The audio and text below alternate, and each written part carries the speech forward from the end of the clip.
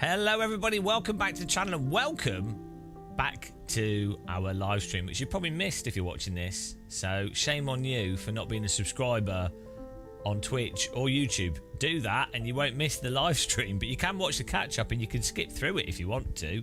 If you really want to, if you've got nothing better to do. We're going to be doing iRacing here and we're going to try and win a Ringmeister by Rickmotech. The ultimate combo, the best combo. I'm feeling lucky, punk. Feeling lucky. I think we can. I think we can win one of these if the weather's blowing the correct direction and we master the thermals. I think it's possible. But then again, I think anything's possible with the right attitude and enough tea bags. There we go. Beautiful. I've also got yogurt. That helps me win. Yogurt is the winning component. Who will be first in the chat? At 8 in the morning. Don't want to get a beard on my yogurt. Yogurt on my beard. Technically both ways. It's relative, isn't it? It's all relative.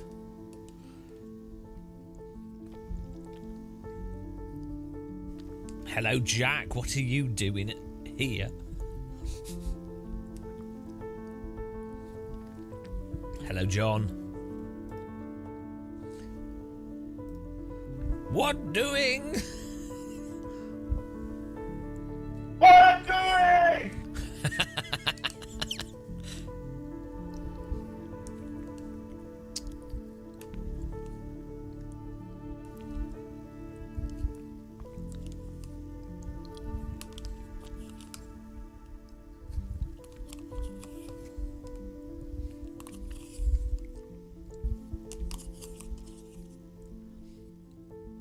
Hello, John. Listening to Radiohead. Aren't they all retired yet? Hello.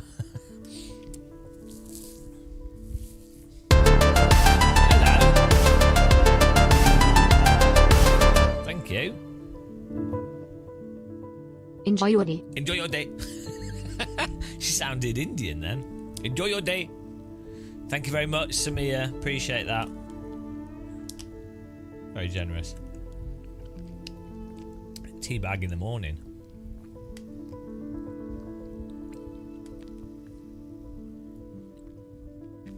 Oh no, my pedal's on flight sim mode.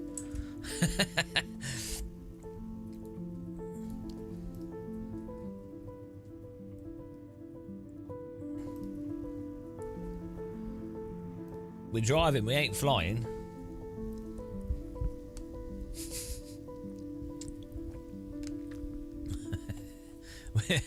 We're on there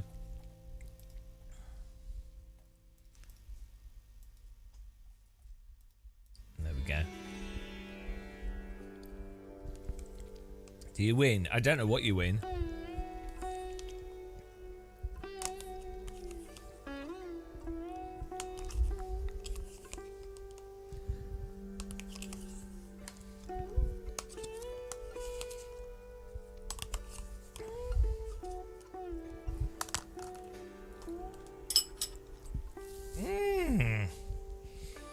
Let's go.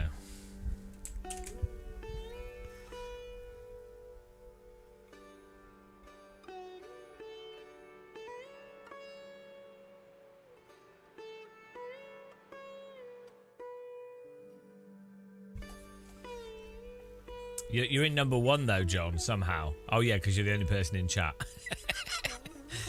Auto win. The auto winner. There we go. This music makes me want to have a curry. What? Oh, here we go. Oh no, I need to get my recording going here.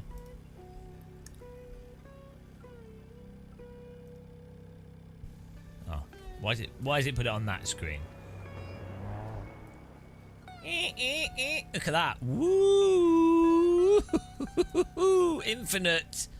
Infinite car. Imagine driving like this. That'd be... I'm driving. Woo! when the when the mushrooms kick in and you've got to join the Nordschleife. Woo! Oh dear. I don't know if I slept well. Can't tell.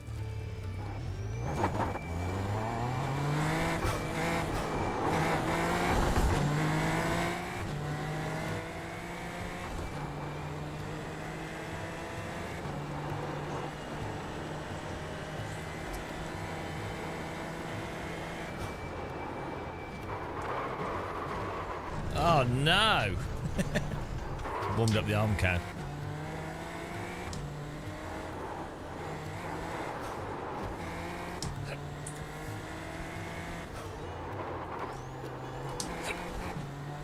Oh yeah, we need to make sure the brake bias is back. Okay.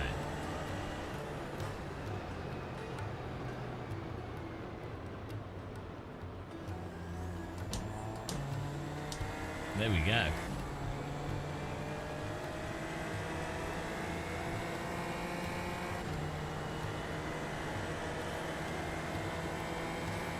Everything's working. We're ready to win. We are ready to win this. The win is on the cards.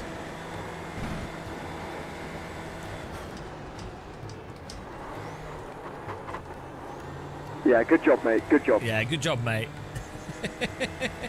Thanks, Jack. Yeah, good job, mate.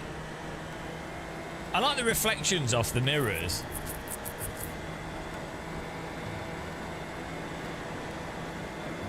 It's not something you see, like Flight Sim could do with doing that more.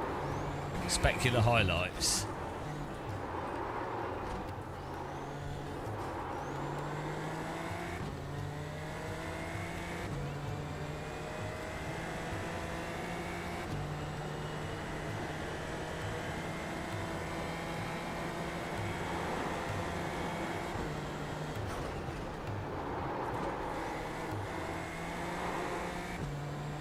Oh, my race is starting. Okay.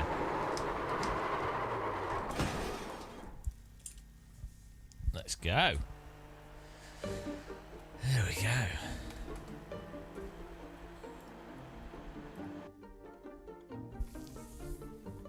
Did you sleep well, Sulxy?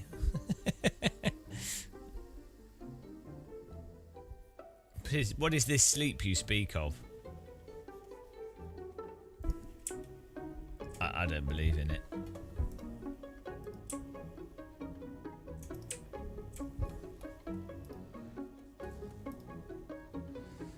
Right. We're ready. We're set and ready here.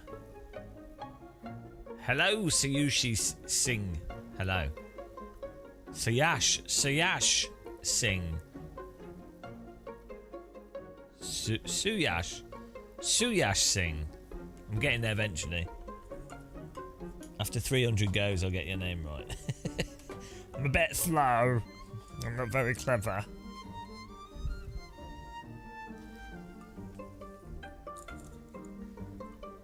Couple of hours. I got it. Nice. You've dethroned Antoine Saracini from second place on the YouTube in the YouTube charts. Bet you didn't know you were a competitor. Eh.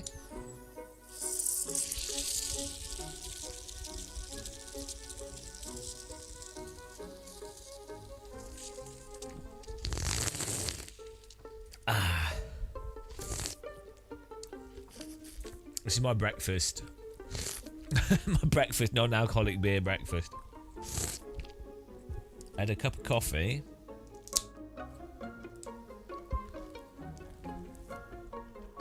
I had some bread. And hello Fano66, hello. We haven't got any milk. I'm trying to drink almond milk and soy milk. We're going. Well, I'm not going vegan because I like cheese, but we're going full vegetarian. veg muscle. I'm still going to eat fish, but that's because they've got stupid faces. I think they deserve to die. Like if you're a fish, you know, if you've got 2 eyes on the top of your head, you don't deserve to live. You deserve to be eaten. That's my rule. Or if you've got 2 eyes on one side of your face, I think it's fair enough. You know, nothing should have 2 eyes on one side of their face, should they? Really? That's just that's permission to be eaten.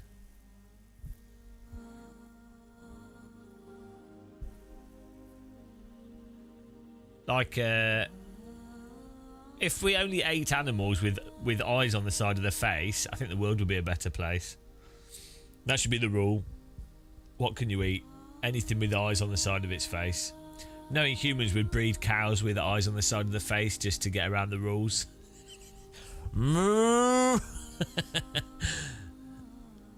Abdullah Salmon, hello. Or, I mean, that way you could still eat roadkill because its 2 eyes would be on the same side of its face. Oh, look, it's a squirrel. Can't eat them. Ah, you can eat that one. It's been run over. You know. It doesn't really do anything, Leo. You could just use Marvin's app. It doesn't really make much difference. The haptics is just... yeah, Formula license for the sports car race. It's confusing. The haptics is just vibration. You don't really need it. Don't use it. Yeah, it's a sports car event, so you need the sports car license, but it counts towards your Formula license since you're the Formula car. It makes total perfect sense. I mean, kind of, but there's multiple series like that across like the season. So, Max, you sound like you've got so much energy. yeah, I've been sick for like the past 5 days.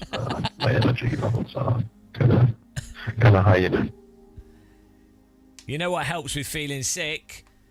6G corners on the Nordschleifer in a Formula car with 40 other vehicles. Exactly. That's why you start from the pits, because like half of the grid will crash and like the first, like up until about an hour fast anyway. Wow, good luck. I want to get some magic Max, that was exactly my plan. Let's not GT come together. Neo, but I want to do some chill driving Yeah, like the first 3 races. in I Euro had Truck Formula Sim, Lights, like, probably an AC, I don't Evo know, in the so, future. like, edit, so the last race is Annoying. starting from the pits, Gonna be. top 10, It's gonna be. so Is it gonna be annoying? Because of the GT style. guys. I'm T for chaos. Are you on about the wheel rim? You can get different wheel rims, right? Like, you want to get GT Neo? Oh, is that the? Are you talking about wheel rims? I'm so confused. So usually sing. We got a video. We got a video coming out about it in an hour.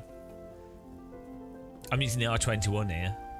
You can use a GT wheel rim with anything, to be honest, and then just increase the wheel sensitivity. But yeah, then you could buy a circular wheel rim if you wanted to. Well, let me check out. I'm not quite sure which car that is. That'll be the jump.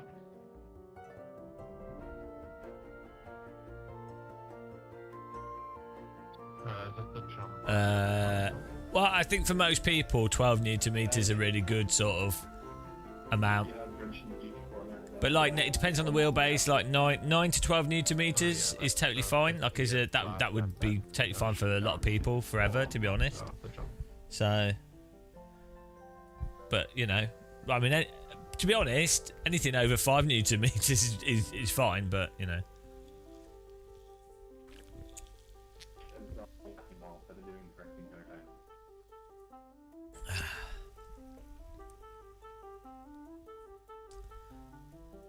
What would be the difference between 12 and 16? Well, so normally it's not just it's not really the strength. It's normally just that what it normally is that higher strength wheelbases, they tend to have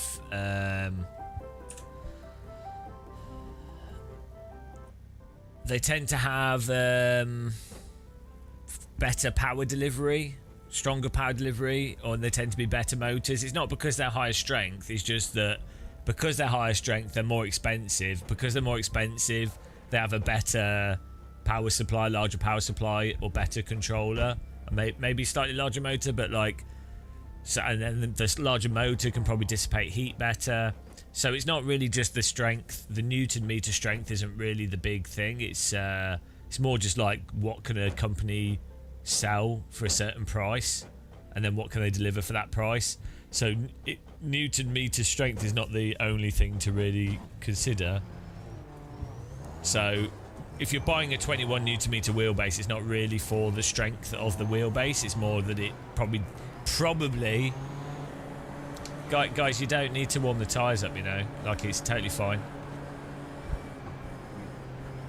You're more likely to crash on the start line warming the tyres up. It depends on how you do it. Sure, in P4. Can we do a single file here? I'm scared, guys. To the car. Works much better. Why is this guy going in front of me? Guys, I don't know why you're bothering.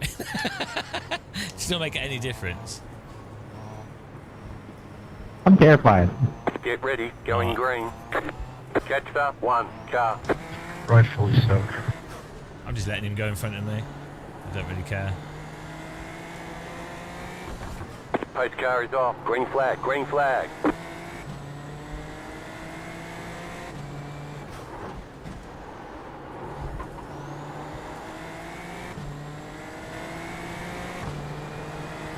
There's an incident behind. Oh, that was that race. I lasted one corner.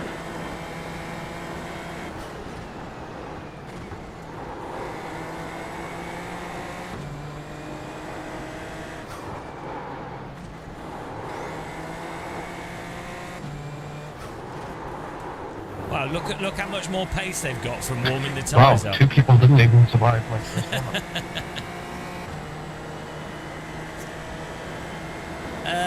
How long did it take to learn this track? But basically, first time I went round it, I was really good. But that's because I'm really talented, you know. I don't know, probably took like 20 hours, 30 hours. I'm a slow learner. Probably took longer than that.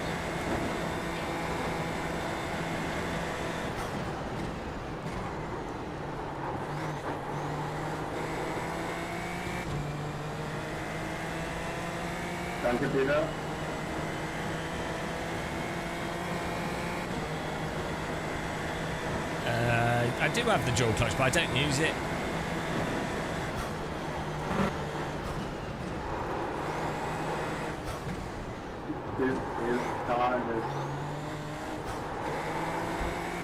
I tend to just use. I tend to just hold the clutch with my foot. Well, I used to. Or I just hold the clutch with my hand and balance it. I don't use launch control, which you can do. You just set a value for the car you're driving.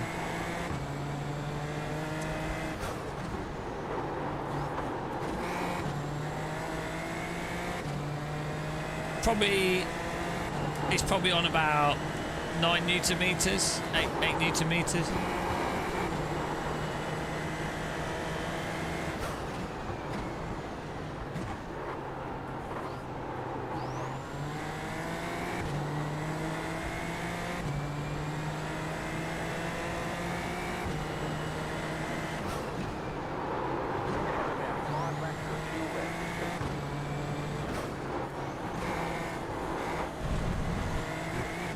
Be careful of the curves with this car.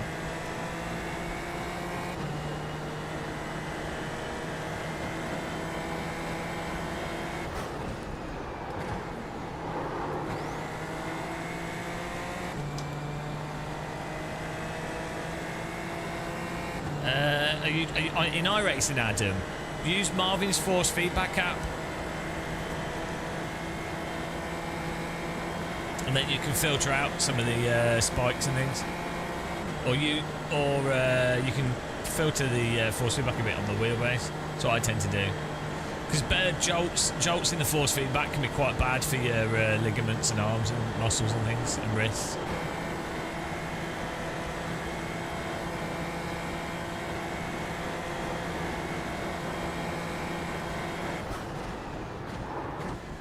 Yeah, so as I say, the 12. So I've got the 12 Newton meter Moser wheel as well. It's not really about the strength. The R21 just is a little bit more punchy in force feedback delivery, even at lower strengths. You know, but they're both fine. There's nothing wrong with either of them really.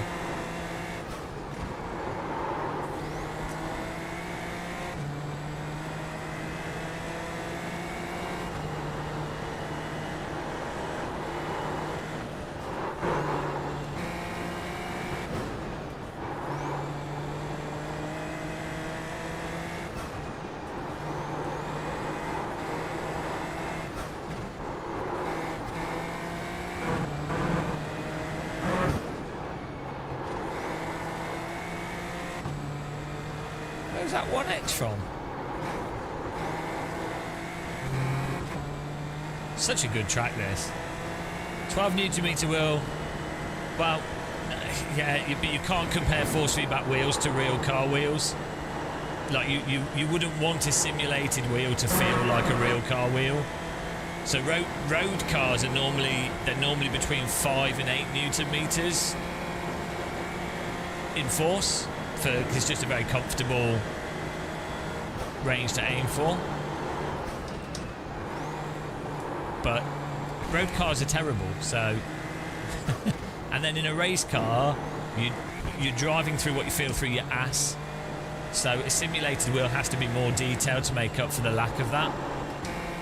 Some real cars have good feel through the wheel, but I mean, I've driven cars in real life that have nothing through the wheel at all, like nothing. Like they felt like a broken T300, right? And I've driven some cars that felt like a super detailed DD wheel, but both with power steering, without power steering. So it really just depends.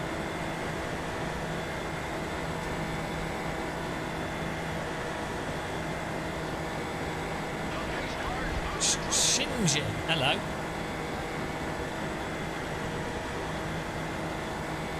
And I said before I flew a light aircraft, a Cessna, and that its yoke, I know it's not a car, its yoke felt broken. Like it felt worse than a really crappy home non-force feedback joystick yoke. So, but you can feel what the plane's doing through your body. So it's like that with cars. Like go-karts are a good example. Most go-karts feel terrible through the steering wheel. Oh, come on, guy. Until you get to like faster, like non-rental cars. But like, just go rental karting and you'll see what I mean. Like most rental karts feel terrible, but you can still feel quite precisely what the kart's doing. I have no idea why I enjoy watching your YouTube videos. I might be a maybe not use that word. It's not the most PC of words, that. I assume you mean TARDIS. TARDIS. You're a big Doctor Who fan. Marvin's force feedback app has a seat of the pants option. AC and ACC don't have seat of the pants in the force feedback. It's just the effect of the steering rack and it being sensitive.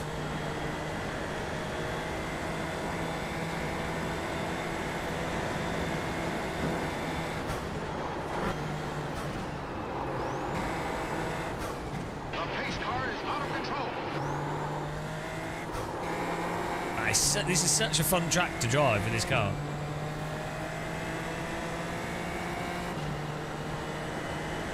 Sorry if I missed some messages, guys. It's quite tricky to quite tricky to read chat and also be fast at this circuit.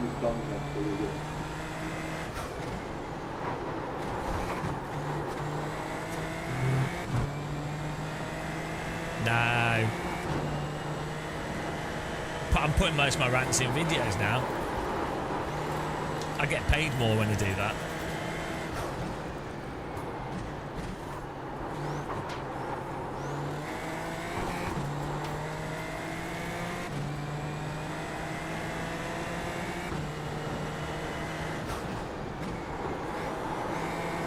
I really want to overtake this guy. We were in front of him in qualifying, but he overtook us on the start line. 8th Entity, thanks for subscribing.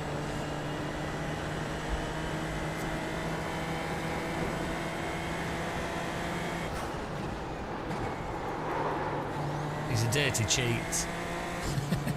Podium's a cheat. Filthy podium.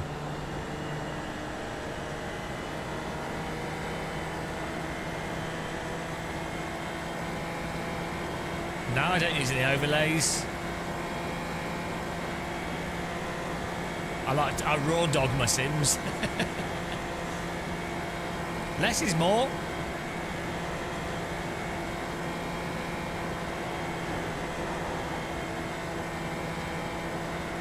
I might get some motion rigs to review, but I live in quite an old house. And I have some issues with my power to my house, and I don't really want to spend. I don't really want to buy a new fuse box and then pay £500 for an electrician. I'm kind of at the limits of power with all my setup and everything I use. Oh. Go right. Go right. Oh, there you go. That answers that question. But also, if I set up a motion rig, I'd set it up in a very minimal way. I'd actually rather have a motion rig for flight sim and gliding than driving sims, to be honest. But I do think they're good. I think they're quite expensive, but they're good if you've got the money, right?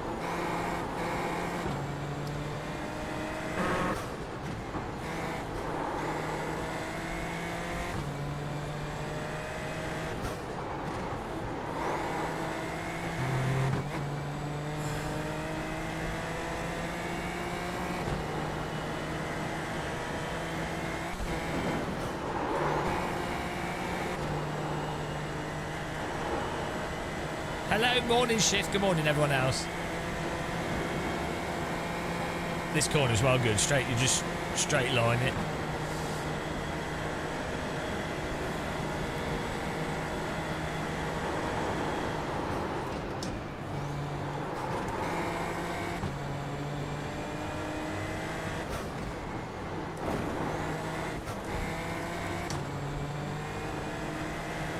Start being more positive about iRacing. I'm not positive about anything. I'm pretty neutral about everything. I apply the same rules to everything. I'm equally critical about everything.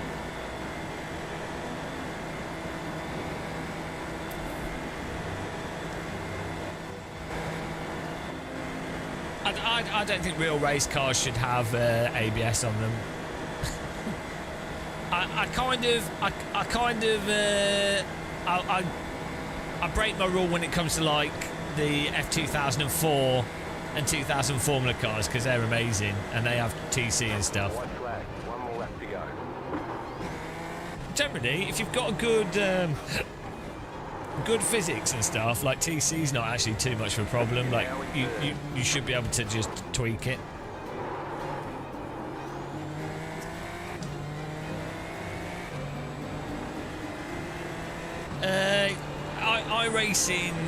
iRacing braking style is like turning on trail braking is the only way to really to go through a corner in iRacing. Like you have to get the speed off so that you're just fractionally under the limit, but then you are you're trail braking the car through the corner, like you're rotating through trail braking rather than flicking the car into slip and balancing it. It's very, yeah, I said like iRacing is like bobsledding. It's very preemptive driving style. With some people, that's how some people drive, so they don't notice it as being a bit weird. You can't drive every sim like that. It's a valid driving style, but it's not the only way to drive. Yeah, I just don't have trading paints turned on. I need to reinstall it.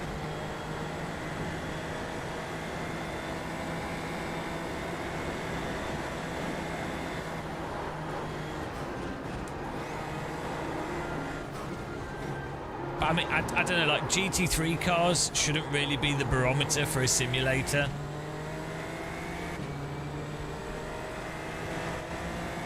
What detail am I running? I'm normally between 50 and 80.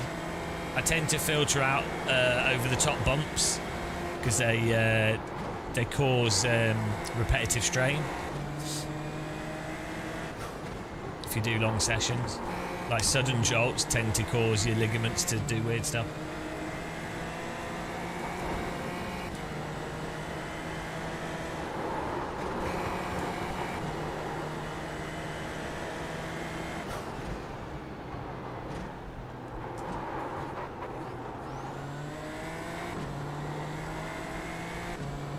And it's because Trading Paints has all the skins on their server, and so anyone else using Trading Paints, it will say, well, this is the file that he should be using on his car. Hello, Jaxa. How's it going, man?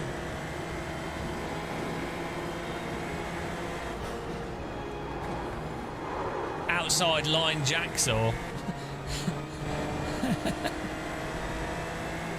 I watched your video of our race.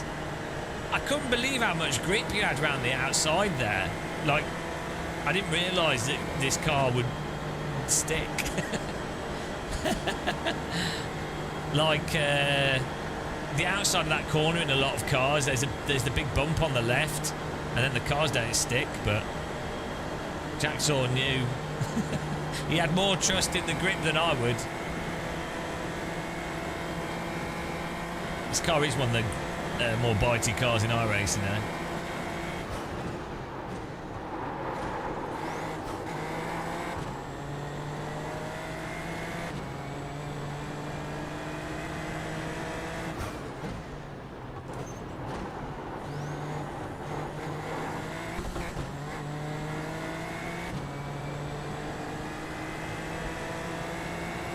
Yeah, I'm still not up to speed on this.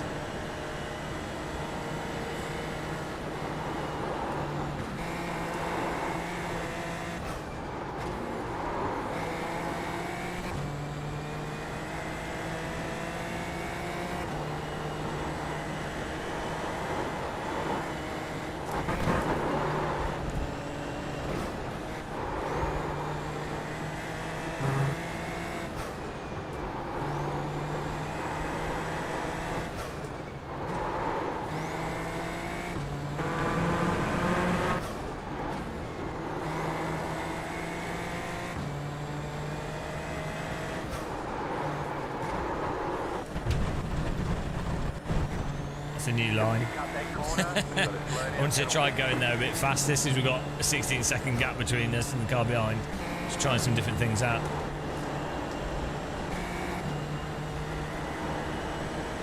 Off the track, yeah. I was just trying some different things. This corner I love, like just flatline it.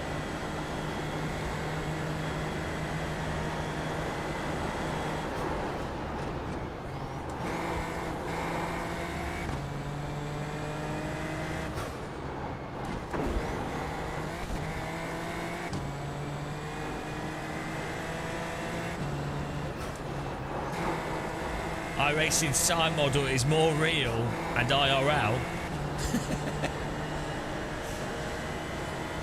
than IRL. It's yeah. It's interesting though how much downforce makes iRacing's tyres behave more like tyres. Like, if you've got a light car with downforce in iRacing, it actually starts to behave way more like you would expect a slick tyre to behave. Paul's grenade.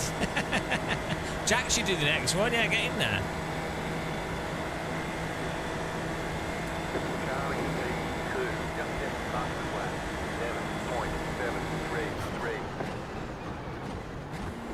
Tell you what's weird is with real life, and I've not had much real life experience, but everything I've done in real life has felt simcade, right? Nice run, solid work. It genuinely, real life is simcade, but with bad consequences.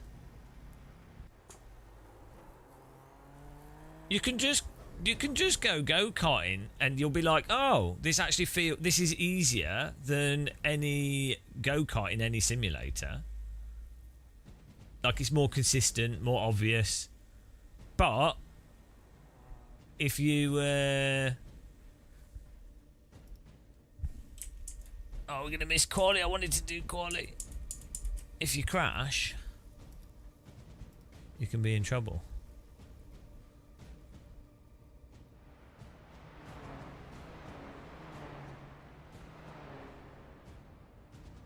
Seven hours is nothing.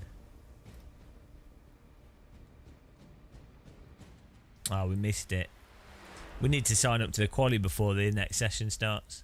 Oh well, we can have a nice little chat. Jacksaw's like it. He's weak. He I don't see many other streamers doing like 15-hour live streams consistently. For them, it's like for your average streamer, they're like, oh, subscriber stream or whatever, sub challenge, whatever it's called, and there we are every day doing like 10-hour live streams with like maybe 1 day's break in a month. So you know, I just think other streamers are just weak. They don't have the gamer muscle, but you can't blame them. Not everybody. Some people value their mental health more than others. What's an Uplight S8? What on earth is that? Sounds like some kind of expensive camera.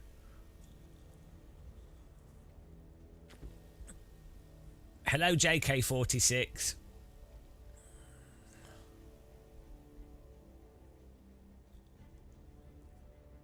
Oh, a cockpit. Why do you want me to go to my drive options?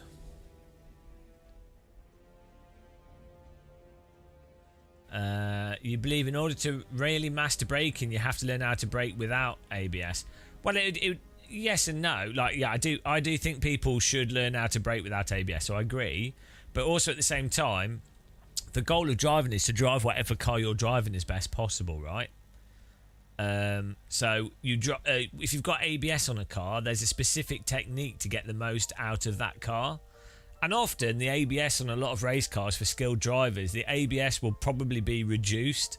And so the driver might not be leaning on the ABS. The ABS is just there to stop them flat spotting and locking up. So, but either way, the goal of a driver would be, here's a piece of machinery, drive it as best possible and get the most out of it, right?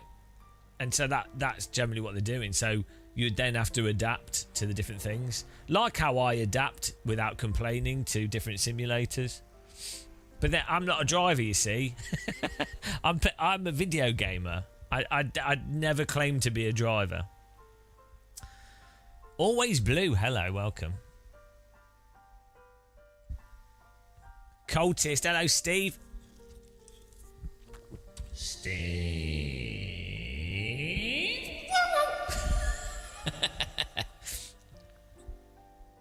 JK, oh no.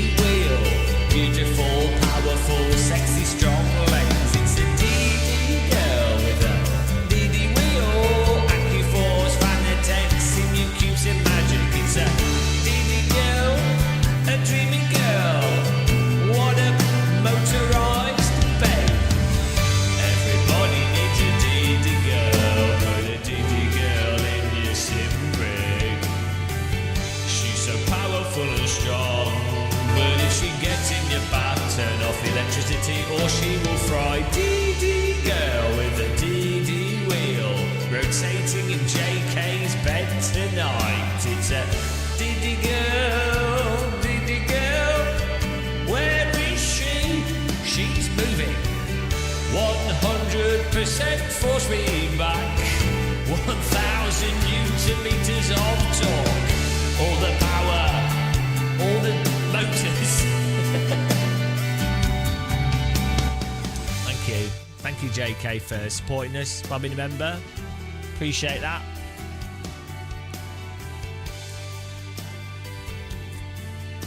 The DD Girl hack.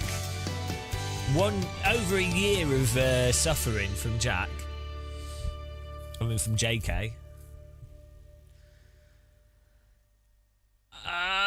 Salamanco. Gamer Muscle and Jack, you have no idea how much knowledge I gained from your channel. Appreciate you got. Well, you're not learning anything from me, yeah? I'm sorry. What you're learning from this channel, the dangers of sim racing for too long. I'm like the guy in the street with like bruises all over. I took too much. I'm 18, but I look 60.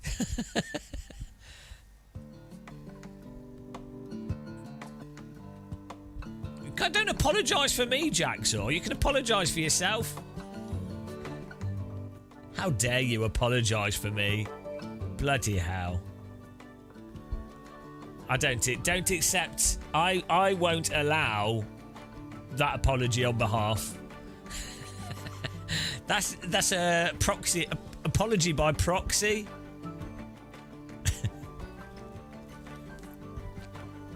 You could solve a lot of world's problems with that. Man, you could enter very dangerous joke territory with that concept. Mayday, humour banned, sensitive people.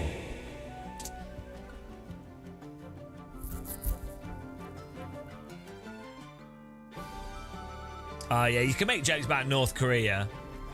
Nobody cares about North Korea, apart from the North Koreans. But like, North Korea could be the butt of all jokes. Pretty much universally hated by most nations in the West, at least. Well, not all nations, but a lot of them. So it's a safe bet. When you're picking a nation to make a mockery of, you have to pick one that's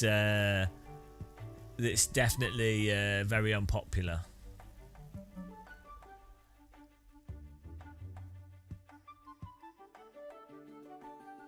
I want to go to that North Korean beach resort that they just built. I feel like I'd get abducted and then I'd be returned with an oxygen tank, half unconscious, for taking a poster in a hotel or something. As a black person, I have a funny joke. Well, we're not going into this. Like, no, if I read what you type, that's just like, no, I can't. That's forbidden territory for a whitey. I can't even read what you type.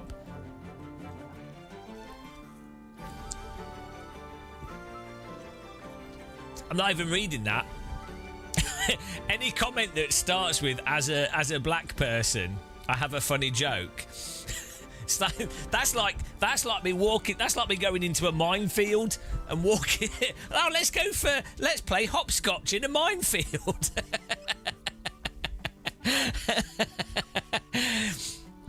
Oh look! There's a river filled with alligators. Let's go for a splishy splashy swim. Yeah. I don't think I will. Oh look, I'm in space. Let me just take my helmet off and go for a breezy stroll. This will go well.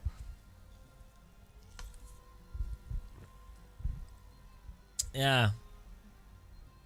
North Korean Sim Racing Expo, they could hold it on the demarcation zone in between. And then when the iRacers aren't looking, we could push them into North Korea.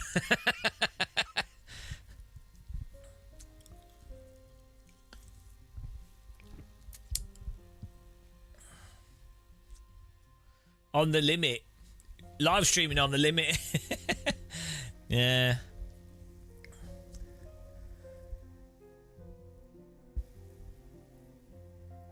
Gamer Muscle would go to North Korea and they would send him back because he complained about the service at the new abandoned beach resort. Yeah. Well, they probably don't have good tea. Or maybe they do.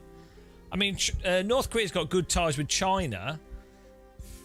So maybe because China's got awesome tea. Good culture around tea. So maybe they're all right. Maybe they actually... I get the feeling that Korea also does good like rice, like vodka, what's it called? Like distilled rice wine.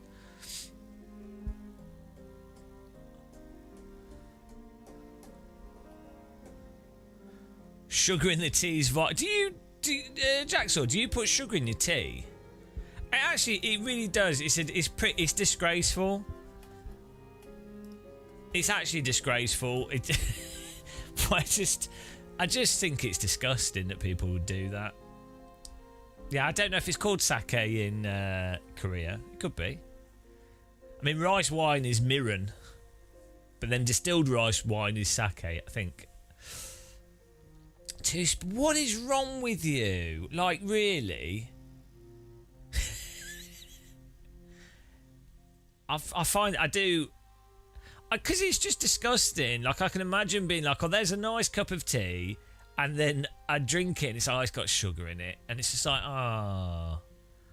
I mean, I've nothing wrong with eating sugar. I'm quite happy to just eat sugar cubes. I don't mind that. But just putting it in the tea, just... Ugh. It's because what it is someone's got used to having sugar in stuff, and so that's then the thing is you could just not do it and then it'll get normal. That's what I found with, like, I used to eat sugary cereals and stuff, and now I don't like I don't have sugar in anything. So to me this non-alcoholic Guinness tastes proper sweet. I mean, it probably has a lot of sugar in it, let's be honest. Yeah, like 3 grams of sugar. That's quite a lot of sugar, but yeah, it's quite a lot of sugar, but still, this tastes like it was Coca-Cola or something, or worse. Like carrots taste quite sweet to me. Tomatoes taste quite sweet because I just don't have sugar on anything. But when you do put sugar on stuff, you keep wanting more and more and more. So I used to have to put like honey in my porridge and things, otherwise. But now, just milk tastes ridiculously sweet. Enriched uranium. Coffee is a thing. I had a coffee this morning. It's quite nice. I'm trying to drink. I'm trying to stop drinking milk, so I'm drinking almond milk at the moment and UHT and not UHT. Soy milk. Trying different stuff. Not quite sure about almond milk in a cup of tea though. It don't taste right. Just put less and less sugar in stuff, and your things will automatically start to taste sweeter. It's just because it's the way. It's like a drug. Well, it is a drug, but it's like if you're thirsty, you will enjoy drinking just water, right? If you're always drinking, you'll be like, oh, I want something more fancy. But if you're thirsty, you're like, I'll drink water. If you're hungry, you'll eat anything, you know. And I think with sugar, it's like you get used to eating. That sweetness then becomes a new baseline. Like your brain's got used to it. So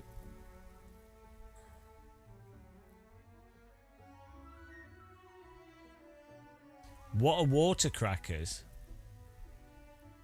You like, what is he on? Okay, I think your boy Les, I think you've gone too far there. I think you just went a bit too far.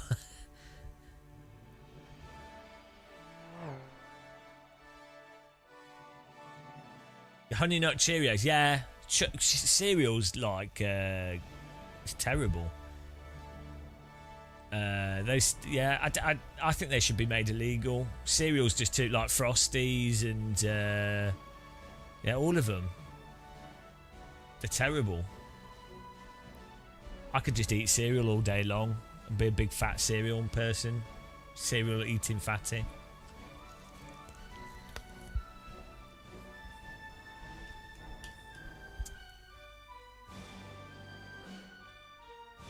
Yeah, I need to get some more carrots actually to chew on. Just occurred to me I've run out of carrots. My new thing is just chewing on carrots. It's good fun. Tomba, hello, and chat, good morning. What brake bias do you use? So with most cars, you probably want to use between, in iRacing, or most race cars actually, it's normally around about 55. Between 54 and 56% brake bias with most cars, generally speaking. Like as a start point, I'd say like 55.5 and then move it backwards a bit. So you want to be able to get oversteer from the brake without it causing the rear to snap out of control. You'll find, like, weirdly, some cars you can run further brake bias rearward. Obviously, if it's wet weather as well, you move the brake bias further back. But, like, it seems recently with, like, GT3 cars, in both iRacing's newer GT3 stuff and LMU, the brake biases tended to be like 52, 53. But I wonder if that's because of the aggressive TC and traction ABS. So it probably means that you can run further brake bias to the rear because there's not a risk that it's going to suddenly snap rotate.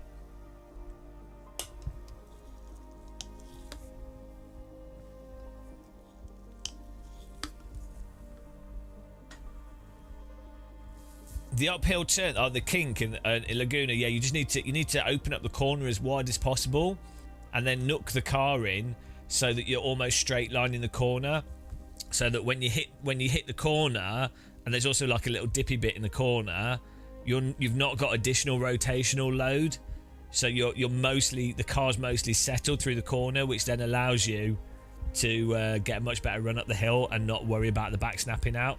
So you really need to open up. You have to open up the corner a lot, as much as possible, without... Some cars actually, it's beneficial to touch the grass, weirdly, because that rotates the car into the corner more. But it's very risky because you can then just completely butcher it. But yeah, opening the corner up and trying to straight line the kink is the best way to do that corner.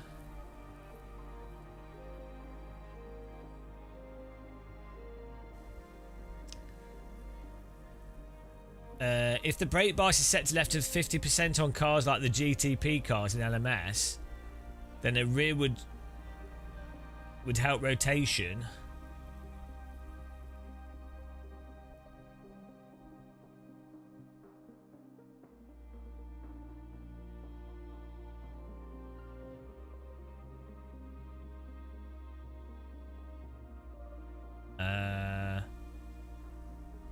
Yeah.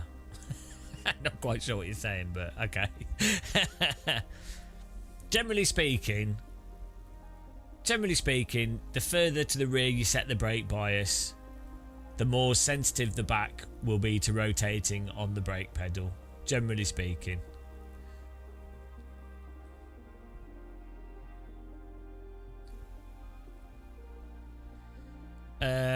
So a common thing that people tend to do, which is why they probably get caught out by more rearward brake bias, is they brake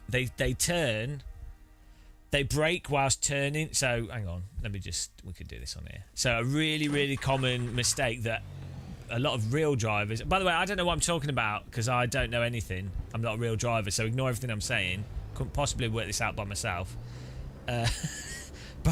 But a really common mistake, I don't know how we can show this on here. Right, so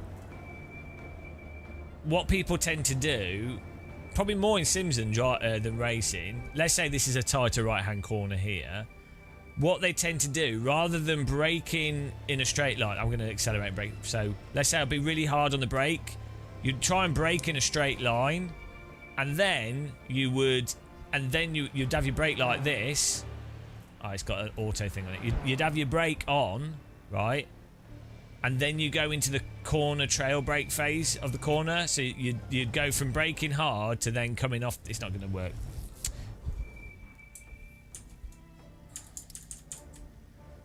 Right, you can see it on here.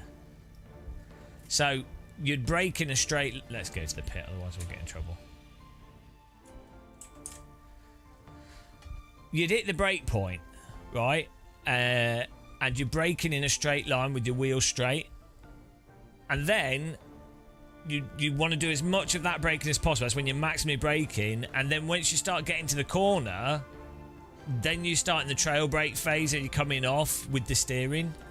So that you've done 99% of the, or 90% of the braking in a straight line with all the wheels straight. So then all the tyres are giving as much productive braking as possible. And then you're then going into the trail brake phase through the corner and rotating using the brake pedal. Really common mistake is that people basically do the whole corner as if it was like the trail braking through the corner. So and the reason why they do that in Sims is because often you can't feel what the brakes are doing unless you've got steering input. You know.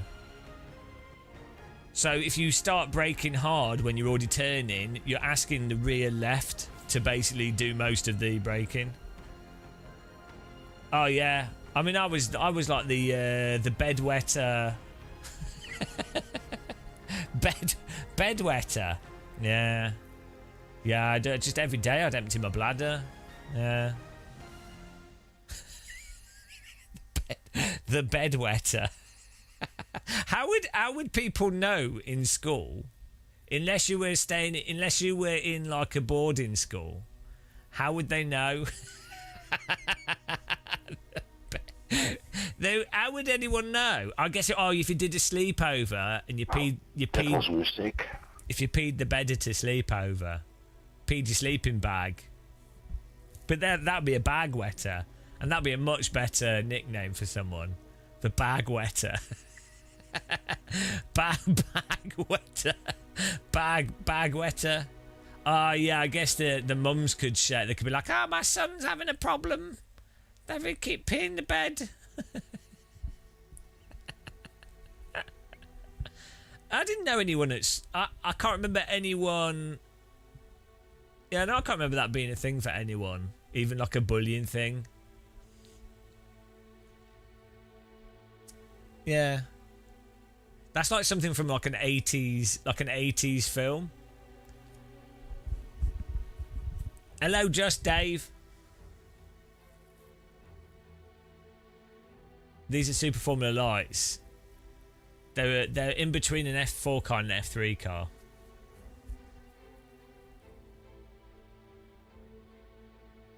Lawrence, it's disgusting. I'm all right. Yeah, we came third in the last race. We want to win one of these.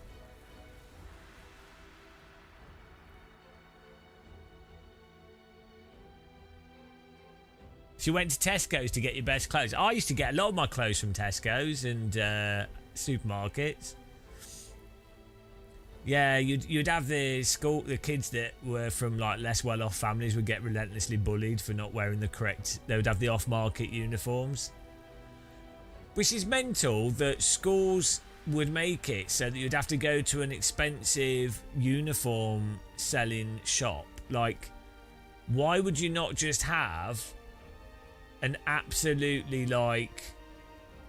Why would it not just be provided by the government? Here's the school uniform, and it's basically on credit. It's totally free. Like, why would you open up children... Why would you open up children to getting bullying? It's super messed up. I think uniforms are a good idea for schools, to be honest, because it does it removes that aspect of the kids that are rich versus poor and what have you, standing out and getting treated different. So, to some degree.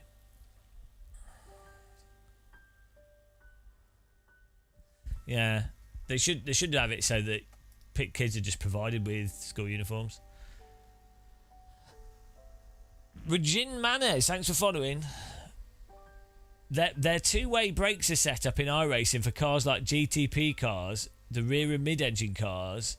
Brake bias is set towards the rear for the most part, being at somewhere close to, which helps the braking. Okay.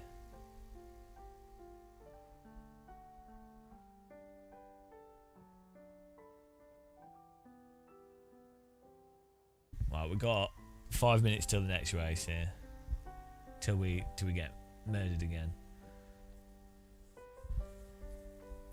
On cars that are front engine rear wheel drive, the brake bias is set above 50%, and the higher the brake bias, the more the rear end of the car becomes lightweight. Why are you writing all this?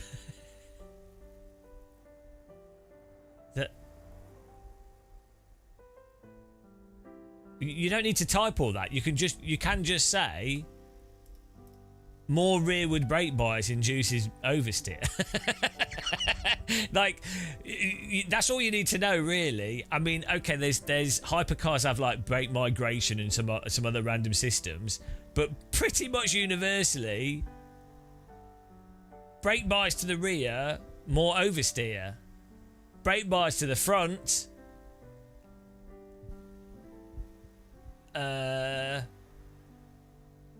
you gamepad driving. Bound to shunt. Yeah, I'm interpreting it wrong. What do you mean I'm interpreting it wrong?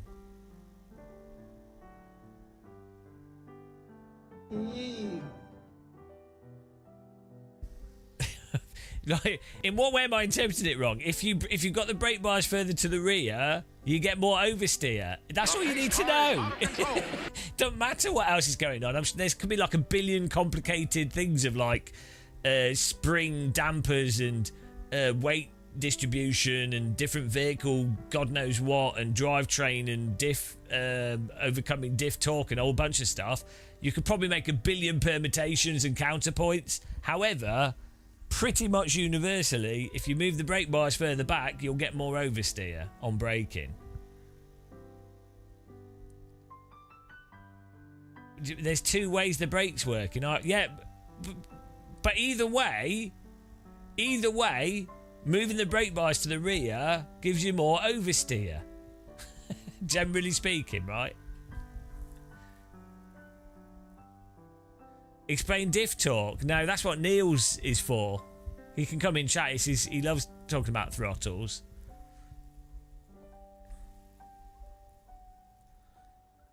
Well, if you don't brake, if you come off the throttle, you're still braking. I will, Tomba. Oh, you know the crash we had the other day with the viewer. Someone reported us for it. It's really funny. Someone that wasn't in the race, I don't think, reported us on iRacing, and we got a warning. I have to read it to you guys. It's really funny. Right. You'll love this. I thought it's hilarious. They weren't in the race. They weren't affected by it. It's one of our a dedicated iRacing hater. Right. Look at this. Where is it? Let me read it to you. Here we go. Protest. Description. James West T-bones Lawrence Vines II with very unsafe rejoin on lap 1 after spinning and sustaining major crash damage. First of all, we didn't actually have any damage. I don't have an iRacing file to attach, but it starts 58 minutes into his Twitch stream. So he didn't even get the recording. He was just watching the live stream. So he sent in my live stream replay file as incriminating evidence. Given the lack of respect, so good. Given the lack of respect given to iRacing and its users in his streams, it's only fair to say he causes a lot of the issues he complains about. The incident starts when he thinks he touched the grass when the car's pretty much off the track. left side wheel on the grass and the car beached on the curb. Right. And iRacing said, after reviewing all the information, we find the accusations of re-entering the track in an unsafe manner accurate. Well, to be fair, we did drive into a car, but yeah, it's quite funny. Well, actually, right, if you watch the replay, we do check to the left, and there's a spun car, and it's totally clear. And the problem is, the mistake is that I didn't do the donut to rotate the car because I'd misjudged the clutch, right? So, actually, it's not actually that bad. On the Nordschleifer, it's not actually that bad. Like, it's pretty standard. Like, we should have looked at the Delta to see that there was like a 2.5 second gap to the next car rather than just looking. But we did look, and we could. Hang on, you can see in the video. We looked all the way down the track, right? And there is no car visible. So it's not like, oh, I didn't check, and it's obviously not intentional, right? So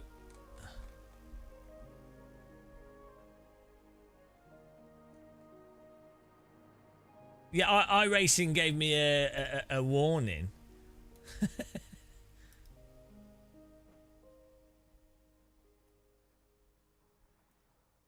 But it doesn't really mean anything. It just means that they could supposedly ban you or something. I don't know. I think iRacing partly do it to appease the people protesting, to make it seem like they've done something.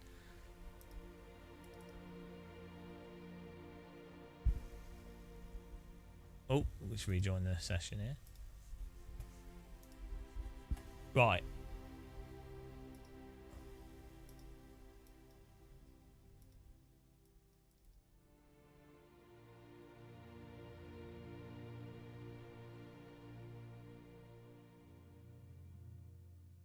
Right, we look to our left. Right, we're on the track. We're basically blocking the track because of an accident on the Nordschleifer. There's a car that spun there, blocking the track there. And we look to the left, and then we try to spin the car round because we've not got damage. We actually are okay. So like, I mean, the track would have had yellow flags, so you could say, well, why didn't the car driving into us slow down? I mean, I would say no one slows down in iRacing. It's still, like, it's better for me to stay still. Like, if I'd looked at the relative, and I would have seen there would be, like, 2.3 seconds or whatever, 2 seconds. I should have looked at the relative rather than by going by what you're looking at. But I'm not saying it's your fault, Lawrence. I'm saying that if a driver spins, doesn't have damage, they look to the left and the track is totally clear, then, you know, it's not like it's like, oh well, clearly they're not rejoining into traffic, are they? It's not like they need to look at the Delta and be even more careful. But there's obviously nothing intentional. There's, you know, I don't think it's really that protestable on the grand scheme of things. That's the thing.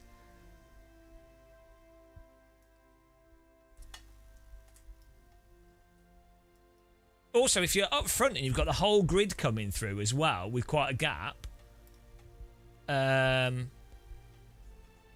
driver getting, and the car wasn't wrecked, so you know you can still race. Getting off the not blocking the track horizontally is probably on average better. If you've got 3 or 4 cars coming side by side, so.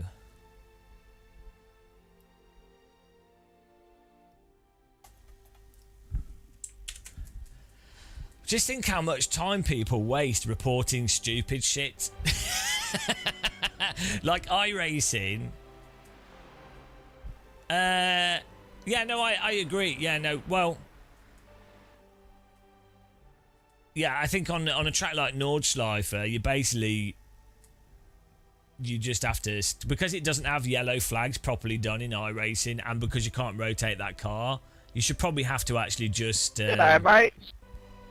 Probably just have to teleport out the way, really.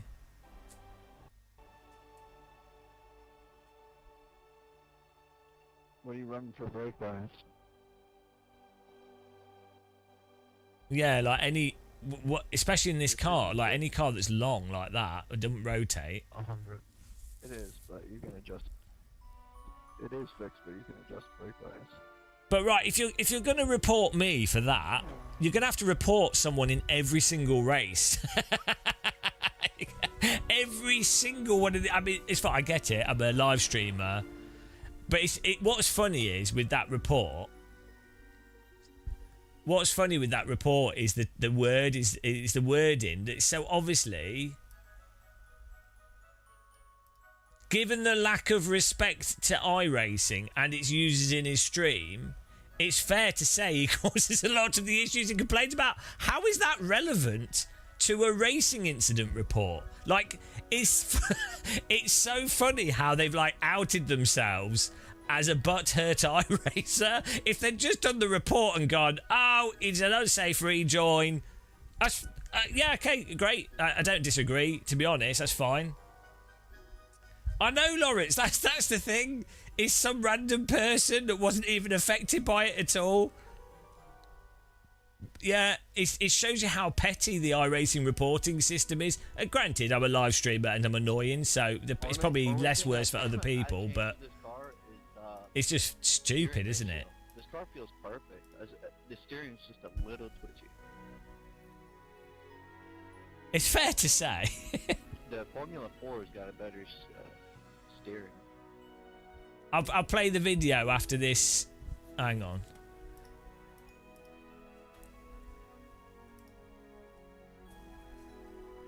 Here we go.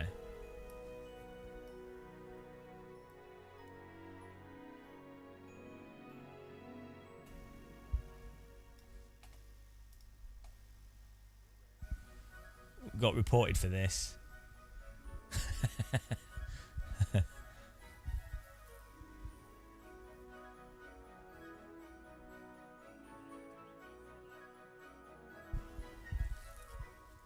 His car just wants to go on a... Why did it do that? Like, in my defence, I did right. The other thing with this is, right, the other thing of it is, I immediately say sorry. I didn't even know it was a viewer. I immediately apologised multiple I looked, didn't see them because they weren't on my screen. They were not on my screen. There's another car parked sideways. So what are the chances that another vehicle is going to be coming at full speed, right? What you look to your left, there's a car parked there on the track and there's no vehicle on your screen. Okay. So it's probably a good time to go, right? But even with that, even with me hitting them, I'm like, I say sorry multiple times. Immediately, right? What? It's so obviously not oh, from your perspective, it looked like I was waiting. So hang on, you're admitting you sent it. You sent it into the. It's just really unfortunate, the timing of it. The timing of it's just really unfortunate that when I happen to look left, your car's not on my screen. And I say what you need to do is look at the delta. You have to look at the delta bar to see what the gap is. That's the only real way to know. I'm at the Fox listening place for like the track dips down to E4 and then goes back up. Yeah, you gotta watch that curve on the inside. It's dangerous. Alright, here we go. One to go. Next time by. Line up on the Can left we side. single file the Closed. start, Road please? closed. The estimated SOF is 2,111. We expect to be fighting for the podium. Yeah, can we single file the start? And also, people don't need to warm their tyres up at the start. It doesn't make any difference, but it causes a lot of crashes. But obviously, everyone do whatever you want to do. I'm just suggesting things. I think you should warm up the tires. Trust me, it helps. Okay, well, you do that in P1, and I will just stay out of the way.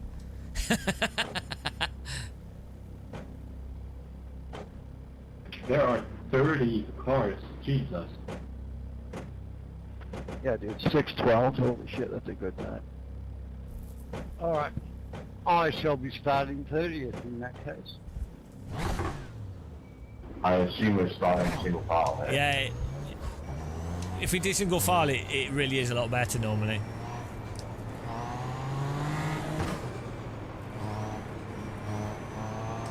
Hey, Sambo. Alright. Join me, Lucas. Join Warming me. up the tyres, making all the difference. I'm in here, mate. I'm in here with Why is my you brake and lights not Greg and whoever else is in here. Max? What's going on? Yeah, please don't start the single file. Oh, no, there's a bug. Starting from the pits won't go off. So. Oh, there we go. No, my brake bias is messed up. There we go. If there's a lot of cars, you gotta try and come out. Bloody hell. Brake bias wouldn't So maybe change. just wait if you see it coming out of the pit. Oh, hell yeah. Just send it into turn. Get ready. Going I green. said we go too wide out of the pit. Why is this guy... What is he doing? Yeah. Oh, he Yeah, just doesn't... Just I'm just going to let him through. Just make it hit. Green flag. Green He flag. should get a DQ for that, to be jam honest. the gate. If you're in front of the car that you're meant to be next to or behind, I think that should be a DQ. Yeah, report. It's fine. I don't mind though. I'd rather have it in front. We've got another car to race.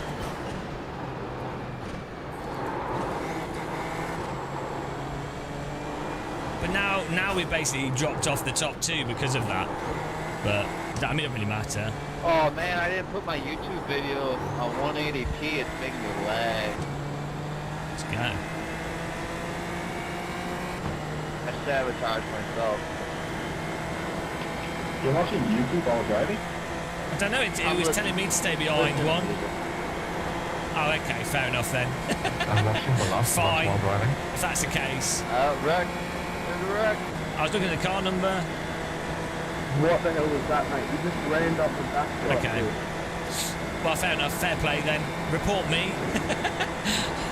I don't know what's going on. You do have to be predictable. I was predictable, mate. I was driving the fucking straight line. Oh, fair enough. That sucks. I take it back. You keep rocking the ball. Please don't cut across the car track, brother. Drive across. If you crash, don't drive across the track.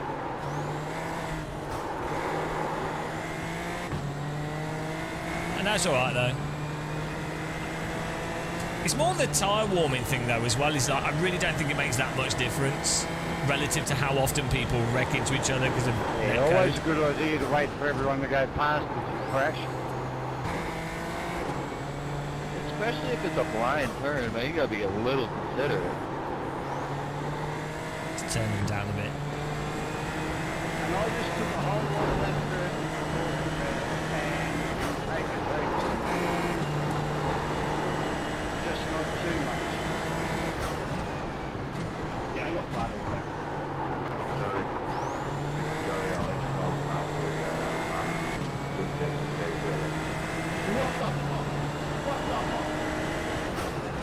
Seems to be a lot of salt. He's not here for safety, though.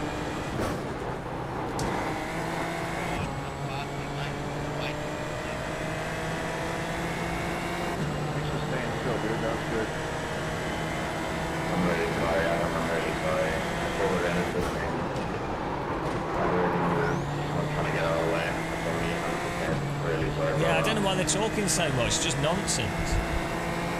Someone was staying Oh still. my god, I'm just going to mute them.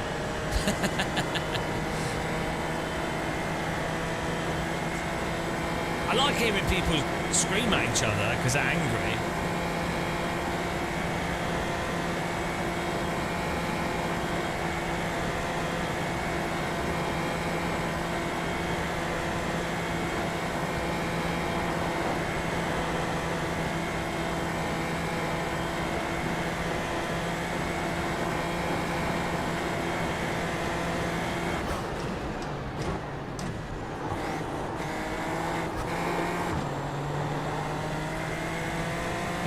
you really have to stay off the curbs with this.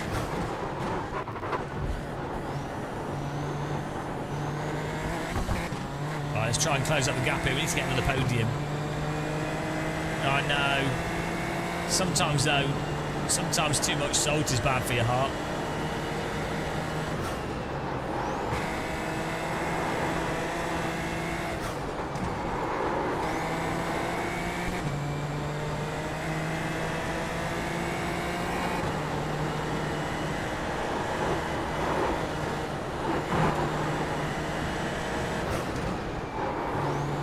I think it'd be fun to do 40-minute races around here with this car.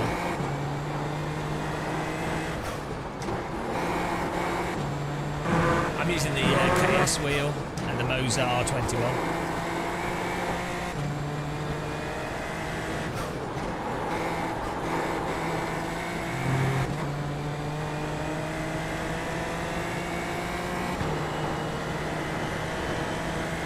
It's a really fun track with this car.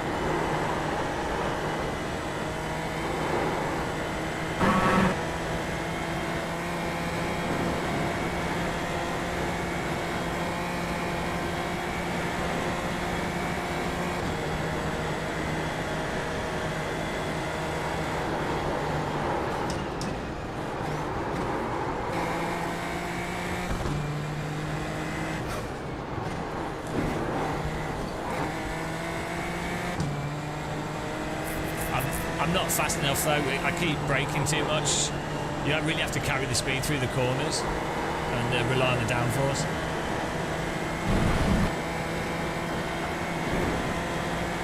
The McLaren, I've got the McLaren GT3 wheel. It's quite good.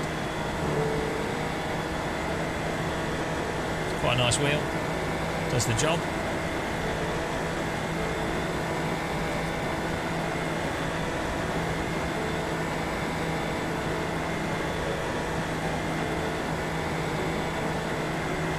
Istanbul Park fan. I don't even know that track.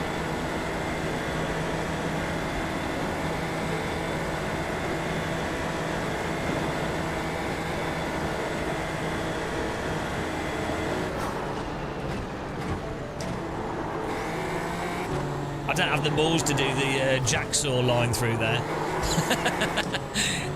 And he's super late braking from the outside. 100% grip trust line.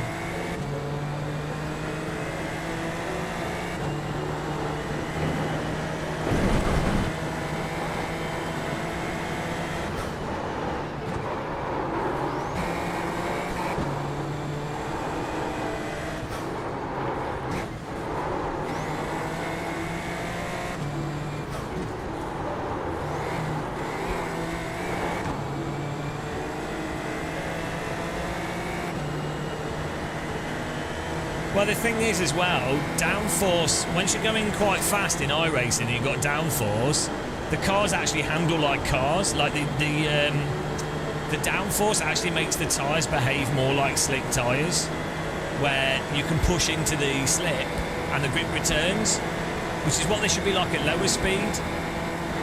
So it allows you to actually drive more naturally. It's why tracks like this, VIR, Road America, Road Atlanta, in cars with downforce in iRacing, they just drive so much better. It's almost as if iRacing was pretty much designed around driving above 100 and something miles an hour because it is an oval simulator. It's strange that.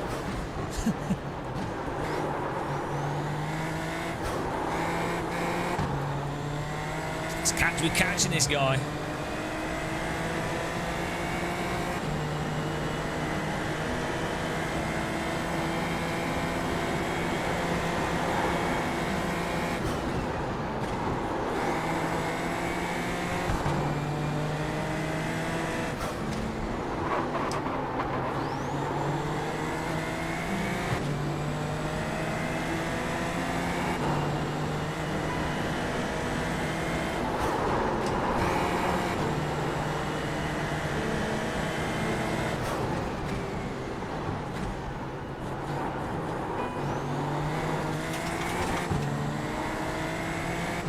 Just VR.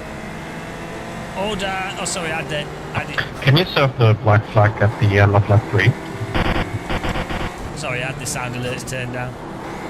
I think a default, I think you can. I'm not sure about a plane Fixed it. black flag.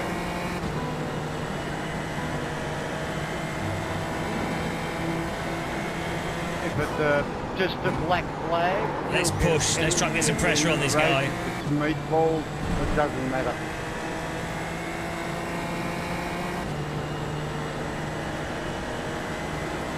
I could just lap the Nordschleife all day long. But I mean, right. Such a good track. It just flows so nice. Don't push. Bloody hell, they're still talking. Can I mute them? Oh, there we go. Face much black flag. If I'm ready, sorry. There we go.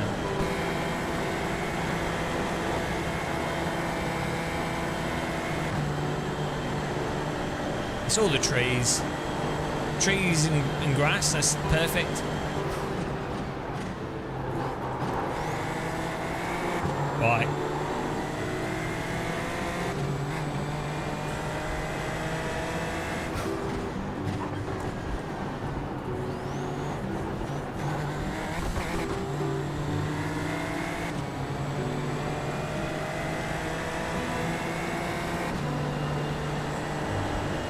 Should watch my glider video.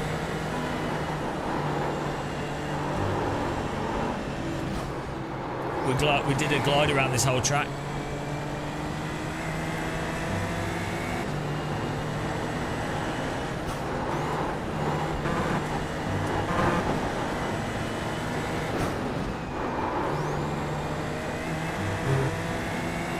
I'm attacking.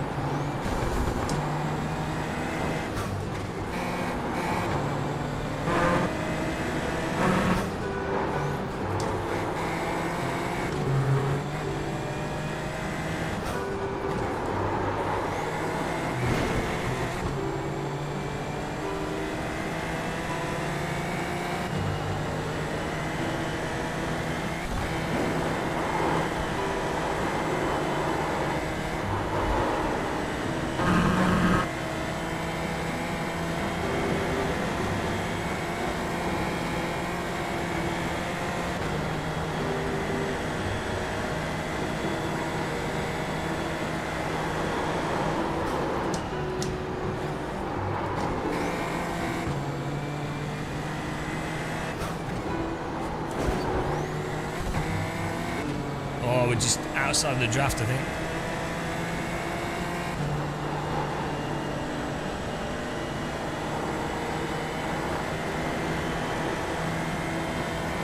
Final lap is going to be mega push. All or nothing, guys, all or nothing.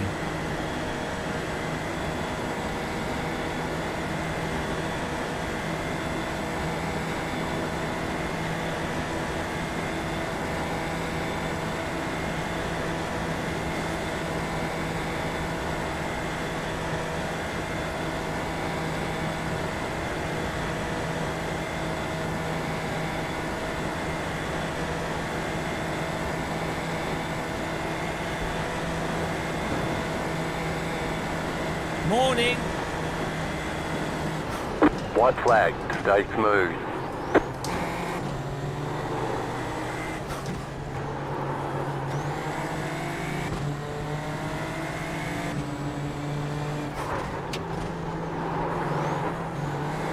Right, he was slow through this section, so we really need to make it up.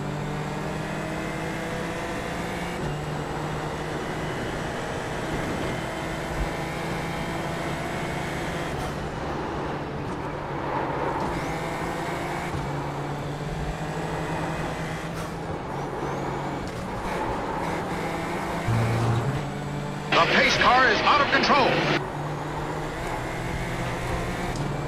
Woo! Absolutely sent through there.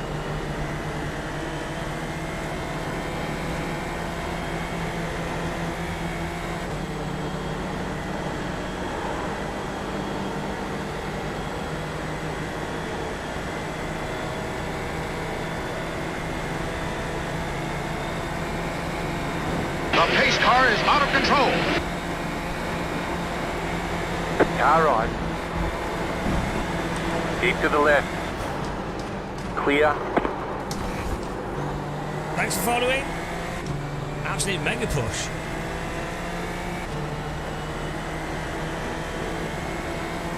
He could have had the inside there.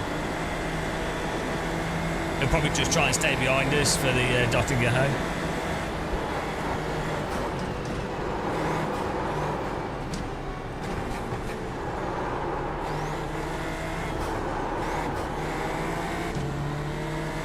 Yeah, if I can get away from him, this will work out. If not, he'll dot and get home me.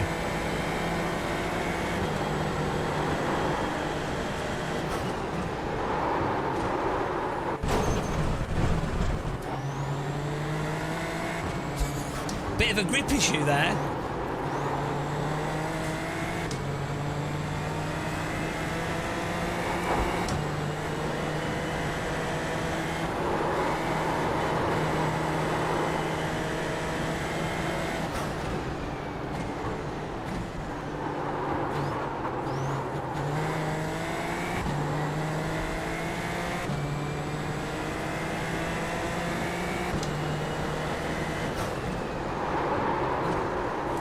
Oh man, I'm understeering.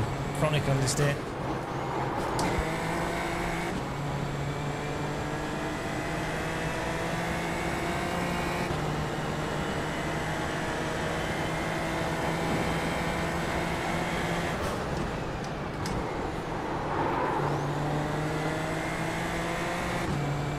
He should be able to redraft me up here as well.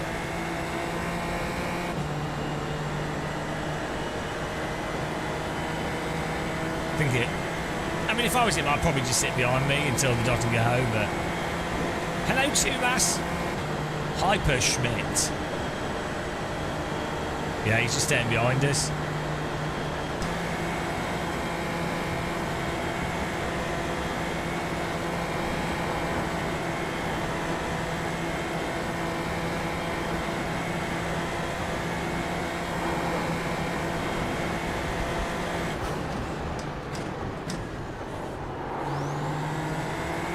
Might be playing some games here on the dot and go home.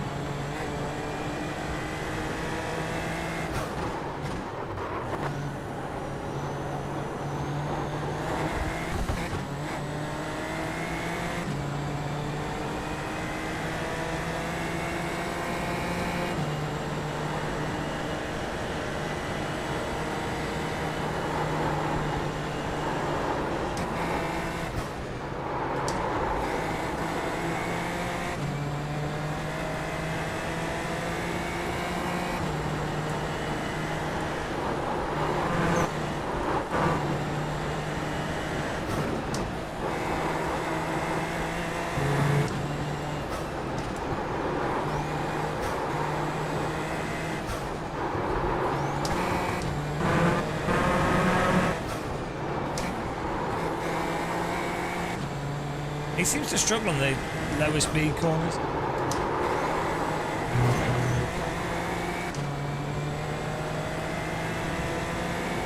We might be able to escape him. If we can get 1 second gap, we're good. Full send.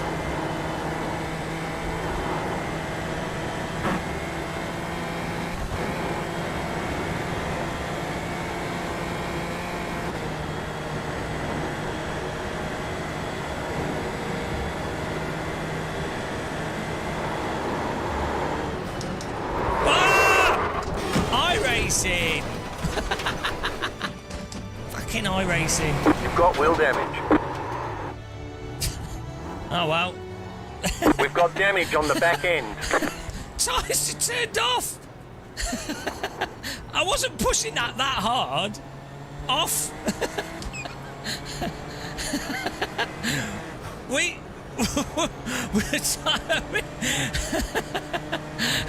We just turned fractionally too hard for the rears and the tyres turned off. Oh wow, that's good driving. The way the rears turned off. Ah, guess you can't turn in that hard through that corner. Oh dear. I'll have to watch the replay of that. I was pushing super hard Yeah, we were doing a The good. car in P1 just set the fastest lap. We just turned in too hard for the rears, and that was it. Once they're gone, no catching it.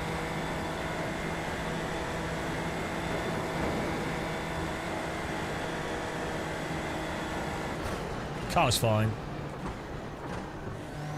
No, it's just turning too hard for the rear grip. Car stopped on the right. That was good driving though. We finished the race. There's the flag. It's iRacing's over. always waiting with its time on. Oh look, it's only a little bit of damage. Car's fine. Yeah, look the replay. It's an iRacing surprise that.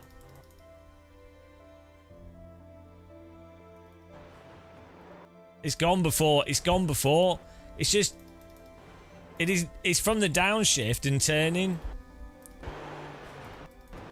There's a compression, and that's it. It's just gone. There's a compression there, and I come off the brake, and that's it. Gone. It's because there's a little dip as well, I think, at the same time that we downshifted. Look at my attempt to catch it. Right. Look at my attempt to catch it. How quick I am in the counter steer here.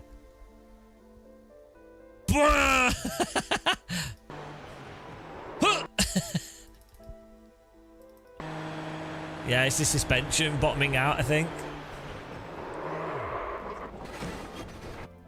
No, it's nothing to do with that. It's lost. At this point here, it's lost. That's it. That's it, gone. Nothing you can do. Total passenger. At this point here, total passenger. If that was other simulators, we would have had to have done a counter steer, and you probably would have understeered at this point, but you probably wouldn't have just had. It probably wouldn't have gone. You probably still wouldn't make the corner too well. It's just funny that it was fine. It's just fine through the entire track, and then you find an iRacing landmine. Yeah, there's like no. The only way you know that is to have done it, and then you go right. Okay, if I'm pushing next time, I make sure I don't downshift at that point or turn at that point. It's just off. Yeah, the iRacing punishment. It's obviously a skill issue though as well. You know. It's funny that we're even off the brakes, right? I mean, it's lost it here before. Actually, whilst we're on the brake, it's weird how it's like delayed though as well. That's the thing. Like it feels like you have loads of grip, and then it just goes. We're going at 190 kilometers per hour. That, yeah. It's good racing now.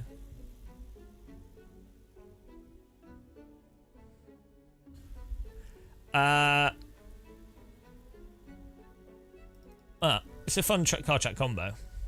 No, it's nothing to do with the white line. We're not even on the white line. As I say, what caused it? You can hear it. It's the car bottoming him. It's the car bottoming out. There's a little dip here. The car bottoms out, which then... There. It's the bottoming out. You can even hear it. You can see it, look. So you're good. You're good. And then suspension. Here we go, look. Boop.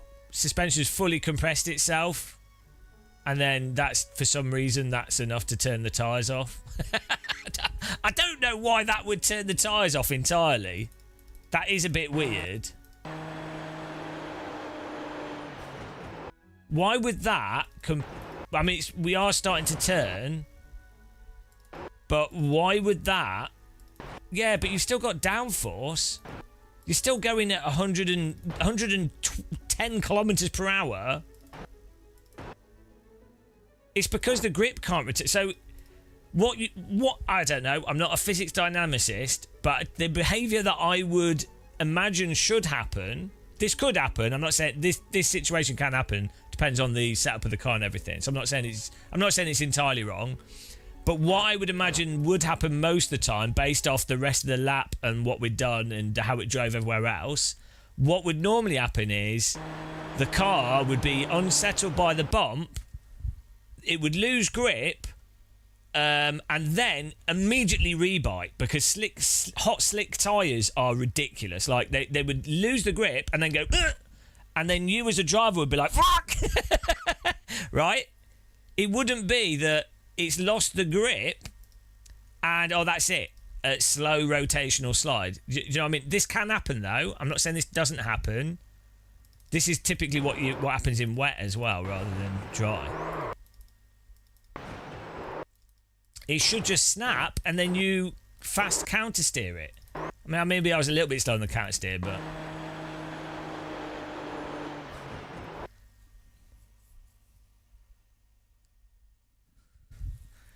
yeah, the thing is, once the tyres go over a certain amount, they're completely gone. So you have to then never get into that situation in the first place. So you have to then you have to learn exactly the scenario. Oh, bloody hell. Felt like someone's hand touching me.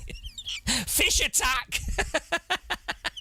Thought someone had come in my room then. If a fish started not going down my back. Bloody hell. Fish haunting. Been attacked by the game and fish. Oh, God. Oh, so dumb. I'm actually having a heart attack now. That was such a weird feeling. Like, imagine someone's hands going on your back. Anyway, we all know how iRacing is, apart from certain people. Just wants to jump scare back. The fish scare.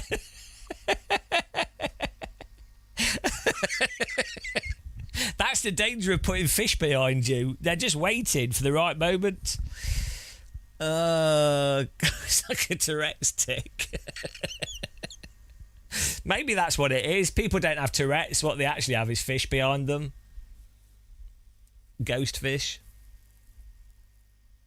Yeah, it's a really fun car chat combo. Dave Cam, you're going to join one of these. We're going to do the next one. I could just drive the Nordschleife for all day long. But the Spec Racer Ford was really good around here as well for fun racing. I think there's a selection of vehicles that tend to be really fun around the Nordschleife. Generally lighter cars that have a bit of downforce, so you can then sort of push into slip and stuff.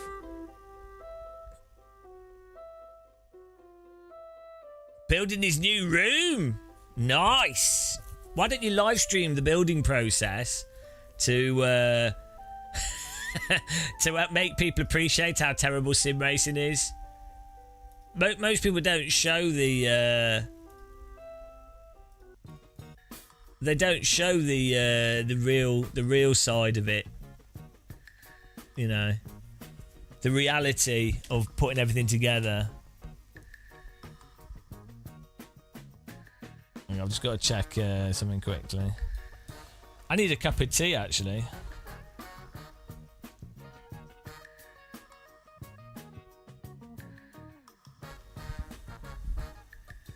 I really want to do another glider flight at some point.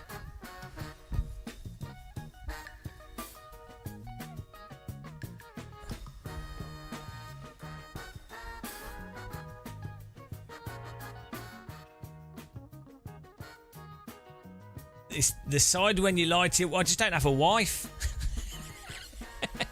That's the real solution. It is, it is really satisfying when you have a chance to completely redo a room or build a new sim rig, because you each time you do it, you remember the thing that you messed up last time that you forgot or couldn't be bothered to change. So when you do a new one, you're like, all right, I'm going to put the effort in to put the power supply here, to wire the cables this way, or, you know, I'm going to set this light up and stuff.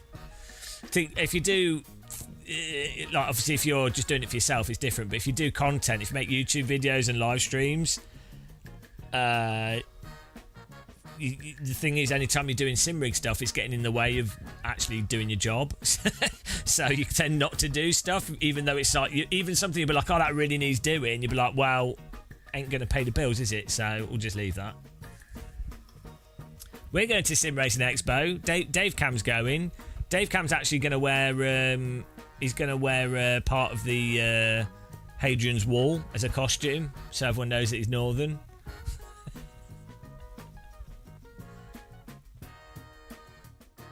I'm going to wear a fish on my head.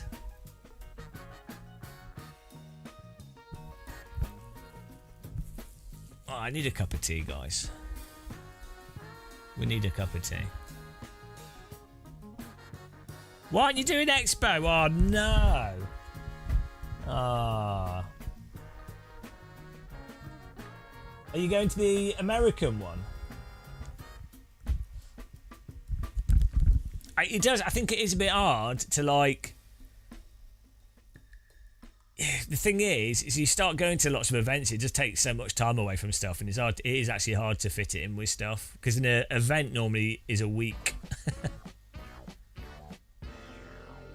I thought you already were married. Look at this. Going to Dubai. You're gonna have to clean all your clothing to make sure there's no residue left on them. Dave Cam's going to get put in a jail. Stuart, thank you very much. 2 months box of tea membership.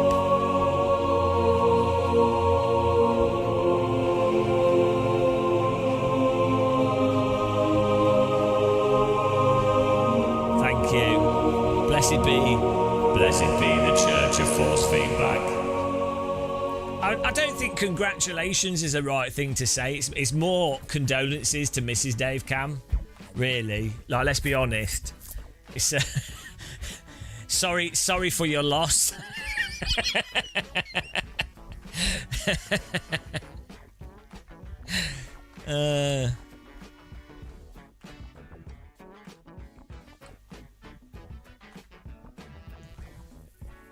What condolences. Oh dear. Why would you go for Dubai? I guess it's guaranteed to have sunshine. You know.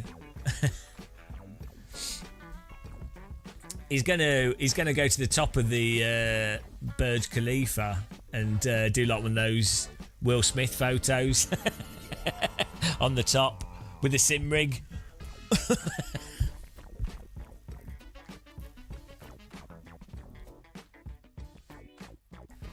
Yeah, he's going to just drive a Ferrari around the desert.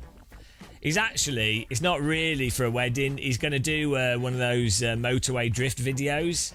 It's been his dream since he was 12 years old to do drifting down a motorway in Saudi Arabia.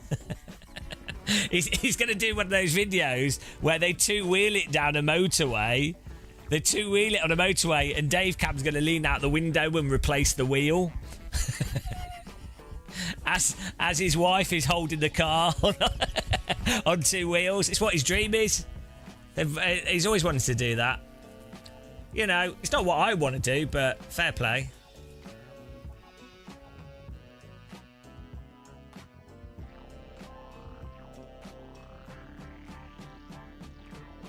Isn't your trading paints on? No, it's not on. I need to reinstall it. Sand dune. Yeah, sand dune skiing. Actually, that would be awesome I'd quite like to try that, or just watch it. That thing where they do the sand dune hill climb. Oh, here we go. Yeah, we'll go to lap 1. Let's see what happened to the other people. We've got 15 minutes till the next race. So. Oh my goodness. iRacing should just be this though, guys. This is just the most fun you can have in iRacing.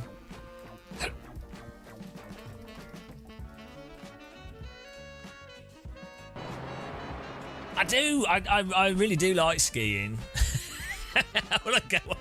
All I do is go on about skiing. Skiing and gliders. Gliding is basically skiing in the air. Yeah, gravity's just something I'm obsessed with. I mean, to be fair, it's what holds us to the earth. of all the things that should be celebrated, gravity's probably one. I mean, we do take it for granted, don't we? I mean, it is probably the most vital thing. If we didn't have gravity, we'd just be floating around in space. I mean, technically we are floating around in space, but we wouldn't be stuck to a larger mass. We wouldn't know what to stick to. Yeah, gravity's just taken for granted. It's funny that humans have spent most of their time fighting it, given that it's the one thing that has made the Earth possible for them. That's the duality of existence. The yin and yang of physics. Right, who am I watching? Who am I watching? Who was it that I needed to watch?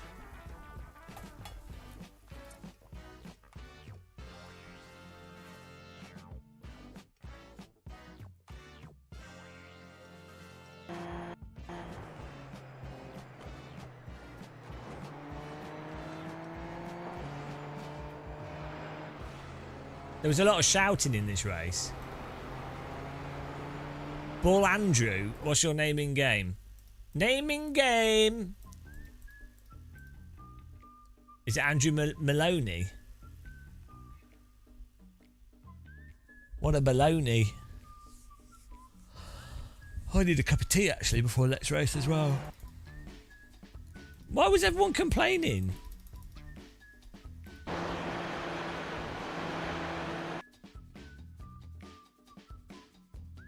Andrew what?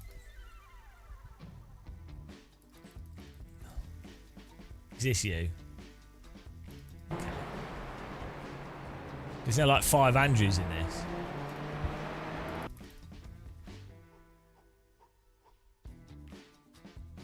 Okay.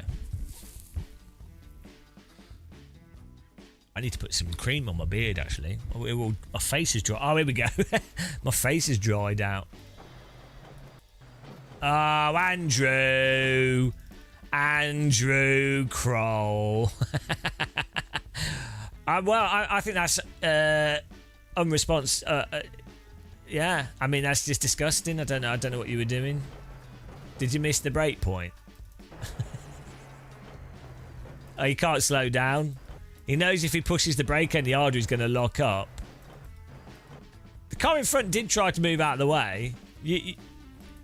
Yeah, it's difficult because you could have turned it onto the grass and maybe it would have got away. You did lock up the front. Headshot, yeah. You kept... Oh! Hang on. I'm going to have to report you for this. No, actually, to be fair, he'd lost it into you. Because the new thing in iRacing is to report people that aren't even that weren't even affected because you don't like the live streamer. Imagine being so butthurt by a live streamer that you report them when it's nothing to do with you just because you hate the live streamer. Imagine being that dedicated. Oh, absolute takedown. Well, he took you. He revenged you. You know, I think that was a karma restoration, to be honest. Karma restored. Karma's been vindicated. You know, you're all good.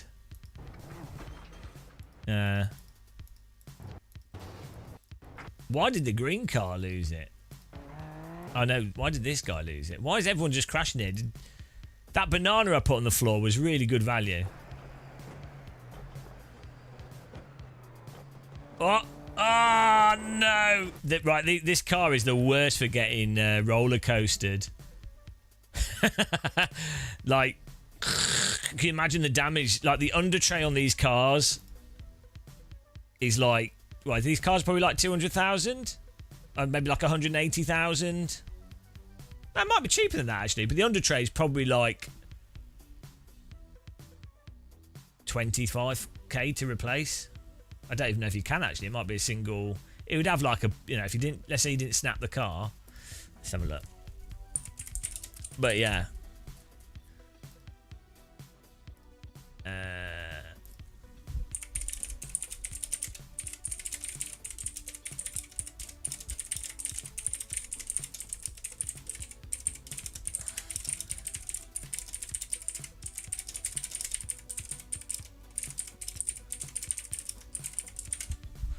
Let's see. Not the plywood, but like the rear diffuser and all those components. So here we go. Diffuser, carbon, £1,200 for a single unit, £600 replacement, so about £2,000 for the diffuser. Carbon fibre under trays, 1,200. Another 600 to replace. So could be up to £4,000. A Super Formula Light car costs 600,000. Here's me thinking it's like two. How are they so expensive? That can't be right. I think ChatGPT's drunk. How come Super Formula Light cars are so expensive compared to like a...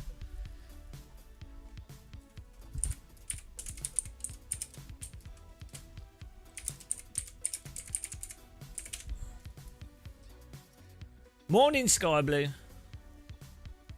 Yeah, like an F3 car is like 100k, probably less. That can't be right. I think ChatGPT's drunk.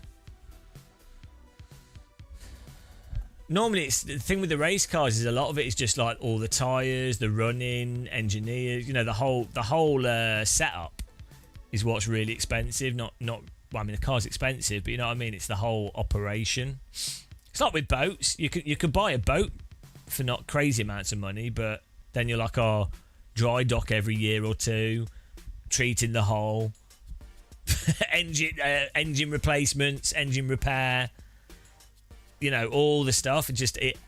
So the boat itself isn't really the craziest thing. Ah, wow, Gaydon, this is probably one of the best keyboards you can buy on Amazon. This is one of the best, like, I highly recommend this. What brand of keyboard is it? You guys in chat that watch our stream will know what this keyboard is, because we're often telling people about how good it is. This keyboard is called, very deceptively, the Wired Gaming Keyboard by the manufacturer. You'll all know this manufacturer.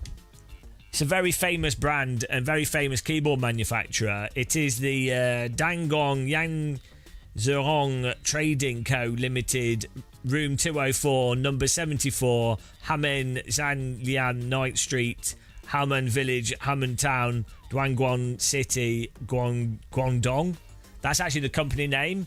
You might think that was their address, but it's actually their company name. They're genius. They've combined the company name and company address into a single thing. I would have never thought of doing that. But yeah, Wired Gaming Keyboard is pretty good. It's pretty good. I think you can get it for like £15, £12, and it is mechanical. It's like cherry browns, but fake cherry browns. You can tell they're not real cherry browns. And it does have a little bit of noise on it if you've got the lights turned on it. When you turn them off, it's not so bad, but it leaks quite a lot of noise if you were doing audio and stuff. Hey, this keyboard's it's better. It's a clone of the Razer keyboard. The Razer, I can't remember which Razer keyboard, but one of the £70 Razer keyboards. And I've got that I've got the Razer keyboard, and this works fine. No, they just re-register a new company name. You don't change facilities as a Chinese company. It's illegal. You just build a bigger... You just keep building.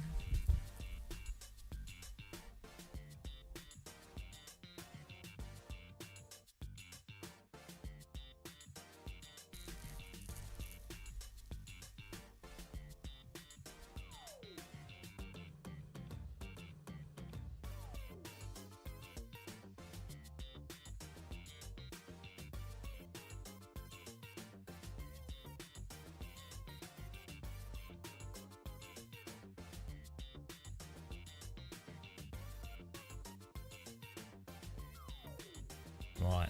I might get a cup of tea, guys, before the next failure that we're likely to be subjected to. We keep getting third places here. We've just done like two races.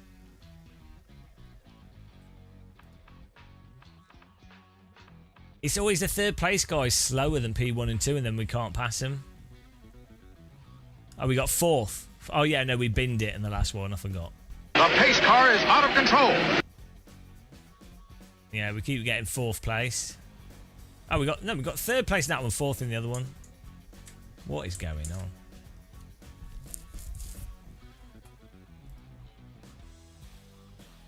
Oh no, fifth in this one. We did bin it, but yeah. Right, let's get a cup of tea. I'll be back in a second, guys. Thanks for following, Swavy Harvey. Appreciate the follow. Welcome along, guys.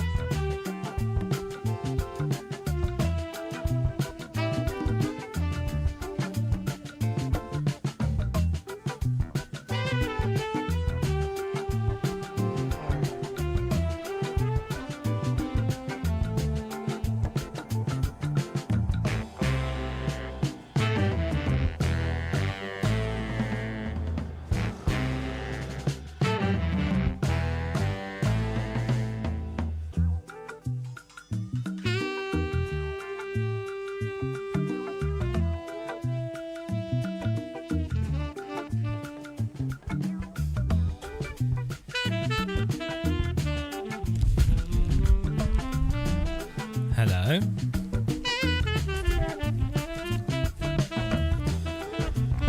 I've got some carrot.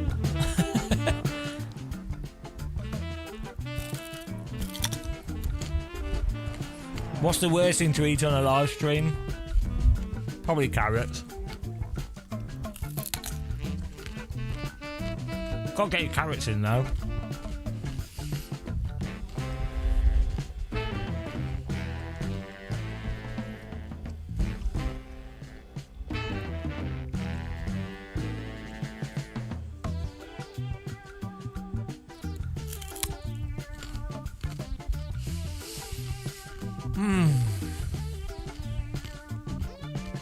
Yeah, carrots are really nice and refreshing though. I'm surprised they're not more of a thing.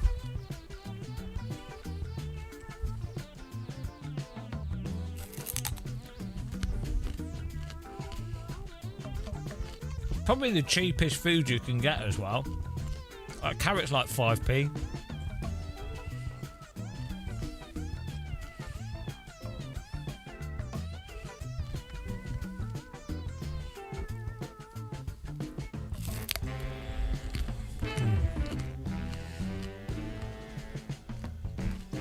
Carrots allow you to run your DD on the highest strength as well.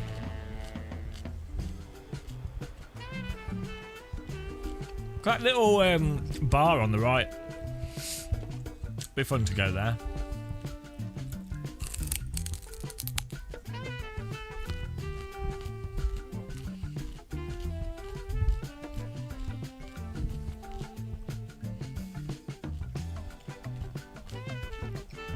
I might sign up to the quali after this to try and improve our quality time.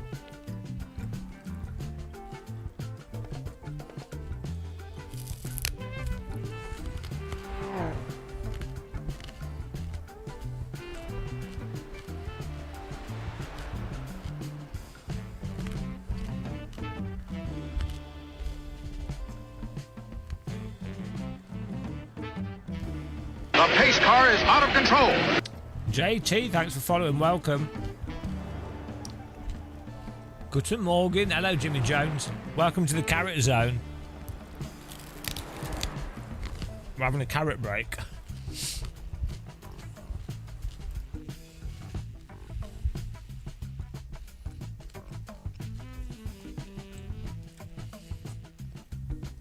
I think the carrots are key to success.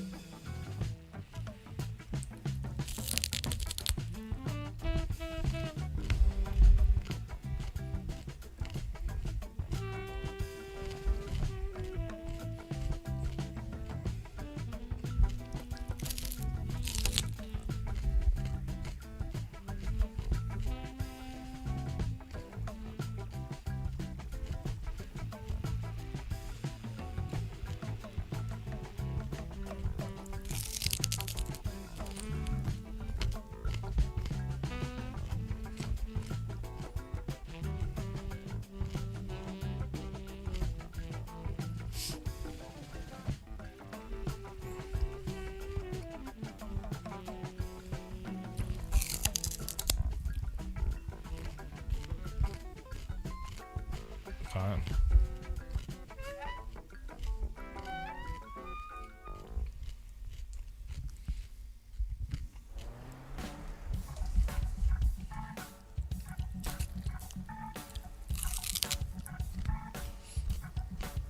Carrot attack! I noticed.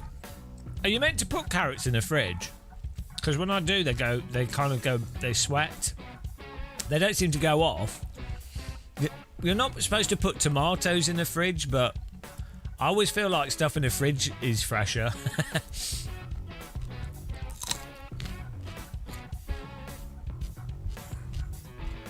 I feel like carrots are pretty much... they don't seem to go off easily, actually.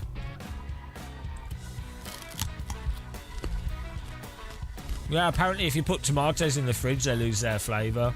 But I always put them in the fridge because I like how cold salad tastes. Like I'd rather have a cold.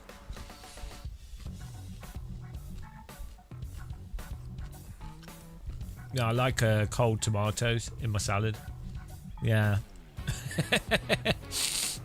I eat like 4 tomatoes every day at least, maybe 6. Vine tomatoes are the best. Yeah. But apparently they don't. You have to put them in a box.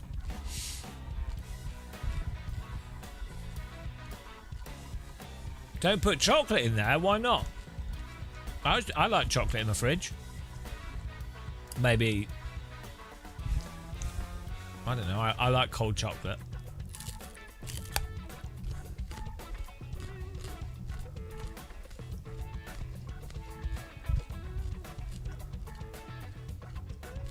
But yeah, I love tomatoes.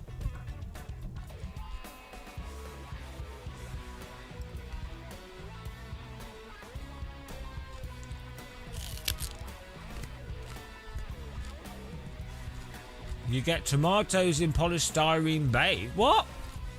I was just losing bags.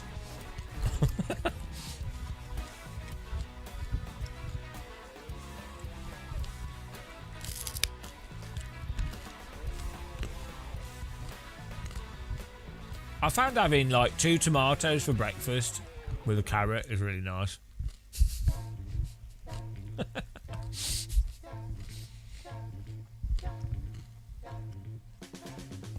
I need to get more pickles. I think I might go to the shop today and get a bunch of different pickled things.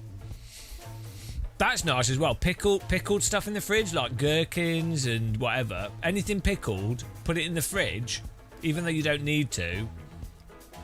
They taste well good when they're cold. Like a proper nice cold pickled gherkin. Awesome.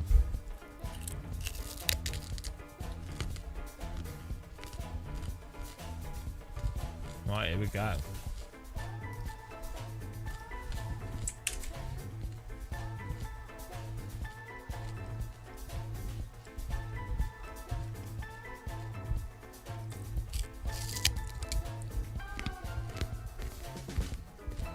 Your tomatoes are great. What, even now?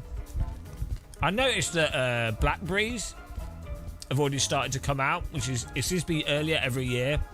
That's how you know global warming is a problem. Right. Blackberries should be September. Or just before September. Then apples, I think, are normally September. But everything's early.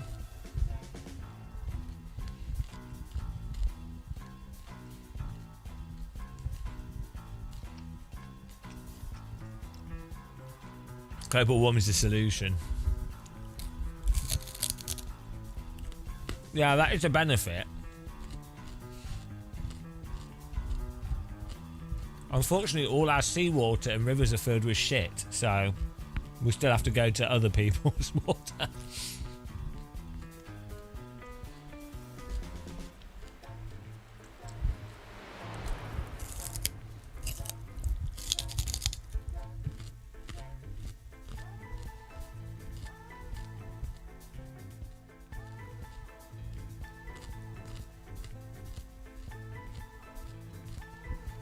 Right.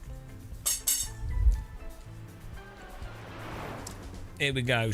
Tea with soy milk.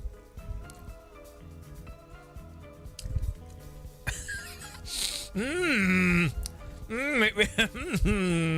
good.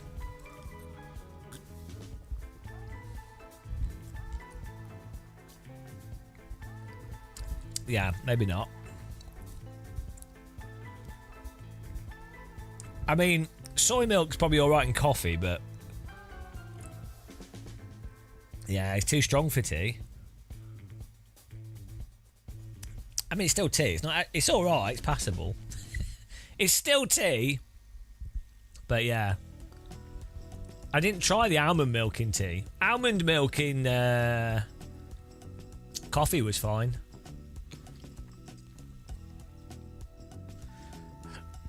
Oat milk tastes a bit weird. I mean, I could get used to that. I could still get used to it, I think. I mean, the thing is, milk industry's terrible.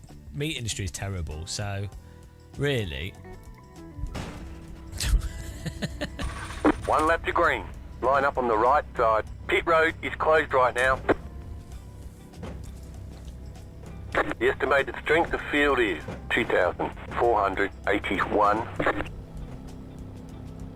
We expect to be fighting for the podium. They do have a cardboardy flavour to them. Joining. Here we go, guys. We got a bunch of cars.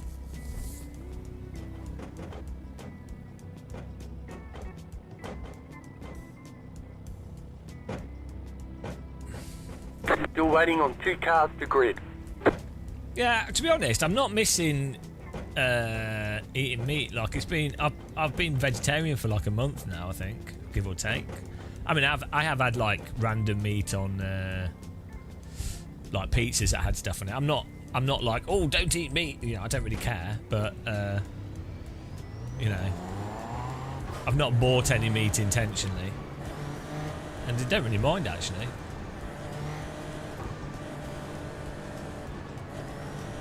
Yeah, like I'm. No, I eat cheese. I couldn't be vegan, I don't think, because I think you need to eat cheese. Catch that 5. Also, I said like fish. Fish have stupid faces, so I think we're okay to eat them. I think if an animal looks really, really stupid, I think it's fair game. Yeah, I think I don't even feel like I need to eat Catch that Johnny, 5. you got the right meat idea, replacements. I'm quite happy just eating like cheese and whatever and About to go beans green. and, Stay yeah, focused. like I'm not. Catch I that think 5. I'm the type of, I'm not really. I'm not that fussy with food, to be honest. No, I'm saying I you've have got the quite, right Car is idea. off. Be quite a ready. utilitarian view. Right, here What we is the go. advantage? Catch that 5. Green, green, green. There's an incident behind. Already.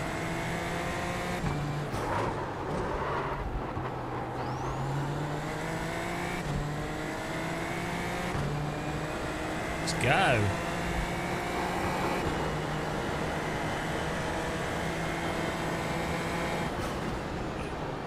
Yeah, I've always just liked eating vegetables anyway. Who's So. Clock 21? How did I get a score? I didn't even touch anyone. I'm confused.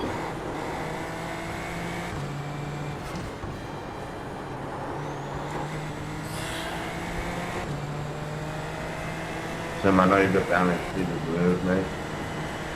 Yeah, I know, JK, but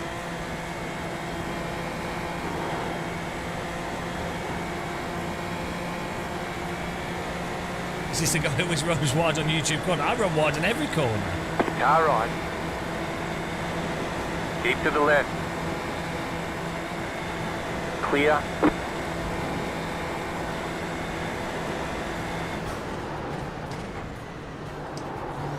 Jordan, can you see any damage on my car? I've got a 4X, but I don't remember touching anyone.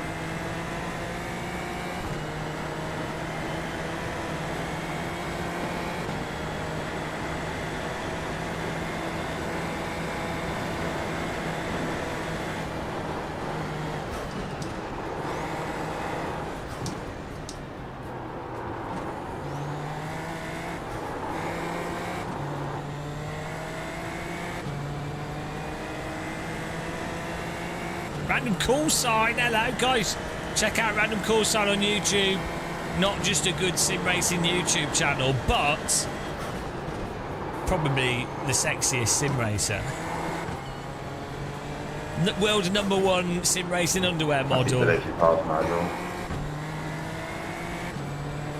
I need to get that graphic back where you're modelling with the G25. It's so good.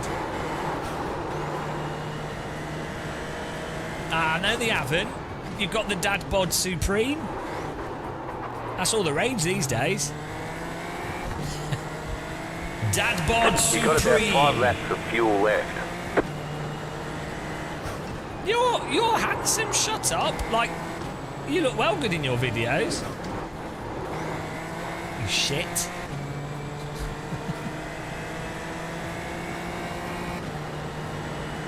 He's got the European, sexy European, Southern European facial Whoever that structure. was in that one, by the way, green flag, you go not stop in the middle of the track. I look like someone that will steal your car.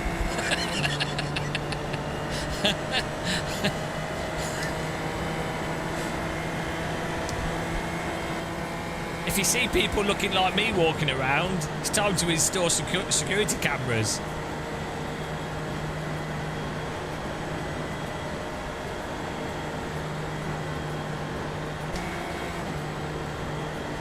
Random, you need to do this combo. It's really good.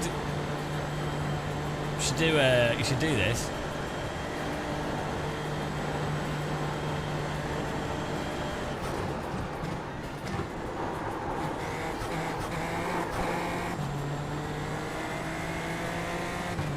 You're pretty fast on the Nordschleifer, I think, as well, aren't you? Like, if you did a quali lap, you'd probably be in the top 10 or so, so avoid all the stupid stuff.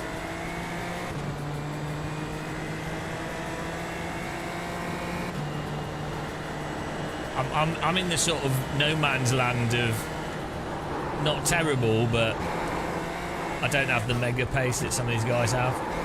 These Nord Masters, NordVPN. NordVPN should sponsor the Nordschleifer. 24 hours of Nürburgring Nordschleifer brought to you by Nordschleifer VPN. It's the obvious. It's obvious. I mean, if they could just sponsor the iRacing one.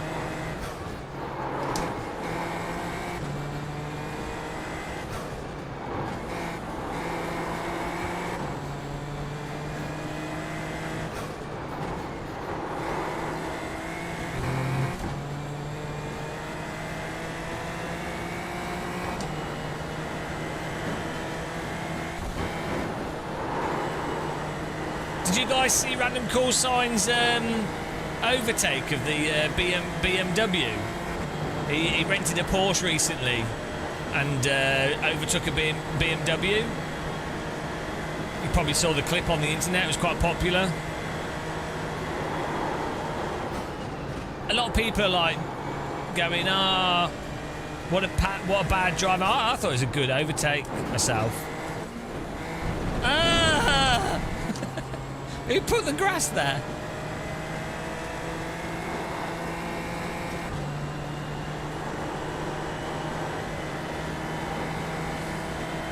Did you see, Random, that Alfa Romeo are getting back into Formula 1? They just did a press release yesterday. Si hacemos relevos lo pillamos adelante, Carlos. Y te dejo pasar a ti, me da igual. See? Yeah. Didn't you see it? I thought you'd have known about it.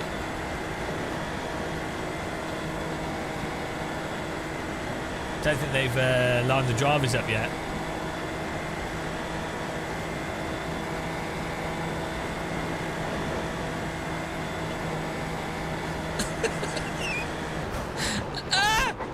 Two more. Let's go. I know they haven't. I just know that would have made you. You probably Googled that straight away. I bet you Googled. I bet you were like, You're in fourth position.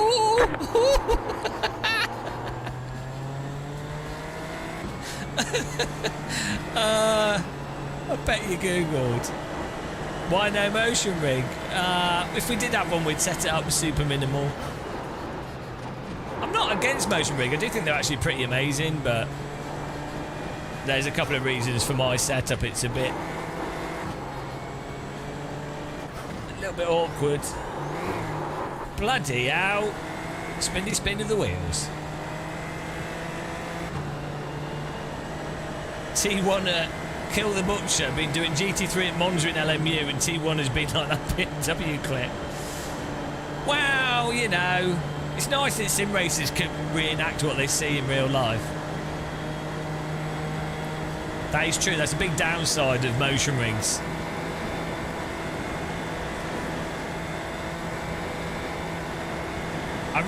The thing that makes me really want a motion rig now, actually, is glider flying. More than driving sims. So the one thing that motion rigs do really well is vertical motion. Like this, just vertical, nothing else, just vertical. And they can do that literally one-to-one with real life, with race cars and stuff. Like, it's creepy. Especially road cars, but like they can do vertical motion because vertical motion in a car is not sustained. You're just going over a bump quickly, so a motion rig can actually do that spot on, and it's creepy how similar it is. Like I was doing a driver experience, and right after doing the driver experience, I was setting up motion rigs, and it was actually creepy how you could make it feel exactly the same.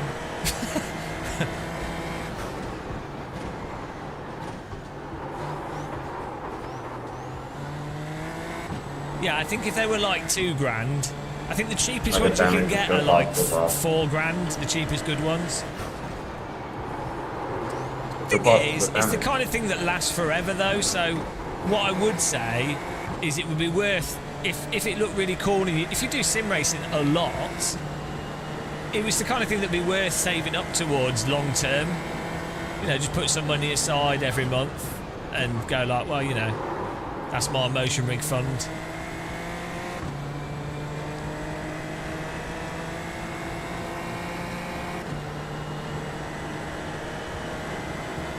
Yeah, these guys in P1, 2 and 3 are gone. They're too quick. They're too much faster. I'd never be one of these Nord legends.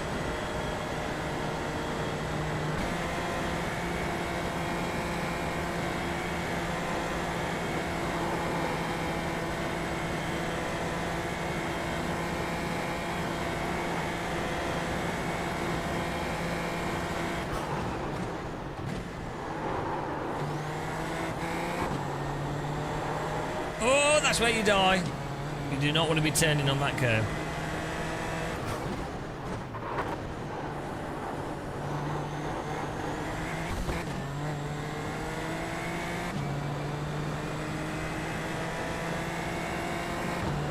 Woo!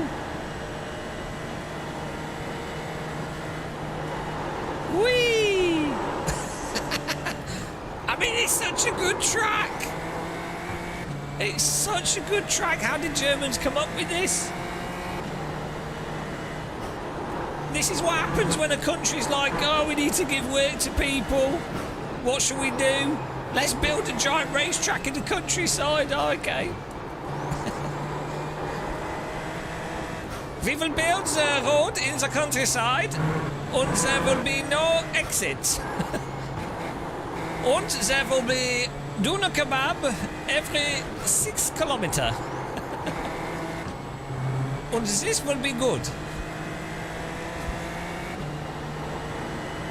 Then we will let anybody drive around it in the road car. And everybody will die. But we need this in the UK, British life. Guess it's the Isle of Wight. Isle of Man, sorry, not Isle of Wight. We should build one on the Isle of Wight.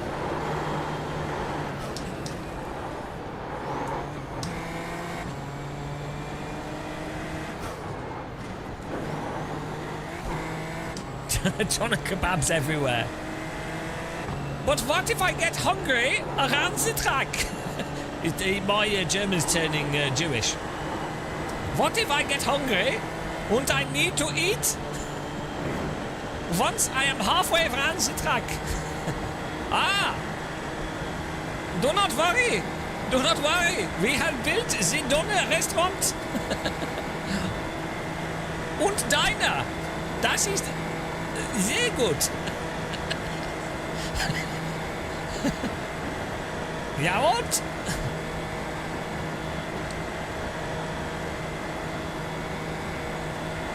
Oh no, we got a Ferrari behind us.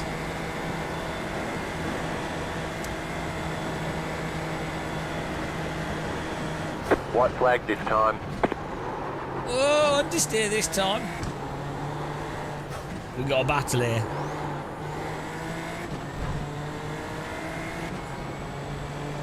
Yeah, German doner kebab's not bad. It's just a rip-off for what it is. It's like a... And they're really stingy compared to actual doners in Germany. But the bread's right and the sauce is right, at least. So... Car on your left. Clear on the left. that is something. I'm not sure if I would go for the overtake there. But fair play to him.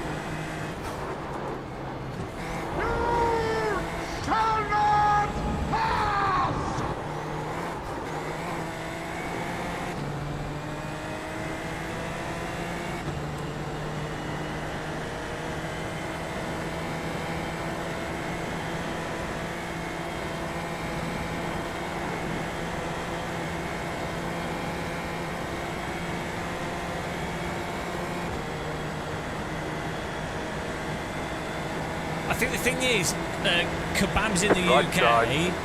they tend to be Still there. Greek rather than Turkish, whereas the German ones, Clear on the right.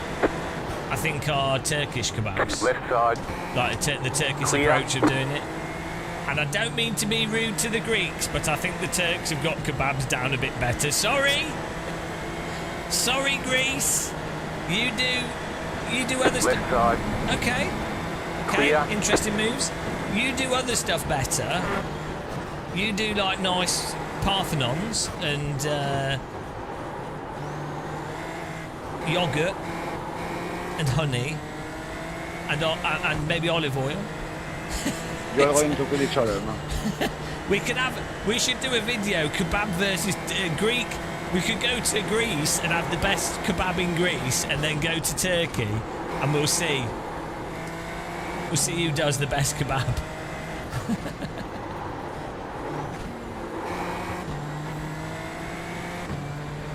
We could cause World War III though, so we've got to be careful. I love cucumber. Cucumber! Cucumber! That girl. Cucumber! Me cucumber! Well, good.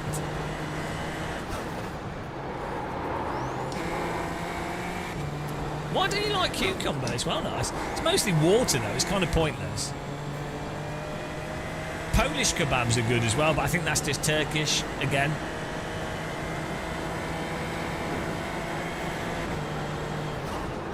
This guy's all over me ass. Car right. Oh yeah. Clear. Good move. Good move, mate. Textbook ass move. How do you drive into my ass there?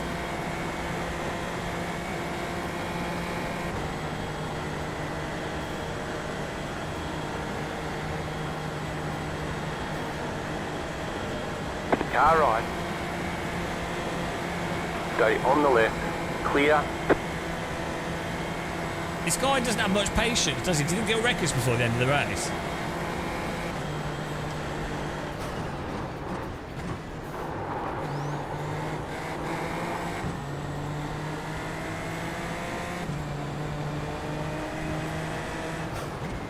Right side. Oh, good luck Clear getting on to the the carousel right. from the top. Oh, he did. Well played. Fair play to him.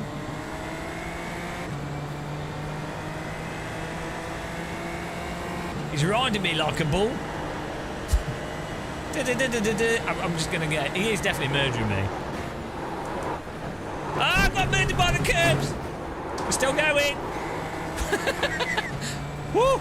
Os vais a matar. Os vais a matar. Squeaky bum time.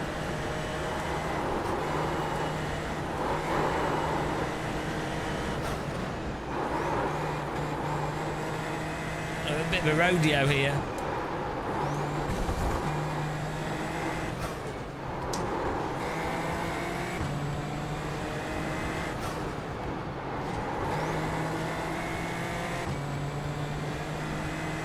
Yeah, we'll see the Dr. Geho strategy.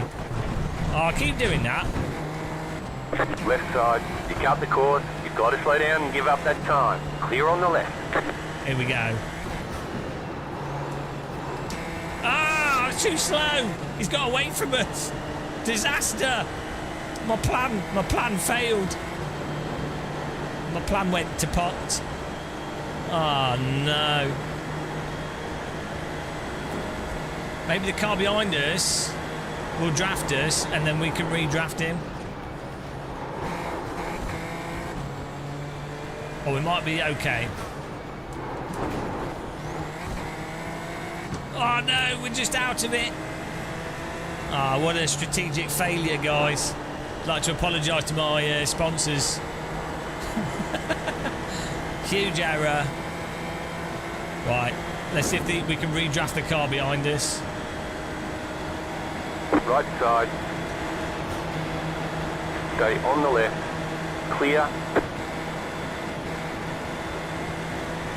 Here we go. Master plan. Left side.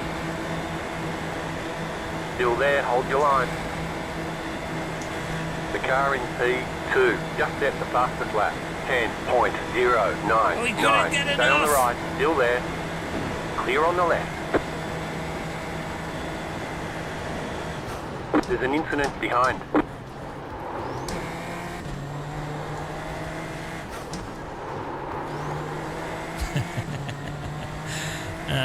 Why are you stopping there? Oh, I'm sorry. All right, there's oh, ticket look flag. what you've done. Why would you stop there? Nice run. Solid work. Your car is leaking What is fluid. it? We got damage on the front end. Would you, Carlos? Why would you stop there? Of Pero all... frena, hijo de la grandísima puta. Why would you just stop? What is he doing? GG, Adrian. That was fun. What? Why would you slam your brakes on there? Why would he do that? He's just took out the old grid. Look. All this... Why did you... What are you doing, you idiot? Why would you slam your brakes on? Oh my God, what is he doing? Why?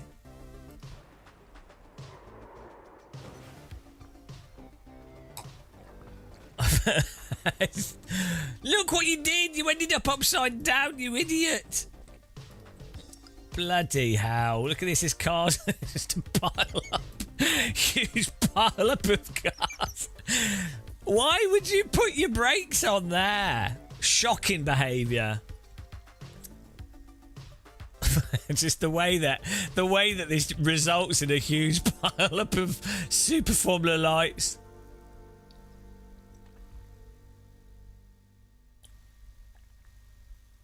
Yeah, good job. Maybe he just wanted to be Australian.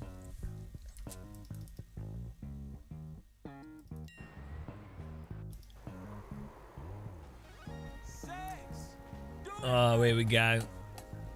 Ridiculous. Absolutely ridiculous.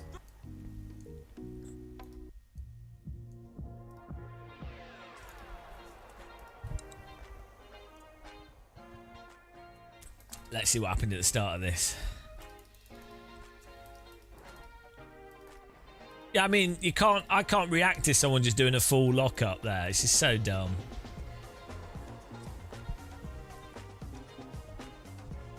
So he's just... it just caused loads of people to get wrecked. Yeah, sometimes you just get excited for kebabs, you know. Oh, I'm alright, soy boy in my tea there, soy tea. Hola, soy Dora.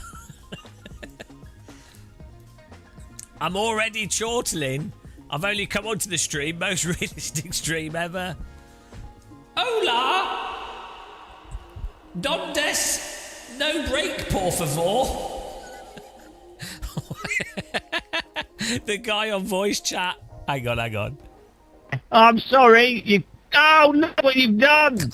Why would you stop there?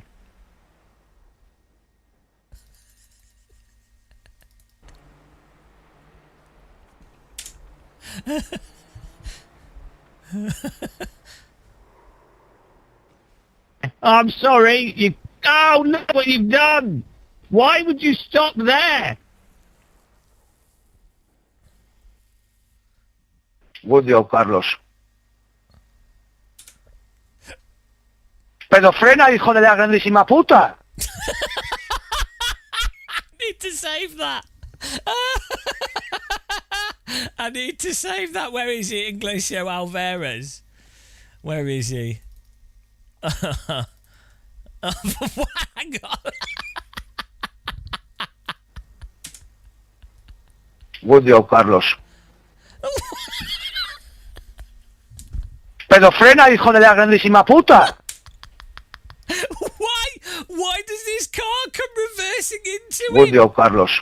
Why is he reversing? Why is he Yo, reversing? Carlos.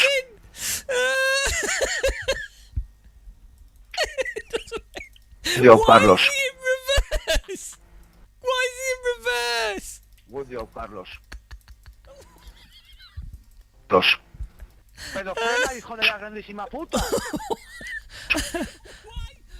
Oh, it doesn't make any sense. Would you, Carlos?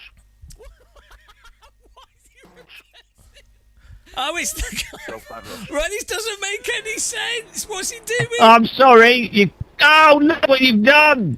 Why would you stop there? Why is he reversing?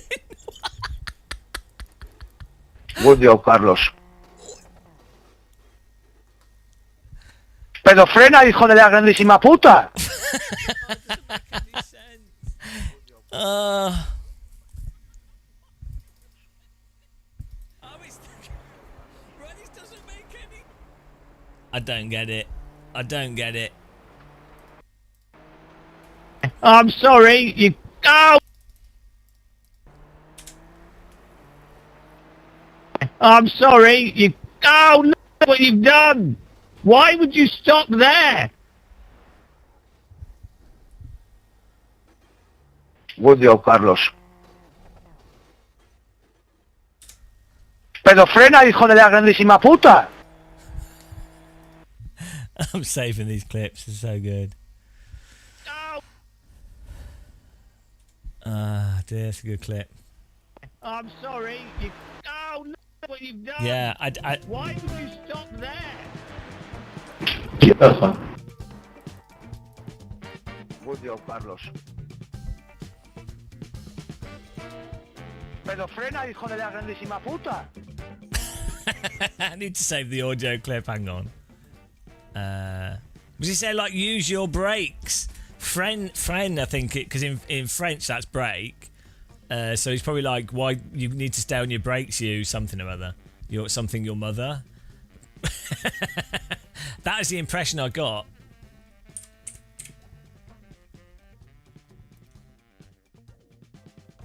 Oh no! Why were you doing Microsoft? What? We need to install Audacity so we can save that audio.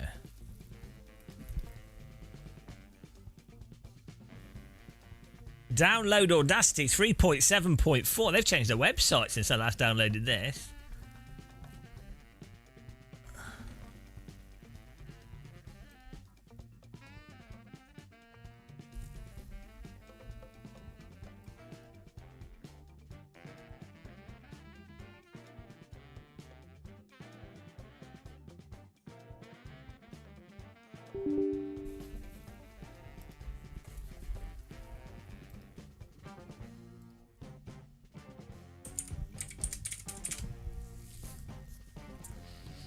Son of the greatest. Does that make sense?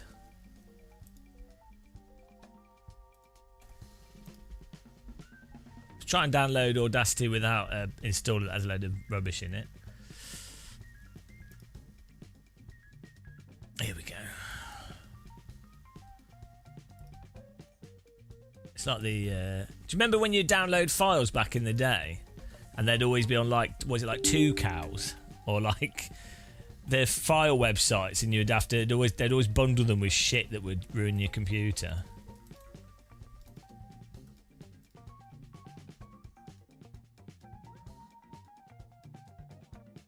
Right, here we go. Let's get this audio. We could might be able to fit this into the techno remix. We don't have that much Spanish in there, so that's good to have. Yeah, this is Audacity's been updated since the last time I installed it.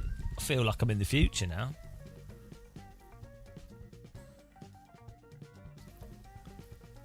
Winamp. It really whips the llama's arse. Yeah, oh my god. Audacity's had an...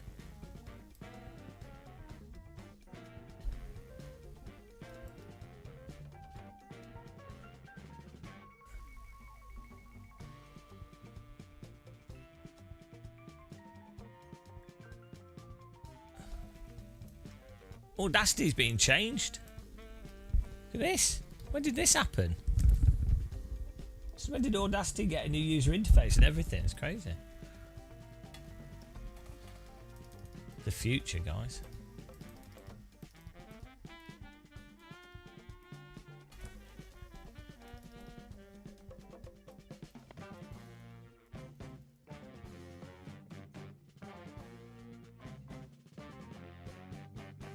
You... Oh!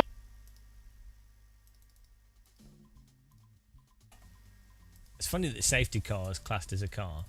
Right, playback device, or recording device, stream. Here we go. Let's just.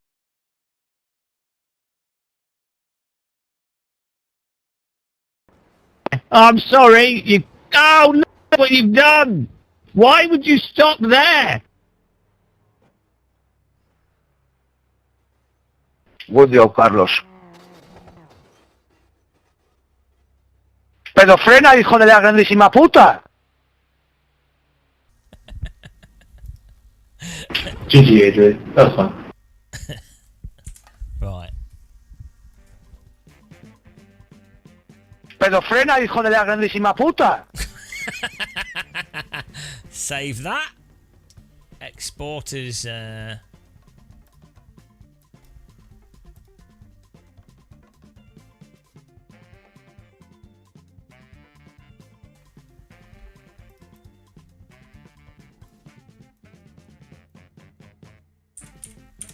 beautiful. Great.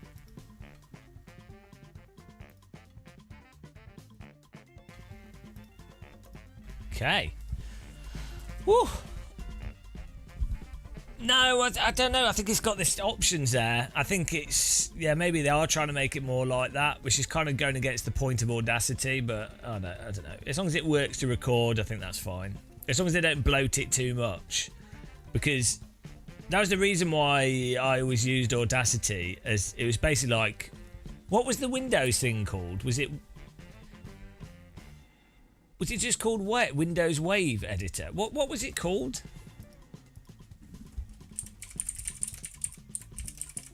Why on earth did Windows get rid of that? Was it called Voice Recorder? Oh, Windows 95. Sound Recorder. Yeah, it was just called Voice Recorder, Sound Recorder. But yeah, they got rid of it because I think it was like, oh, people will use it to copy stuff. But it was really good.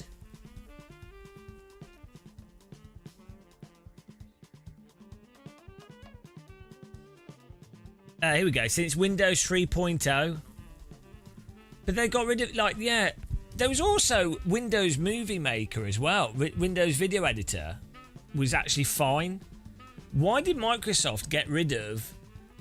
Basically, you could buy Windows and you could record videos and do whatever with, you know, and it worked fine. Like I said, for a basic home use, it was totally fine.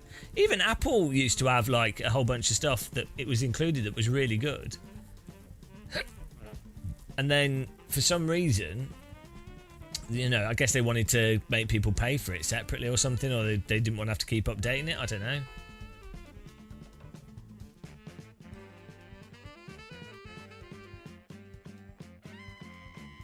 Before Windows 7, Sound Recorder could record audio in waveform audio, container files. Sound Recorder could also open existing WAV files, successfully open compressed WAV files. Also do audio compressor manager. It was great. Starting with Windows Vista, Sound Recorder saves in Windows Media Audio instead.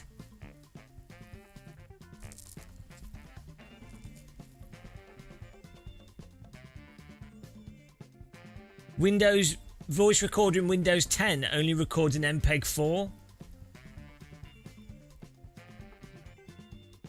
Oh, hang on. Versions of Sound Recorder before Windows Vista recorded audio to memory rather than the hard disk, and the length of the recordings were limited to 60 seconds.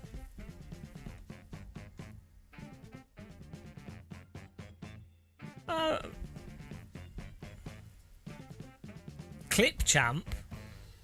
Didn't even know about that. Power user muscle. Power user.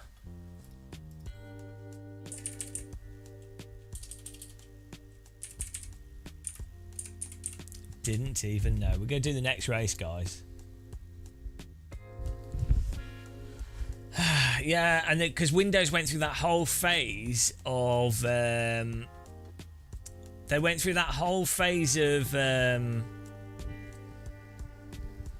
just removing stuff that was great.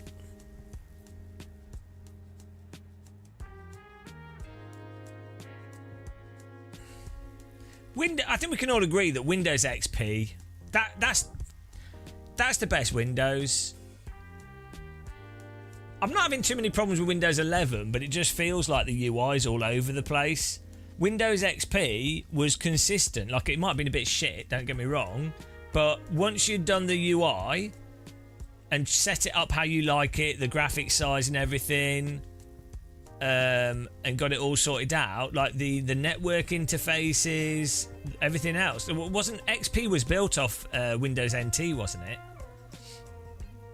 Or it was built off, it wasn't built off the same thing as 95, like it didn't use DOS and stuff anymore. Or maybe it did. Maybe it might have just been a user interface over DOS, I'm not sure.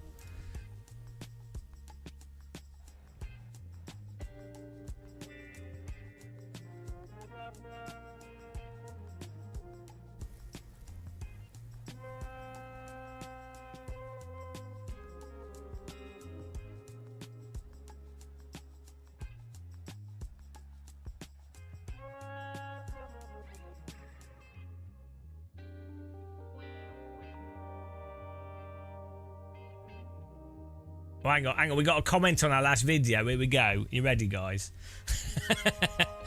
I listened to Gamer Muscle many years ago and stopped. Well, you should have not listened in the first place. I'm surprised you listened and then stopped.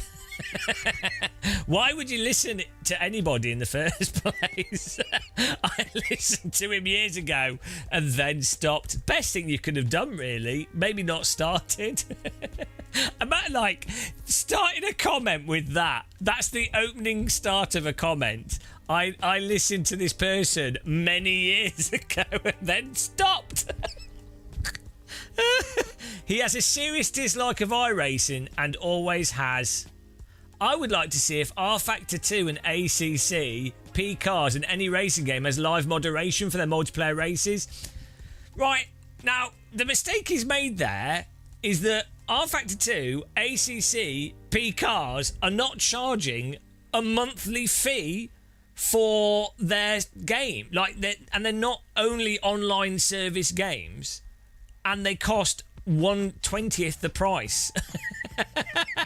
So it's like you can't really compare something that has a monthly fee and is sold as an online service with titles that are like £15, £10, £5. So there you go. Yeah, we're not going to compare. I can tell you right now they don't. I've been in iRacing for over 15 years. Can tell. To be honest, the jerks have always been in the upper division drivers. That is true, don't disagree.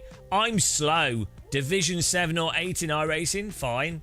I've been wrecked, run off the track, yelled at, sworn at by the top 3 division drivers for messing up my race. Didn't matter that coming out of a corner I never got above 2nd or 3rd gear in a long 5th gear straight and put... This guy's got some pent-up anger. This is a specific story. Pull over to the side of the track of the racing line. I am not passed by the leader. He's still 1 second behind me until I speed up some and go into the corner. Crash! The idiot ploughed right into me when he's telling me that I should not be on the racing line and should have given him room.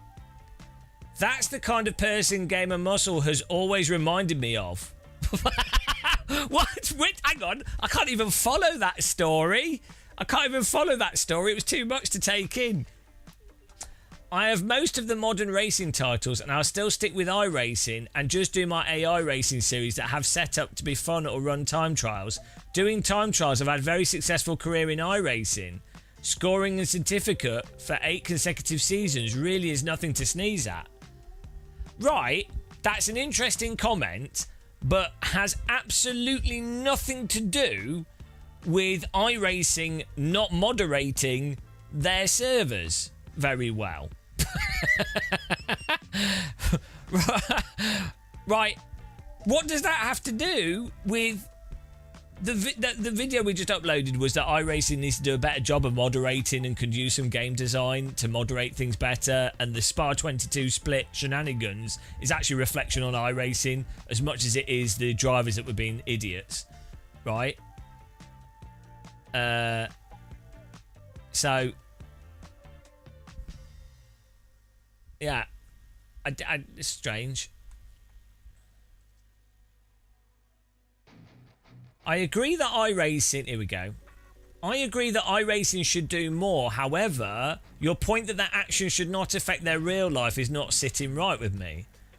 The way I see it, these kids showed up to a party of around 240 people. I mean, a sim racing party is probably not the best of parties, is it? And well, let's sign up to the next race before we forget. We've lost iRacing. Oh, no, it is. Sim racing... what party are you going to? Not Tomorrowland or whatever it's called, because the stage is burnt down. That's really it's a shame, actually. Apparently they're still going ahead with the festival. That's insane. Okay. Kids showed up at a party around 240 people, 4 drivers, 60 cars, and took a shit on the table. Poured beer on the stereo system, gave wedges to people left, right and centre, stole grandma's cane and broke into in half. Even being 17 years old, you absolutely deserve some serious flame for that. I agree. That's fine. I didn't say that they shouldn't. Even if it has nothing to do with what you do for your career, it reflects on how little you care for people. Well, it reflects on that specific... Yeah, I mean, his party... I don't think wrecking people in split 22 of an iRacing race is comparable with shitting on a table and stealing your grandma's cane, right? I think that's... I would say... shitting on a table at a party is worse than wrecking people in 22 in a split 22 of a 24-hour iRacing race. You know, that my judgment. If nothing says I should probably stop harassing these people after a few seconds, even 17, then your moral compass is off. I'm not quite sure what this guy's argument is. Like he said multiple times, those people shouldn't do that. The whole point is, though, is that they're able to do that, and the reason isn't because they're bad people, it's because there's no moderation. So bad people will exist, people will do dumb stuff, a game developer has to moderate against that, or put stuff in there, or at least attempt something, right? Now, this is a different argument. Given that being a race driver is a job that requires you to speak publicly from time to time, essentially on behalf of your team and sponsors, this kind of behaviour should have consequences on your future, just like it has for many people in the sport. Yeah, but again, this is split 22 in a online racing game. It is not... This is a thing that sim racers seem confused with. Like, I'm not saying don't take sim racing seriously. I'm not saying don't ruin things for people. Sim racers have a delusion of how relevant a bloody racing game is. Like, it's a jump-in racing game. That doesn't mean ruin it for everybody, but it does mean that it's separate to a real race driving career, even like stupid go-karting or anything else. It's its own context, where you have to then appropriately think of things in that context, and you go, right, they were idiots in the game.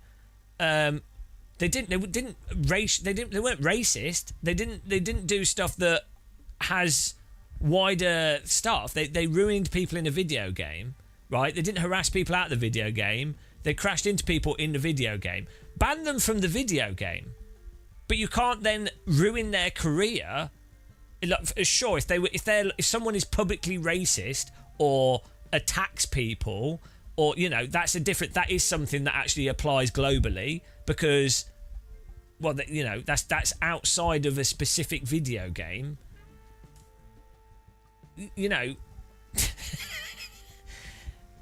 Yeah, I know iRacing is so lucky that this doesn't happen more. That's what I said in the video, is that it's hilarious that iRacing has got away with this. Anyway, continue with this guy's conversation. I don't buy into what we say and do online should not reflect in our real world lives. it's one and the same these days. It should absolutely reflect. No, the mistake he's making is it should reflect, but only in a contextually fair way. Like online is not everything online. So how I drive in a rental go-kart race with friends is different to how you drive in a influencer race, or how you drive in a professional race, or how you drive in an esports race, or how you drive if you're playing a video game with like a bunch of adults, like it's an adult video game. You could like be very offensive to each other because you all know each other, and you know it's fine. But if you're playing a video game and you know children are playing with you, then you're going to be more careful because you have a responsibility, the fact that you know there's children playing with you, right? But if it, you know, do you see what I mean? The context is important. Like if I'm playing five-a-side football with a bunch of 18-plus-year-olds, I'm not going to get really upset with them saying ridiculous stuff or even being a bit more aggressive or whatever. But if they happen to be like a 10-year-old, 11-year-old, 12-year-old, you would be really careful because you'd be like, oh yeah, they're probably a bit sensitive. Or if there was like, again, context is so important to all of these things. It's so weird. People like decontextualize stuff so much these days when it's really important not to. Oh, here we go. Yes, many others have harassed you. Me and others in iRacing have gotten much less hate, but this was particularly egregious given how many people it affected. And how much people generally prepare for an event. That's fine. I don't disagree with that. I mean, I actually said that in the video. Multiple times I was like, those drivers should be banned and it's not acceptable. But I don't think you should... I don't think you should ruin a teenager's racing career. Like, people seem to forget how dumb teenagers are. Like, I was so stupid. I still am stupid, but I was even more stupid as a teenager. So... It was a Fowler massacre on RuneScape. What is that? You played RuneScape, you loser. I knew you were a loser. Put sugar in your tea and you play RuneScape. There's too many shoeboxes. Right. Here we go. We get it. You want iRacing to be a game and turning it into one so you won't suck so much. It's the only solution and the only truth. I will, Jacksaw. Right. How does a video saying that a game should be moderated more, how is that an argument for someone wanting it to be a game? Although it is a game. Like, actually it already is a game. What I'm arguing is the opposite. I'm saying it should be moderated more so it's less of a game. Oh my goodness. Is being a teenager an excuse? Old enough to do the crime, old enough to do the time, as the saying goes. No, so... okay, so there's some debatable components to this, but the fact is there's plenty of we can't join until 12. There's a lot of science on the fact that teenagers their brains are underdeveloped and teenagers will do stupid things. They don't consider consequences as much or properly. So they're still responsible for their actions, but you do have to consider. Same with even with adults as well. But like, it gets a child. It's very hard to like say this is no longer a child. Like, people understand that a baby shits itself and doesn't know any better. People understand that a toddler just walks into traffic, right? Or they'll just eat whatever they eat soil and stuff, right? People understand that. Well, that actually continues through. It continues, right? So, and for more complex stuff. So a teenager does not consider the full consequences of getting someone pregnant or STDs or like pub fights or whatever, right? They really just, they're just impulsive, right? So as you know that's the case, it's not just, you're not saying that's acceptable behaviour when a teenager does something terrible, but you do consider the fact that teenagers tend to do that. It's like a crocodile eating a person is terrible, right? But you know that crocodiles have a tendency to eat people when given the opportunity. So you go, right, given that's the moment, we're not going to blame a crocodile for eating a person that's swimming in a river. We will go, right, let's try and make it so that the crocodiles don't have an opportunity to eat people in the river. So there's obviously a range to this, and you've also have, like, if you're talking about criminality and stuff, there's a whole thing on like public safety and what's practical and what can be enforced. It gets complicated, but the point is, you can't ruin an entire person's life over one dumb decision they've made as a teenager. It's just ridiculous. Like you have to be pragmatic. It just doesn't make sense. It's not in society's benefit. It's not in that individual's benefit. It's not in the benefit of any victim or someone that's been affected. Right? It's just pragmatism. We're waiting for the race to start. Right, more comments whilst we wait here. I think alt accounts are fine, but, and this is important, but they should be tied and held to the same standards of your main account. Act like a dick and get a ban on an old and your main account gets the same. I see people fighting games having alts and they do speedruns and highest rank. Or what is usually the most interesting is breakdowns of common mistakes and bad habits. I think it was Rory Alexander who'd been doing alt accounts to show that good driving standards on GT7 still work fine, and the lowest ranked lobbies. Yeah, well, the problem is, though, if it's a pure ELO system, if the game is a pure ELO system, someone that gets an alt account is only ever going to be using that alt account to not drive in a way that they would normally drive on their normal account. Right. The point would be, if someone decides to do MX5 F4 and they've got like 10k elo, well, they're going to be in a split with other drivers that have those high ratings. Right? Or they're going to have to be very, very careful. Or they're going to have to populate the other series that are lacking in drivers.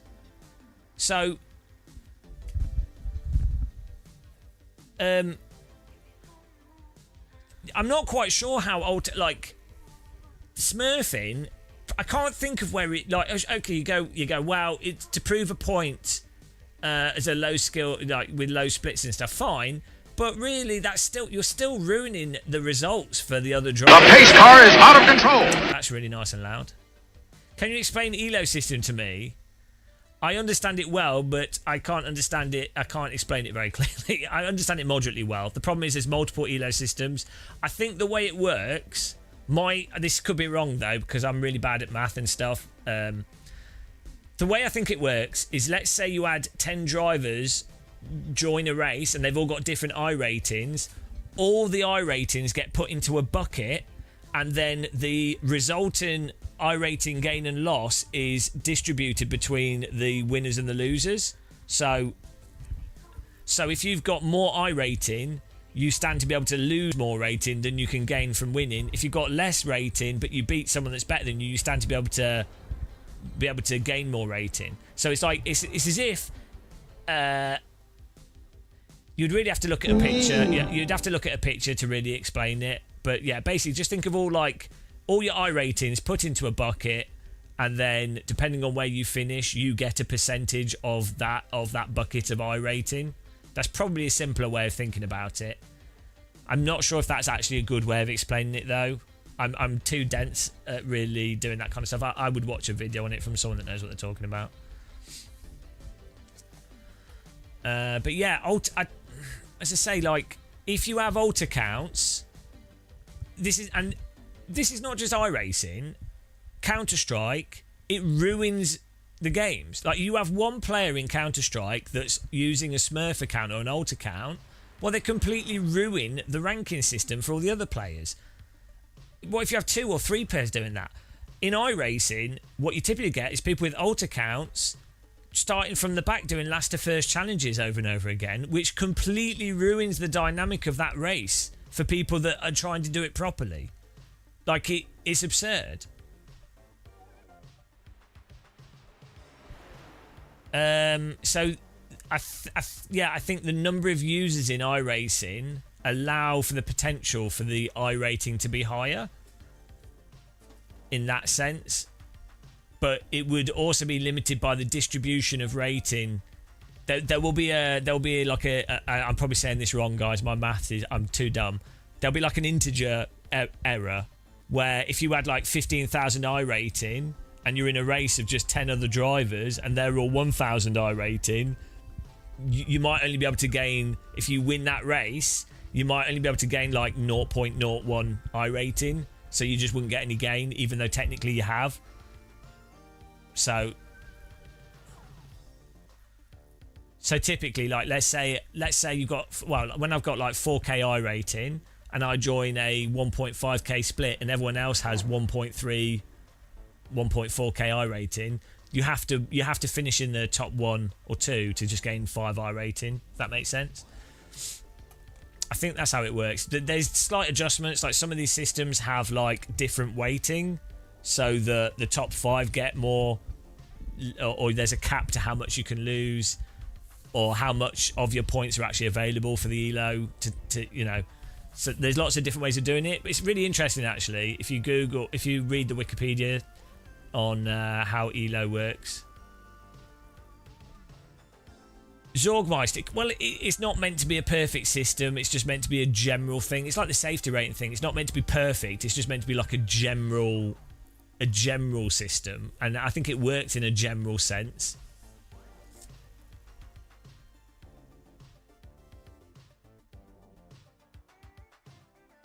Oh, they round it up to 1. Okay, fair enough.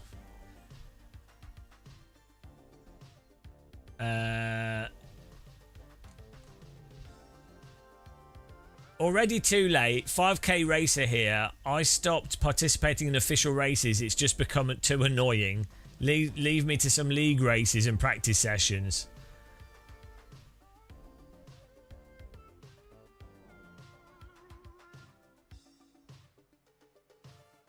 Hang on. This video proves one thing. Gamer Muscle's knowledge of the UK's current state and causes behind it are less than 0. Because I said in the video that there's no police because of Tory austerity. I'm not sure how debatable that is. I mean, I think 10 years of government dismantling basic social structures is probably responsible for the failure of those social structures. But, you know, probably not. Who knows? Oh, it's debatable. Here for the Turkish hair transplant.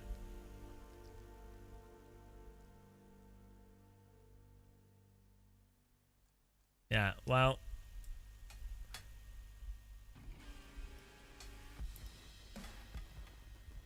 let's go racing in a minute, guys.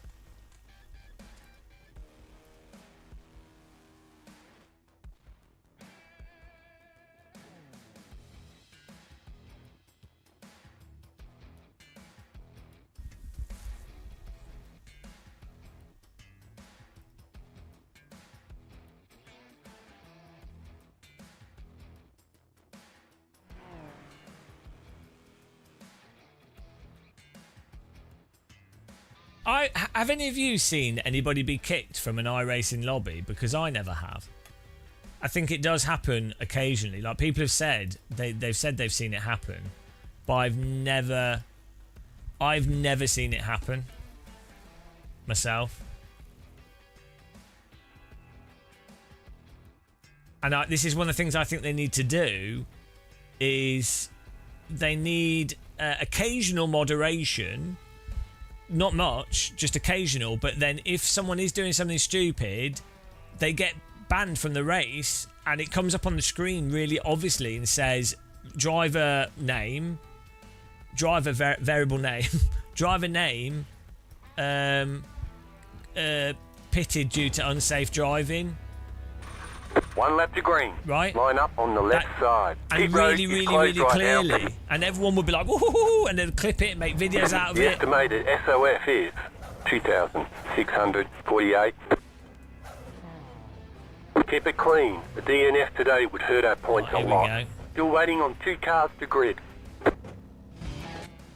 I also think my purgatory idea is good. You know, if you have bad drivers, like people that incur a lot of safety rating or do something stupid, they get put in like a purgatory series where they have to do like 3 races in a row without contact, or 3 races in a row with only 1 contact maximum.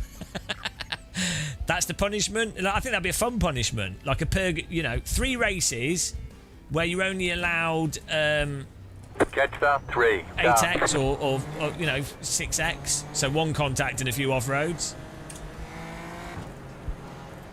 And you have to, that's it, you can't join any other races until you do that. Of course it's a fantastic idea. Can we single file the start, please? Yeah, I backed it. Also, guys, warming the tyres up does not... I mean, it's fine. I'm not saying not to do it, but there's a lot of crashes before the start due to people warming the tyres up. Dave, bro, we're doing single file. About to go green. Stay focused. Just drag you.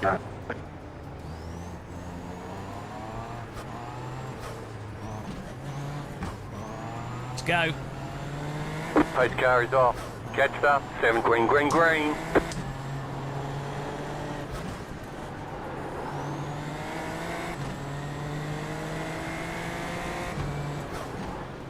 It's good that we're a bit further back now. Hopefully it makes for a better race to watch.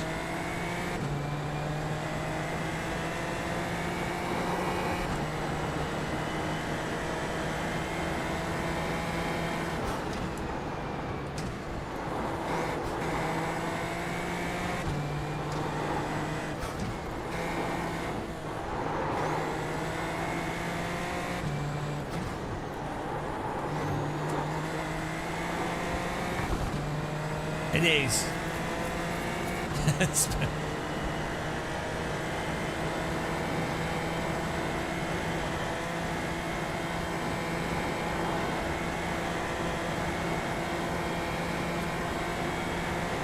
I need to practice this. These guys are too much faster.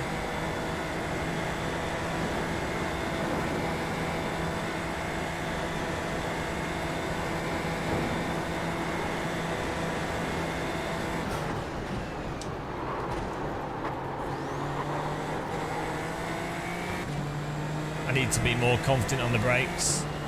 It's what's costing me. I can carry more speed through the corners and lean on the tyres more. It is fixed setup, I'm just a noob.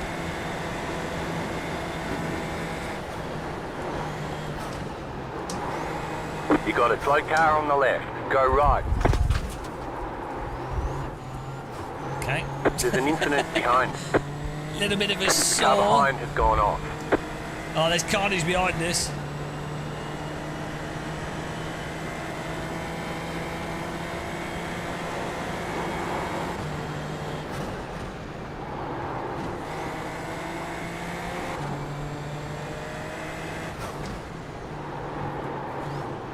What are you doing, Dave? You're damaged when they come past. Well, I just don't want to crash. You have about 5 laps of fuel left.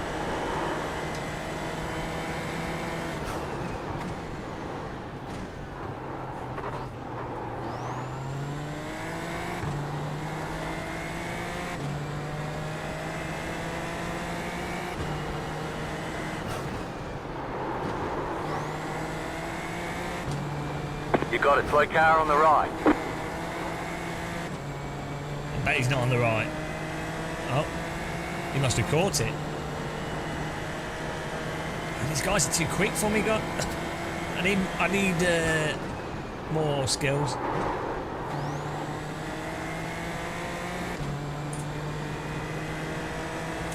We're going to need the brake bars further back. On my oversteer. I don't know what this guy in front is doing. He's braking quite early. Unpredictable. We don't need your life story, mate.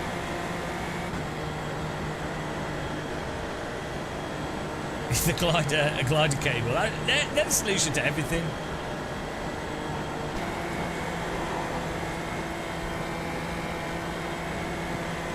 I've been watching so much stuff about gliders. I really want to do it in real life, so I'm sort of studying up on all the stuff.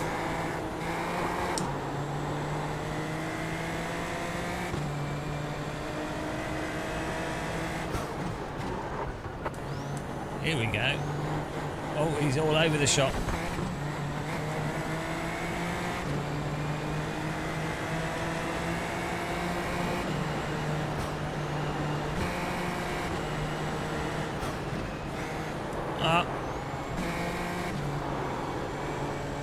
Well, that certainly is one way to overtake. I'm obsessed with gliders. I don't know, I just like them. Look, just because you're not enlightened by the floating through the air in a Formula cockpit, listening to a beep to boot.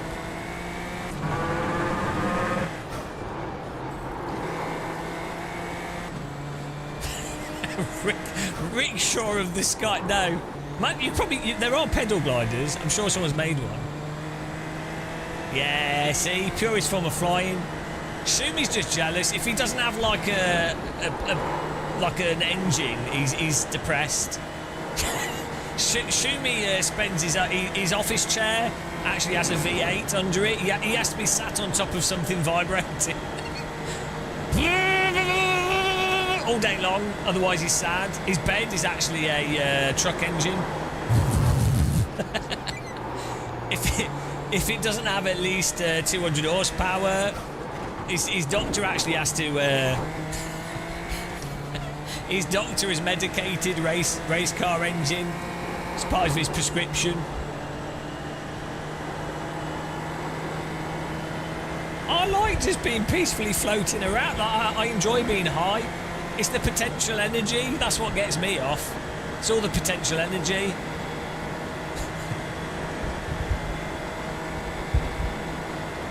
It's my obsession with gravity. I don't know how you couldn't like gliders. It's like tea. It's amazing.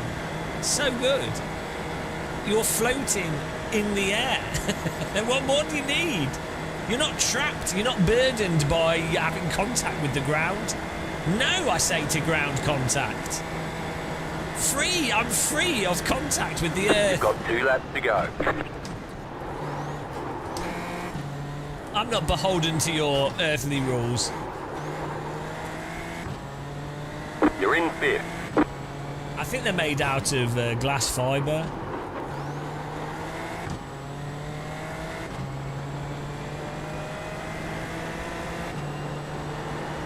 Yeah, well, I can pretend to be Mark Webber.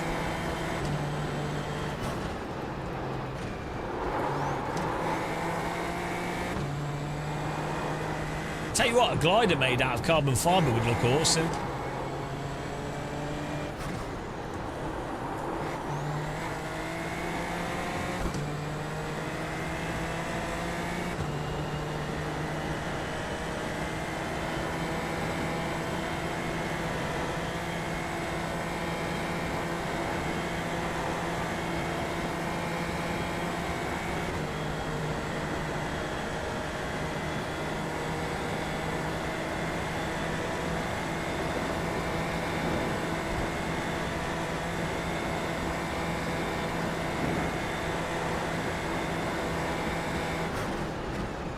Technically, a hovercraft is a glider, in a sense.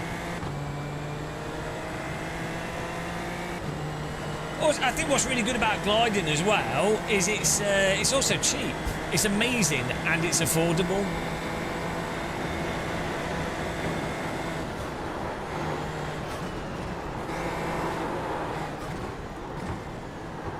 Like £200,000 will get you a really nice glider with an engine in it.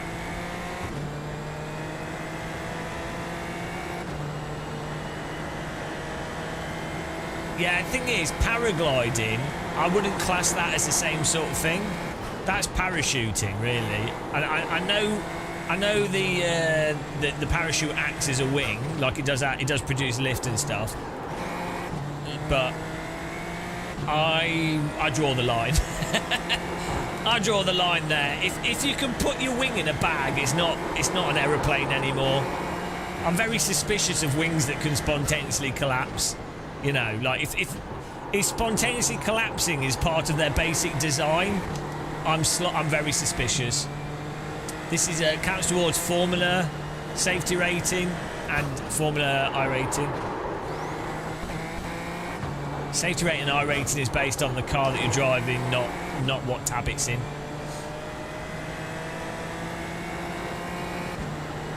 I know.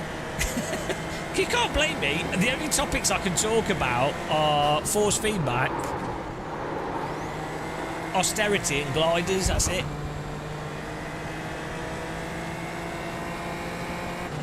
Yeah, but a Ferrari can't go 20,000 foot in the air unless you're really committed.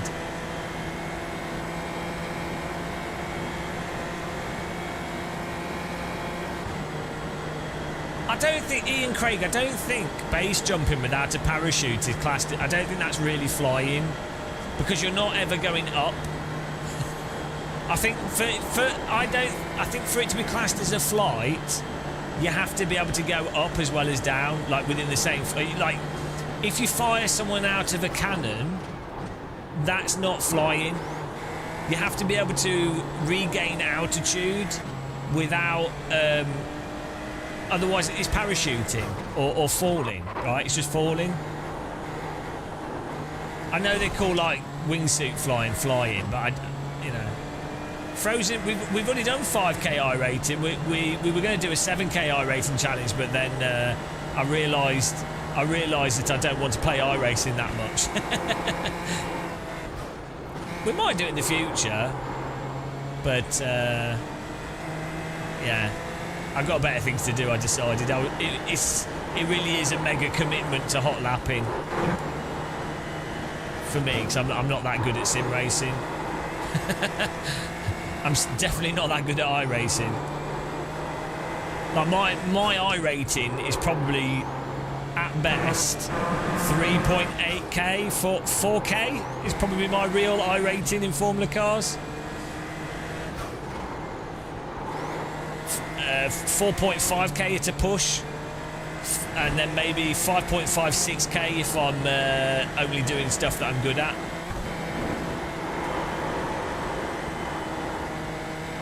But it all comes down to just lap time in iRacing at a certain point. Unless you're doing esports and racing esports drivers, but it really is like a lap time thing.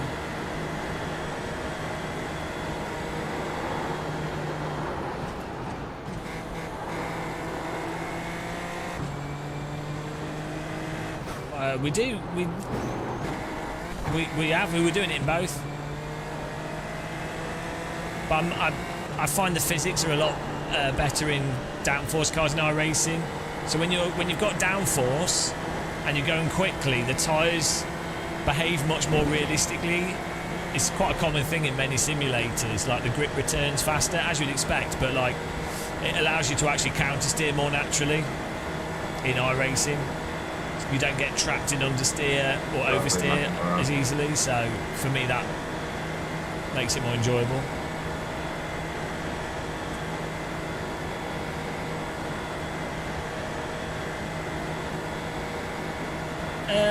Yeah, I just get you. If you spend a lot of time, it doesn't really make much difference if it's VR or a screen.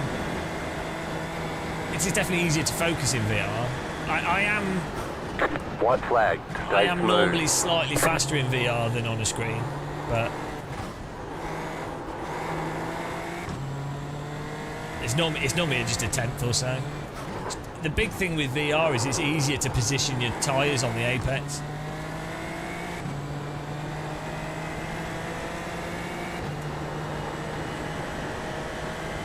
But it's negligible. It doesn't really matter. Like if you're putting a lot of laps in, you're memorising what you can and can't do anyway.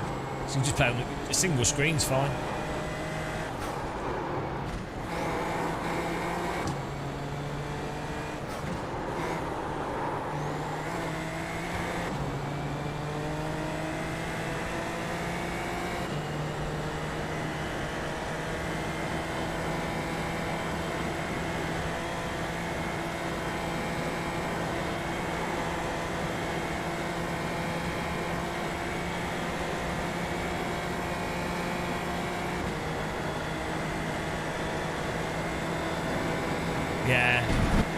cat debate just has his wife's bottom in 3D whilst he's driving. That's why he likes that.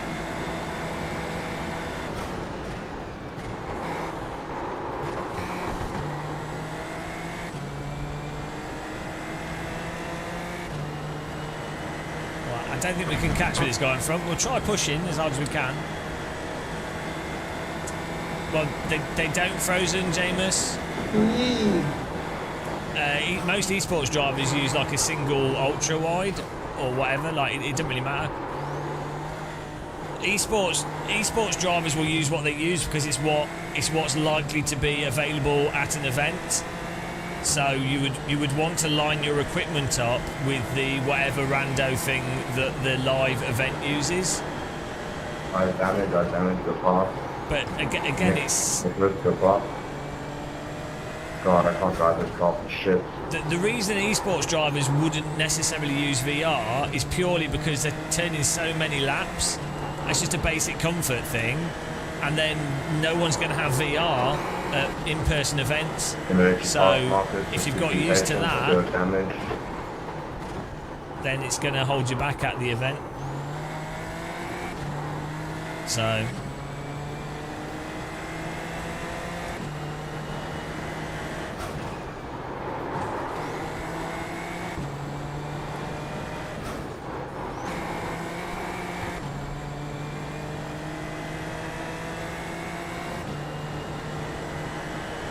I say it doesn't matter once someone's like a few tenths from track pace. The screen is not the defining thing. It's just repetition, precision.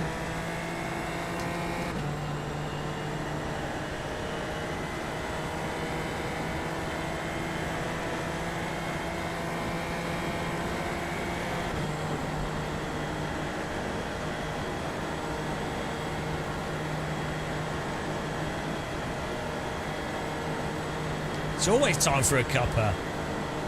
Should make me one.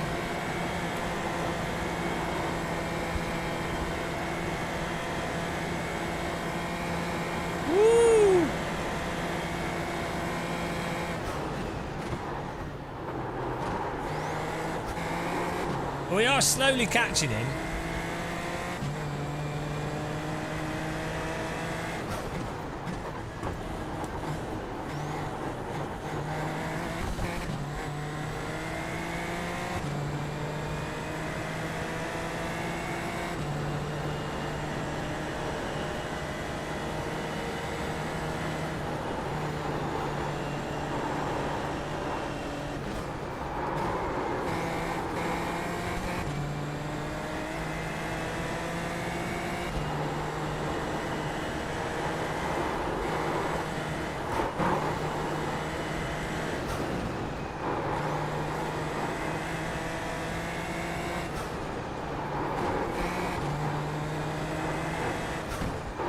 Thank you.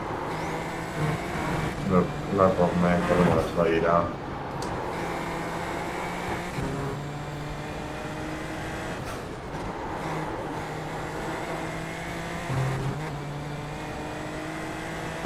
It's always by the third lap that I've got into rhythm. Takes me like 3 laps to get okay.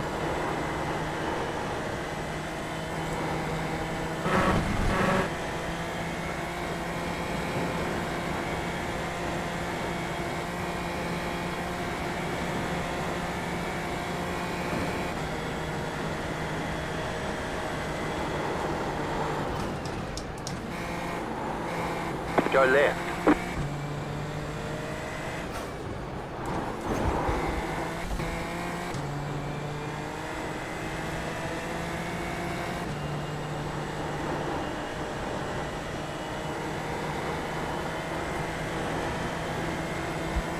Wow.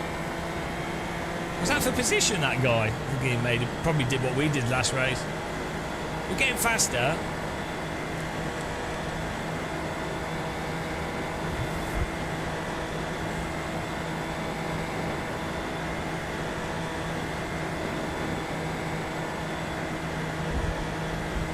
Yeah, iRacing did a good job with the VR support.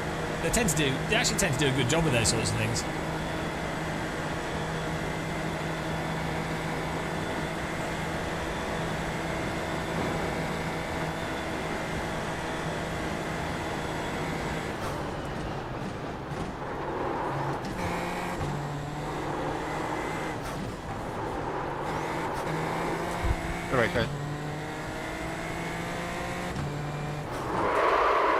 the flag. It's over. Whew. It's good fun. Nice run. Solid work. Why does that simulator make the front pole transparent? Because in 2D it blocks your view. In real life, your eyes are either side of it. So in real life, the halo you don't really notice because you're looking past it. When you look into the distance, your eyes converge on whatever you're looking at. So put your finger in front of your face, and you can basically look through your finger. If you look at look in front of you, look past your finger's transparent because it's only blocking part of each eye, and both eyes can actually see past it. So, but if you're playing in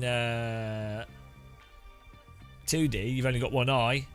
Close one eye, and you'll see your finger blocks your view, and it's no longer transparent.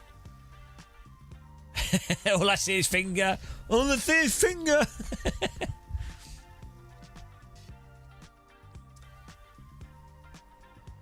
The power of two eyes.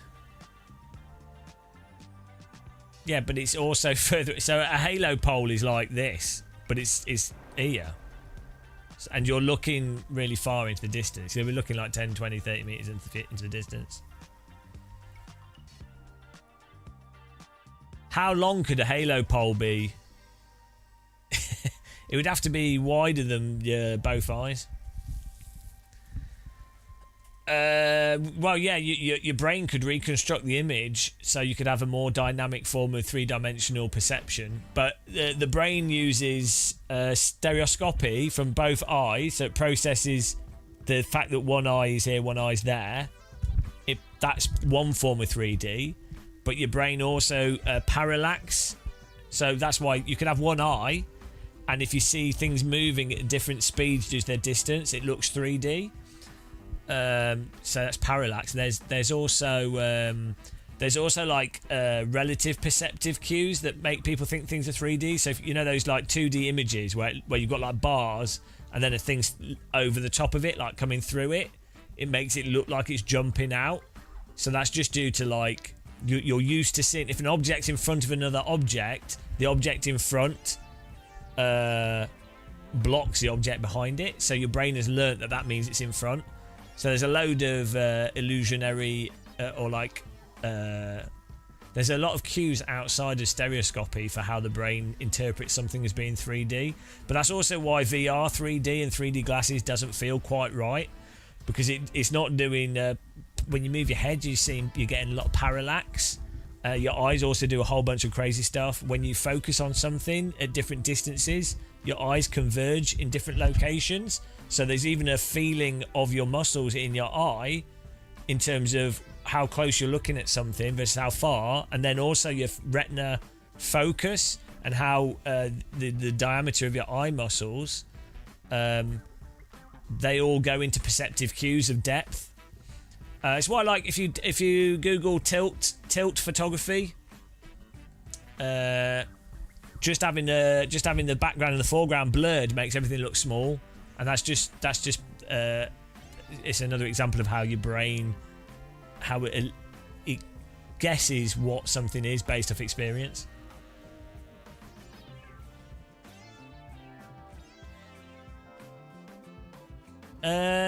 It's weird, Shumi. It's a weird thing. So, we were saying this yesterday. VR's in a strange position in that there's quite a lot of younger kids playing like Gorilla Tag and things, and they're very active on Quest headsets. Gorilla Tag's actually made quite a lot of money.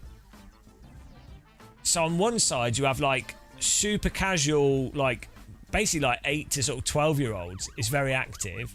And then you have the hardcore flight sim, driving sim, mega hardcore side. But there's no like middle ground. There's no mainstream ground for VR. So, and it's kind of always been like, well, the kid thing is new. That's something very new. But the VR being a commercial thing or like very expensive consumer device has kind of been where it's always been, and then companies have tried to push it into this mainstream that Obviously, mixed reality, I think, will just a functionality benefit. But the problem is it's so much harder to make good VR content, and then a VR headset is something you have to put in your head, so that has to be small, and so to do that it has to have so much technology and also to be affordable, otherwise why bother, because the screen works, you know. So it's a weird one. It really is weird. You need a VR headset needs to become a commodity device for VR to work. If that makes sense. It's like TVs and like computer monitors. Effectively, there's a commodity sector of that, right? And nobody goes, "Oh, I'm buying a TV," right? Unless you're buying a high-end TV. But like, there's a whole division of the market. The bulk of the market for monitors and TVs is like, oh, there's a screen. Do you know what I mean? It's not like, ooh, it's a screen. Ooh, like, sure, people buying cinema setups and high-end OLEDs and gaming monitors, they might be like that. But most people are like, it's a screen. Same with phones. Most people, there are obviously fanboys buying expensive phones and stuff, but most people now are like, buying a phone. Okay, which one do I get? I don't really care. Or what? I've got £200. I've got £500. Okay, I'll get that one. You know, that's what it needs to get to. For VR, the VR headset itself needs to be a commodity device, and then all the sort of software and stuff is where the interesting stuff can happen. But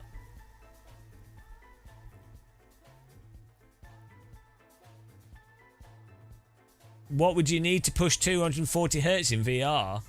Depends on the game, doesn't it? For like a driving sit, for iRacing, you'd need like a £4,000 PC. For flight sim, you need like a £20,000 PC that doesn't exist. Flight sim, you're lucky to get 45 FPS consistently with a 5090 in all scenarios. But yeah, designed for VR games, like a 1080 Ti can get 240 FPS. You just make sure that your game is kind of PlayStation 2 quality graphics. A PlayStation 2 polygon count and complexity of graphics can run at 300 FPS on a 1080 Ti. A 1080 Ti is about the same as a Tegra 2. So a Steam Deck is about the same as a 1080, maybe a little bit better actually. So if it's a PS2 game, that can be done. That's what you need to do. The conversation of VR is the same. It's on the verge of greatness. If you spend 20... Well, it depends where you're looking at it, as I say. Like a Quest 3 is really quite phenomenal and really good value for money, and safe for like a lot of people really enjoy using them. But it tends to be younger players will put up with the discomfort because they've got more energy. And you know, if you want to tire your kids out, you're like, oh, put them in Gorilla Tag, that'll tire them out. So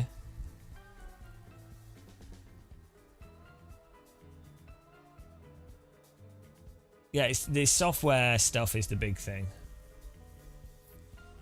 Oh, need another drink, need a sandwich. Well, here we go. We've got comments here. Comments. Let's see. Comments on our video about the iRacing wreckers. Right. Right, here we go. Danny Lee's commented, I'm not condoning harassment or mob mentality one bit, and I totally agree that teenagers are generally pretty dumb, and I don't think that long-term consequences... And I don't think about long-term consequences, but the fault lies solely with the drivers. No, it doesn't, Danny, you idiot.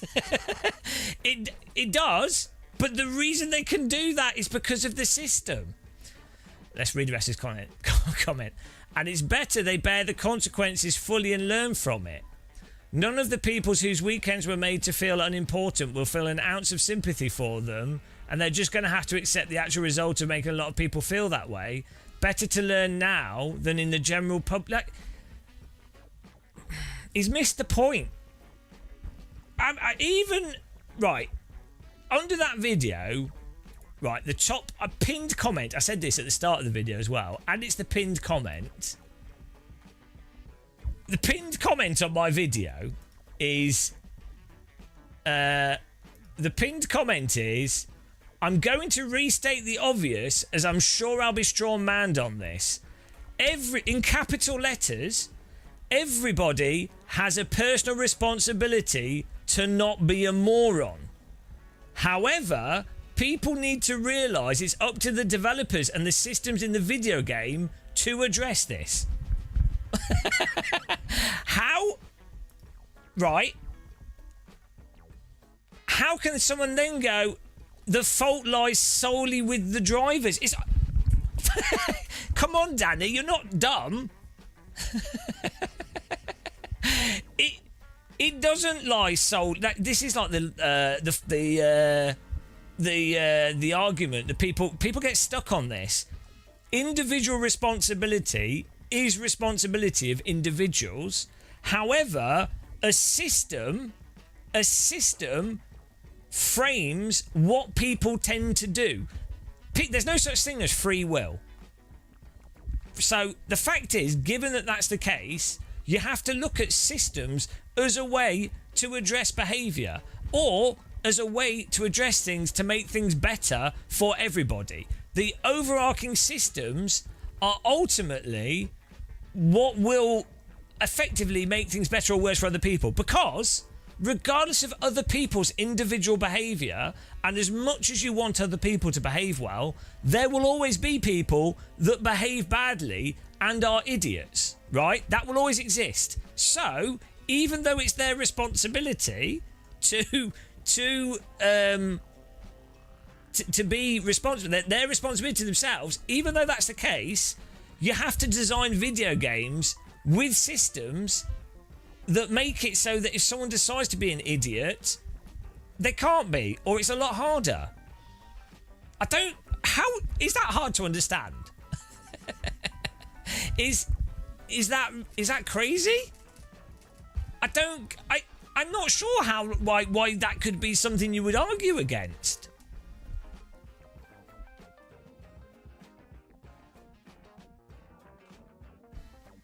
It's like people can't think, they can't hold multiple concepts in their head at the same time. Individual responsibility exists. Everyone's responsible for themselves. The reality is, some people are idiots and they're not going to be responsible for themselves. What's the pragmatic solution? Why? Oh dear. Oh dear. So stupid. This is why things don't get better. Then this is exactly what you see in politics, where people are like, we need to make, you're not allowed to, there's no contraception, teenagers just shouldn't sleep with each other. Just say no to drugs. It's like, yeah, great.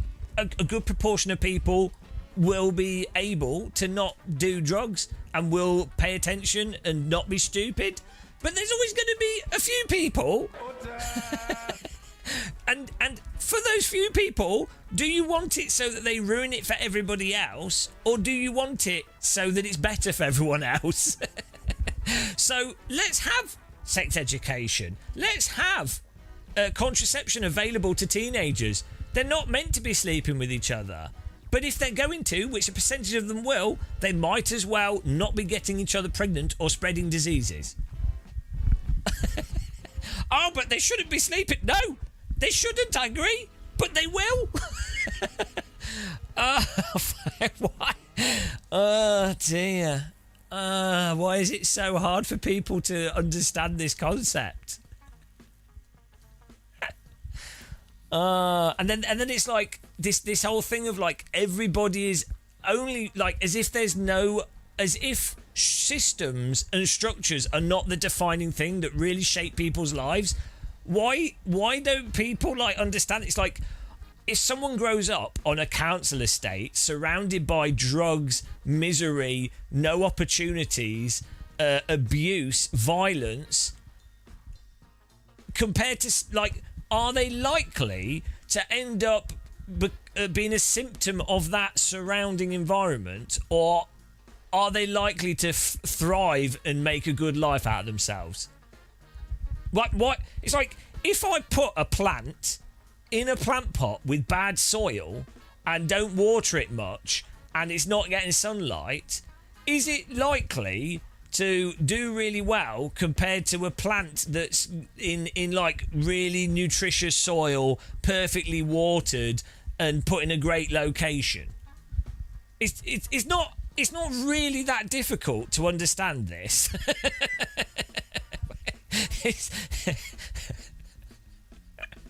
Apparently it is difficult to understand it. Apparently it is. Yeah, it's this Ayn Randian individualism, and like people won't admit that there's no real thing as free will. Like you pretend that there's free will. Pragmatically, you act as if there is free will, and you legally and structurally, and you have to go. Well, we'll just act as if there's free will because we all have the illusion of it. So you might as well pretend that there is, but actually, there isn't. There's no evidence for it. People are just a result of what's gone on around them, right? But yeah, it's like Ayn Randian. I think what it is, it's appealing to be able to blame, to just go, someone's done something bad, that's their fault, I don't have to think about it. And so I think there's a sort of intellectual laziness or convenience to being able to do, to be able to go, to shut down thinking. It's easier to think about. It's easier to just go, that person's poor because they're poor, than to go, oh, that person's poor, oh shit, what's the social structures that have caused that? Why has this happened? Or maybe there's an issue with wealth inequality. Maybe things aren't distributed fairly. Maybe there's a whole bunch of structures at play here. Maybe the whole of society actually has some fundamental issues. Maybe I'm actually responsible to some degree. And not that I should feel bad, but maybe I am responsible to some degree. That requires a lot more thinking than going, it's their fault for being poor. It's Ayn Rand, and it works for capitalism as well. It's a very modern capitalist, not historically capitalist thing, but a modern capitalist thing. Of if you say it's everyone, if you atomize everybody and make everyone think of everything as their responsibility, it's a lot easier to commercialize people and sell them products. And all those like self-help guides and things. Oh dear.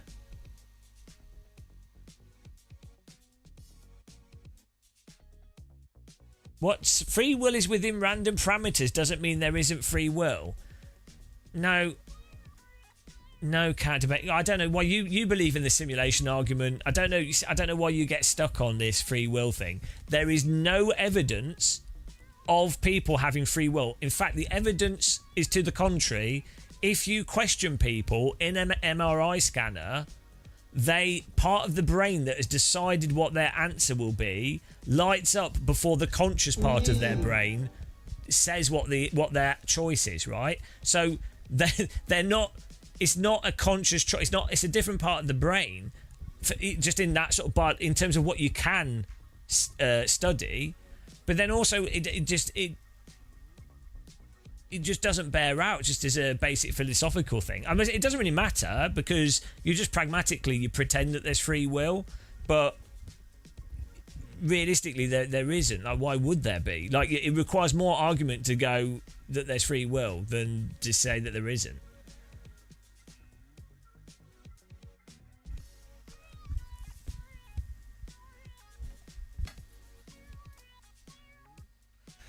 Individualism will end the world. Facts aren't facts anymore because I don't think so. So it ruins democracy. Makes it easier for people to split the population because facts aren't facts. Well, that's it. It's the first thing you start seeing in like dictatorial regimes. Hello, Sim Racing Wales. Welcome to a nice chilled out conversation.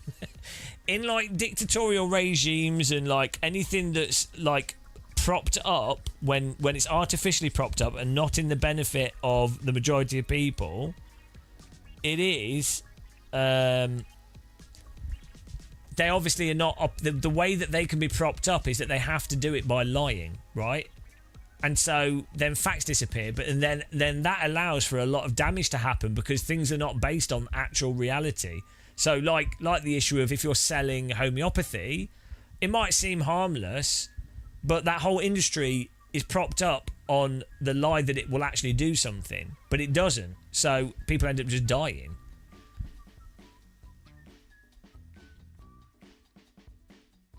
It's actually it's inefficient though. This is why I think like the more dishonest a government is, the more dictatorial, the more less based on rationality,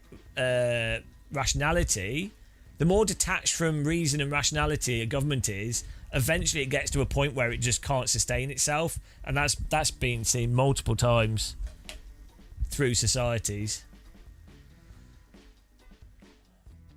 Oh, look, can't debate your stupid simulator thing. Oh, Jesus Christ, it's so dumb. It doesn't matter. Like, I can't debate. I don't know why you're so dumb on this. No philosophical argument there's no point to making an argument that can't be proven. So, yeah, we could be living in a simulation, but there's no evidence to support that, so there's no point considering it. And then you get into a semantic problem of going, well, how are you defining the simulator? At what point is it like, well, hang on, it's just reality, so it doesn't really matter if it's a simulator or not. So it's the most moronic philosophical position for someone to take. It's exactly like just arbitrarily believing in God. It's like, okay, fine, God could exist, but there's no point in like believing in it or basing anything on it because there's no evidence either way. So good for you, I'm happy. Might make you feel warm and fuzzy. You might think it's true, but it doesn't matter either way, does it? So what's the point talking about it?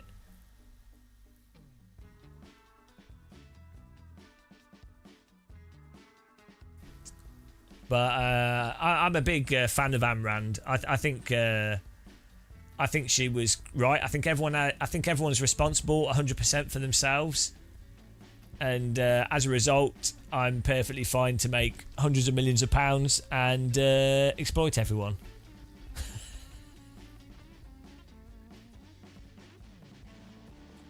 No, okay. Pascal's theorem. Right. Let me explain why this is moronic. Can't debate. Your philosophy is so terrible. Which part of Pascal's theorem are you talking about? Projective geometry? Do you mean... You can't just repeat like something that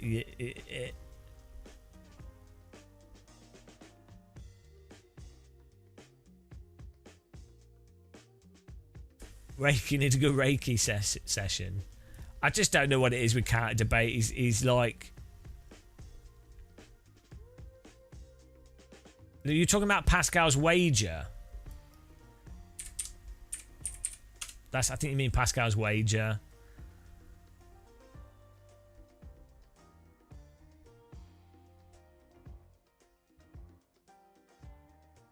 Yeah, no, it's flawed. The reason why that's flawed is because you still would have to arbitrarily pick from whatever. So you'd be like, well, it doesn't solve the issue of which one do you pick. And then all it's what's it called? It's like a false it's a false dichotomy. Yeah, the problem is you wouldn't know which one to pick. Yeah, it's a false dichotomy. The wager presents only two options, believing in God or not believing. This ignores the possibility of multiple gods. Different interpretations of God. So again, that doesn't work. There's also many religions that believe in multiple gods. So what do you do in that scenario? Also, the wager suggests believing in God, even if not genuinely held, is the best course of action. However, it's questionable whether or not God would punish or reward an insincere belief. So exactly, it doesn't work. Like it's an interesting thought experiment, or like a thing to be aware of, but it doesn't actually. It's not a good argument.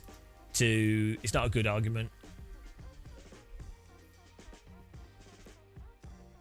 Zorgmeister, yeah, no, this is the level we're at. That's the problem. This is like GCSE level philosophy.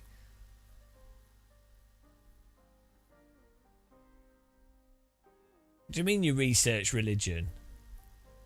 No, but yeah, you research religion and you'll find out that they're not based on anything. They're based on faith. Normally, due to like different geographical regions and what's been kept as cultures with certain utility for those regions. So like, if you don't have refrigerators, not eating pork is a bloody good idea, given how many parasites can be in it.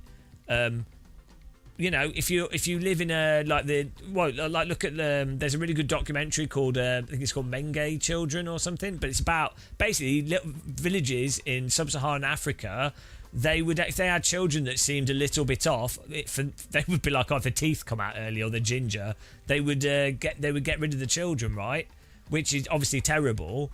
But in a small tribal village context, if you are absolutely on the edge of survival, it could mean that looking after a child, even if it's like only potentially slightly disabled or something, could be the undoing of that entire village, right? So you can understand why a religion, as ethically terrible as it is, you could understand why that could why that would arise from that situation, right?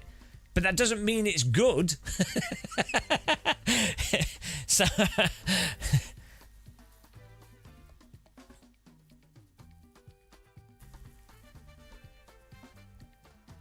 someone had some mushrooms, had a vision, and another person took it too far.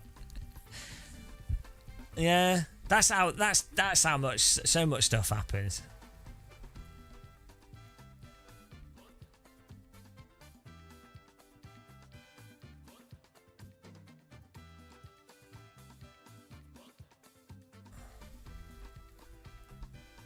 A religion would have to have logical proofs to be true. Yeah, none of them do. They're all based on faith. Because humans are such social animals, humans anthropomorphize everything, like volcanoes, hills, trees, whatever. Like if people took mushrooms or something, everything would feel very connected, right? So like humans perceive reality in that context of connection, right? Even when something's a brick. Or like as a way to explain stuff, because social how humans work as a social group is such a grounding of how humans operate, then they're going to like see a storm and be like, oh, that must have been caused by someone or something, right? So humans obviously then anthropomorphize stuff. You even see like pareidolia, you see faces in things, because humans are so attuned to facial expressions and looking out for those cues, because it's so relevant to humans existing in groups, that they start to see it in other stuff. It's like an error, right? It's like, oh, there's a face on Mars, or anytime there's two objects that look like an eyes and a nose, and oh, it's a face. That's exactly what religion is. It's just it's the same error in the brain, but it's an anthropomorphic error. Are you saying you've researched all the major human religions? Well, no, but do you want to pick one out that has evidence? If there was one that clearly had very strong evidence for it, I think it would stand out pretty quickly. It would, pretty much all the like skeptics and a lot of atheists would have gone, oh, that's really interesting. Scientists would have gone, that's really interesting. Immediately. Oh, you've had thousands of years, people would have gone, oh, that's really interesting. So, it's like going, oh, have you tested all the perpetual motion machines? Well, no, but we can say that there's not been much evidence to support that perpetual motion is something.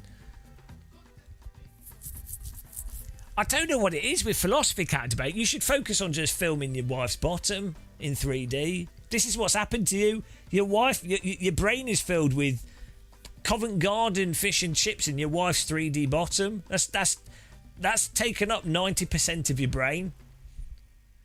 It's fish and chip New Zealand wife bottom brain. Yeah, when there's a disaster and it's a miracle from God, but yeah, Oh, thank God, our house was saved from the flood that God caused. Oh no, oh no, the volcanoes destroyed and killed the entire town. But thank God, he saved me and my pet dog. Oh, blessed be God. Oh, I prayed harder than all the other people that died. Oh, it's so stupid. The pace car is out of control. Thanks for following. Think about all the people in iRacing that pray that they're not in my split.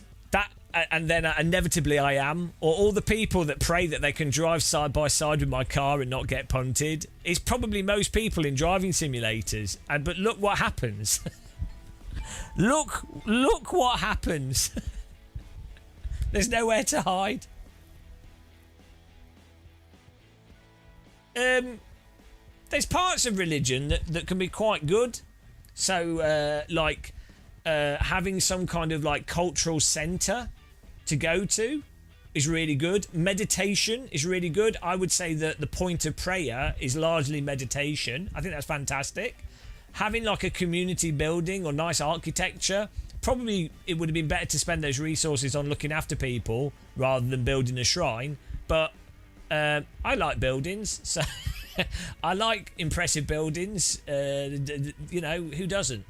But yeah, like having you. So religion can often be used as a way to, if you don't have an educated society and you want that society to behave in a structured manner or to follow certain rules that on balance for that point in time make sense and reduce suffering. Religion, for that context, on aggregate, can be, and historically has been, a really good organisational factor for larger groups of people. You know, they say like the not eating pork, and then saying, well, the reason you do it is because otherwise God will punish you, could be a better way on aggregate to stop people from eating pork and remember not to eat pork that could have parasites in it. You know, it's a lot more complicated to develop the scientific rigour to discover the parasites and the conditions in which parasites will get into something, and understanding bacteria, understanding all these things to then understand, okay, it's safe in these scenarios but not these other ones. You know.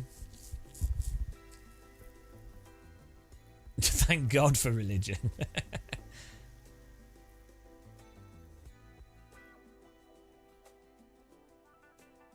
Yeah, well, obviously you then get people fighting over which religion's the best, and you know the problem is, if anything's based on dogma, then it can't change even when it's proven to be categorically needing to be changed. So that's where the evil of it can come into place. And also when you have large systems are prone to having larger flaws that get hidden by the larger system. So when you have like huge religions, they tend to be a good hiding spot for incredibly unethical behaviour. You know, there's structures. It's like, well, okay, this priest has done something awful to this child, but they're really popular, and if I bring something up, then it'll make me look bad because the priest is highly regarded. So I tell you what, we just won't mention it. You know.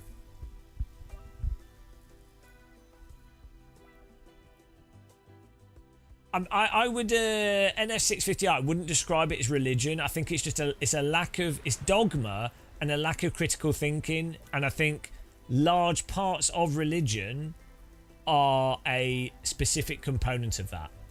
So you know. Well, this is the last race. We're gonna have to have a break after this race because we need to do some stuff.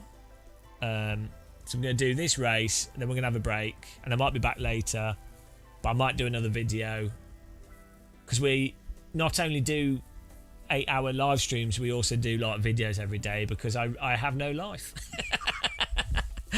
Basically, I'm actually quite enjoying doing sim racing stuff. This year's been good fun, actually.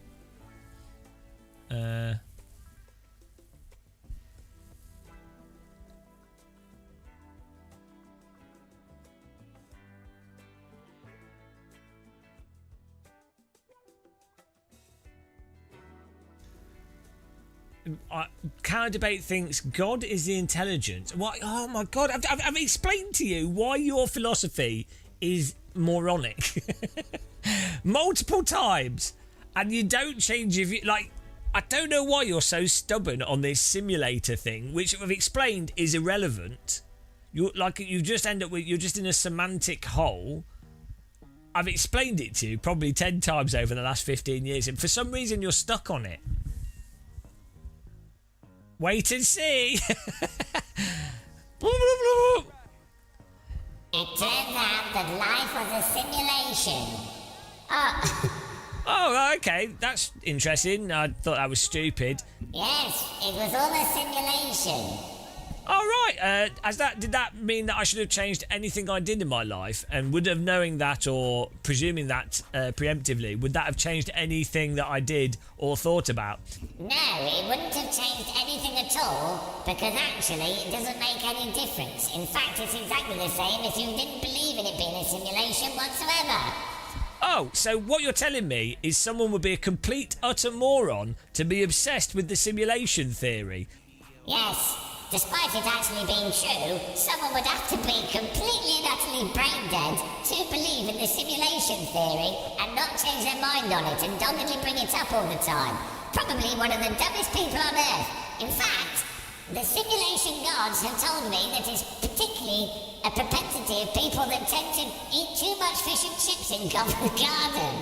And also tends to be people that rather obsessively film their wife's bottom in 3D. We don't know why, but it's just how it turned out. I thought so. I really thought so. Thanks for clearing that up, Simulation God. Oh, you're welcome. That's how the conversation would go with the Simulation Gods. It's exactly, that was it. That was I transported you to the future there. Liz Truss, I don't know. When I see Liz Truss's face when she's talking, it's like a house with no lights on. I don't think there's much going on in there.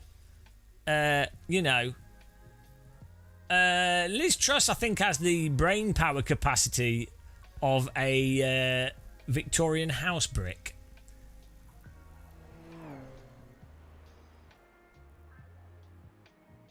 Well, they won't update the simulator, Theus, because too many people think the simulator's perfectly fine. That's the problem. It's just stuck. No lights on and the roof's on fire. Yeah. It's a thatched cottage that's been struck by lightning, but there's no one to put the fire out. It is worrying. What worries me is not stupid people, because there's plenty of stupid people, and I think all people can be stupid in their own special ways. Apart from me, I'm perfect. But, stupidity is everywhere. That's fine. We know that. But what worries me are people that aren't stupid supporting stupid people. That's the really scary thing.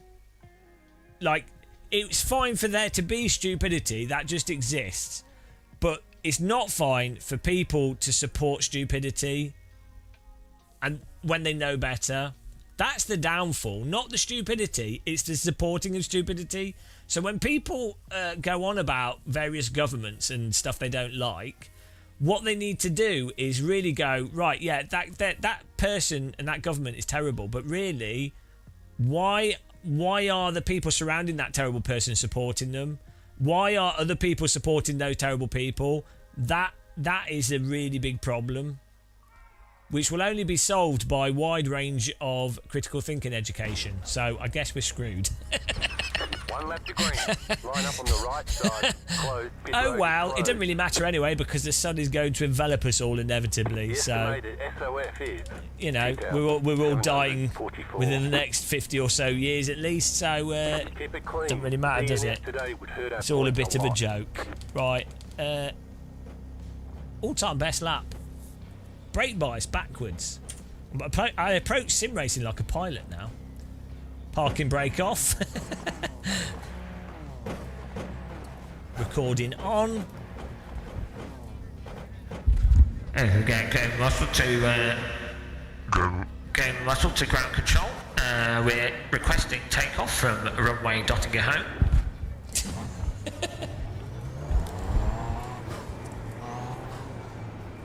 V1, rotate! Shit. Can we single file the start, please? Somebody's disappeared next to me. I don't know if you've reset or you're like out. Ladies and gentlemen, welcome to the North Alpha. Can we please single file the start? Thank you. Don't tell me what to do. I won't do what you tell. How does the song go? Jetstar 5, car. How's the Rage Against the Machine song go? You spin me right round, baby, right round. Get ready, going Here green. we go. This guy's a Canadian. Right. Did you just offend me? Green, green, green. I am My starts are Australian. terrible.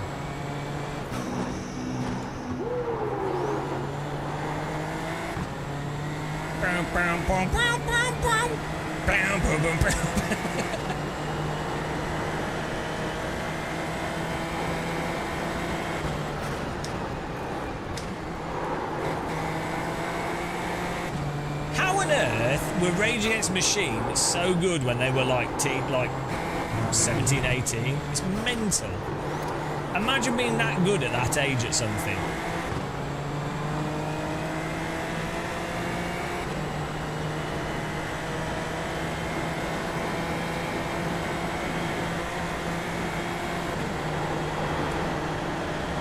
Happy to let you pass all this time to this danger anyway.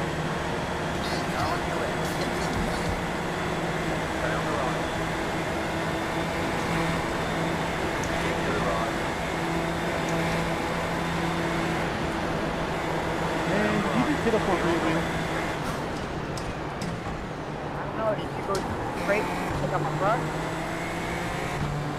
Nice driving there by Jose. Your job to avoid the car in front, my dude. Yeah, I agree. Never gone that close to there, I tried. Of course, with Johannes not giving me any space.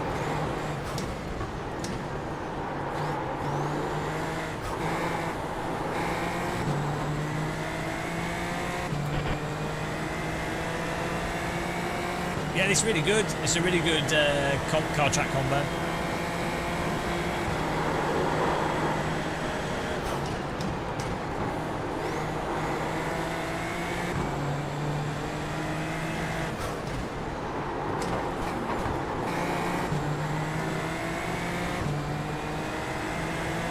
You've got about 5 laps of fuel.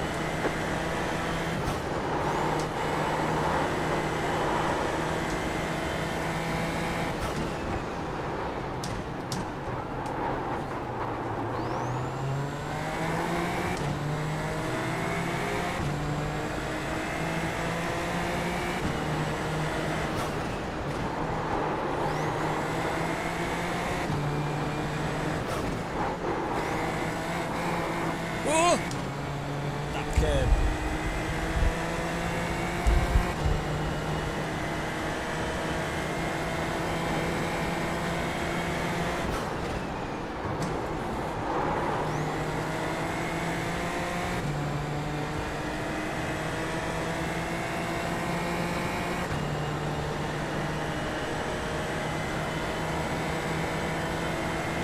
No, this is not good. It's not good for me.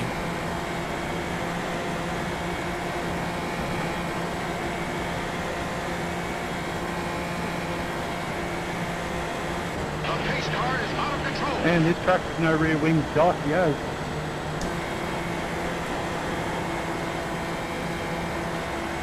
Left side. Keep to the right. Clear. You've done pretty good to make it this far.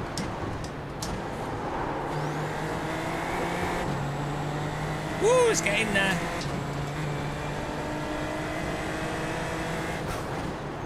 Glorious 7.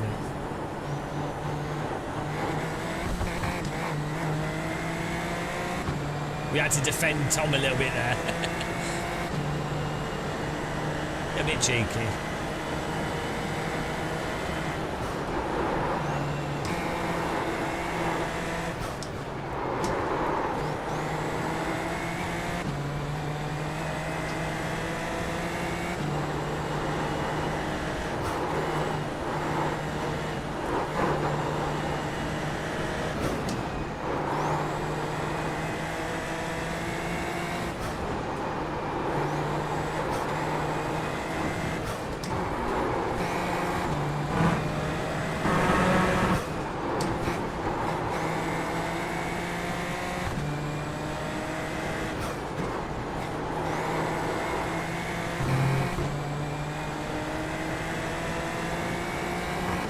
Nice to actually have more cars in front of us. Whoever's in that cannon car, you're an idiot. Idiots. Why? Idiot. You crashed the corner off me, mate. Oh, I'm well slow through there. It's not good. I think it's supposed to be you crashed the corner off, the ice went up. I just have to wait for you to come off. Salt spill.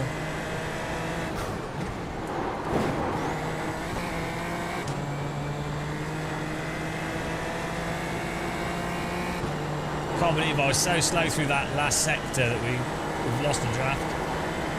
Salt shakers.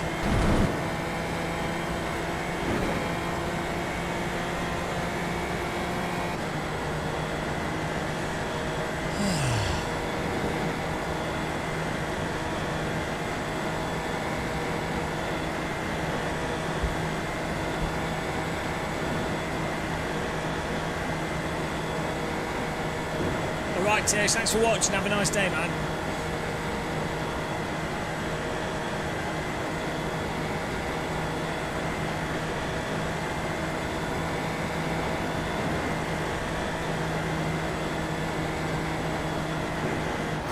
Two left to go. Two to go.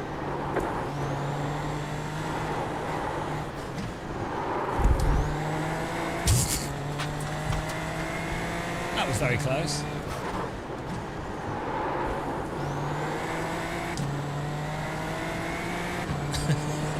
That was... The wall was a bit close to us there. Just thought...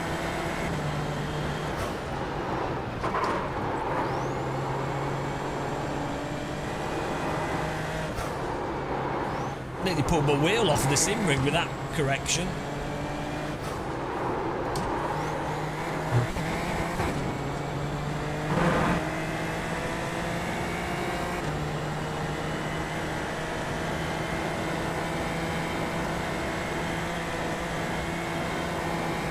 Sorry about that.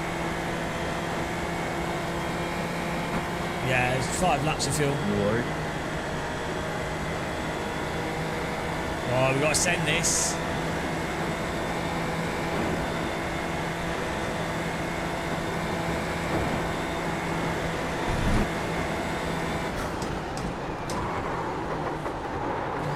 I do find the accidents and a bit monster.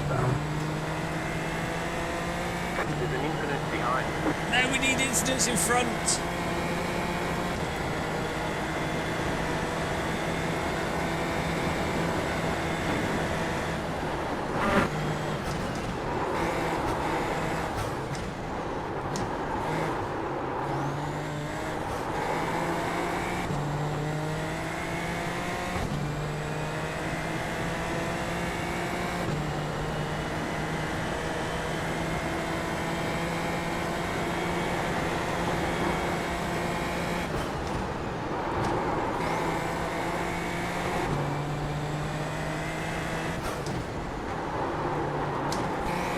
Oh, I made it to the pit without the rear wing. Oh, here we go. We're going to send it through here.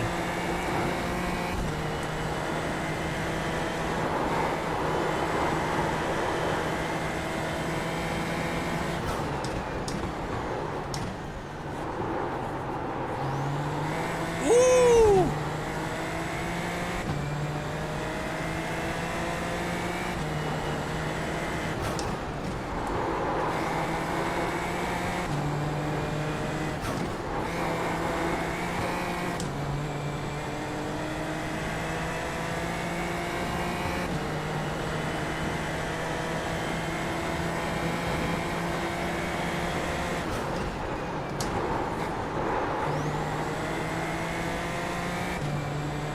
shaft? Or shift? Okay.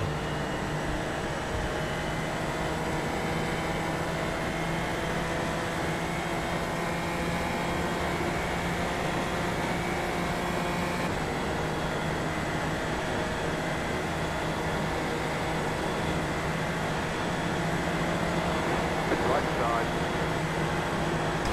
Still there, hold your line. Clear on the right. That worked out well. We were lucky.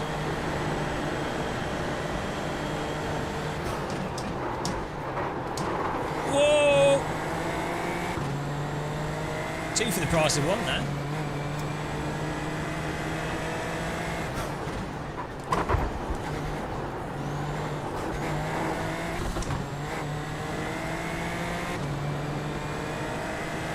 Yeah, the top 10 tend to be okay.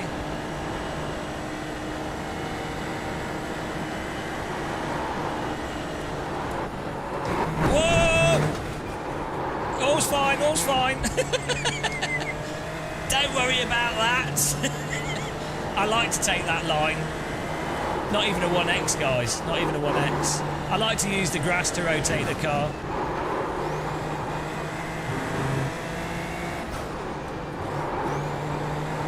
Hello, filing account.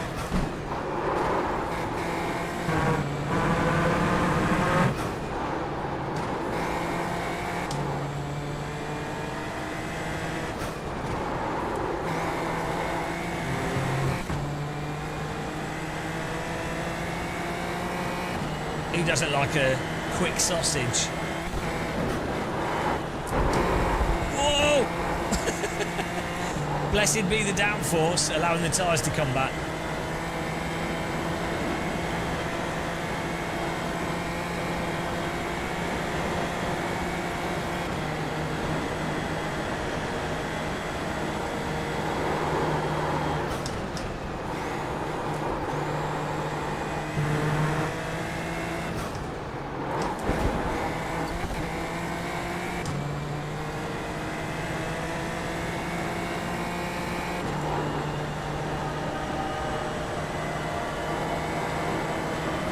By the glory.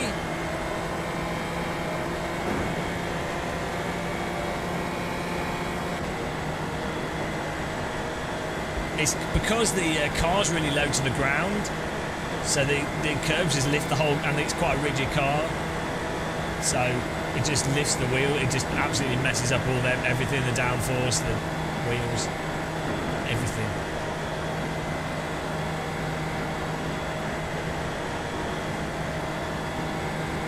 Right, full send, we might be able to get 5th place.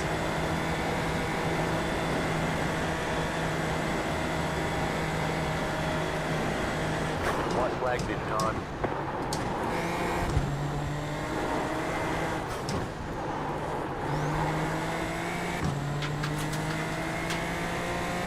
You're in 5th.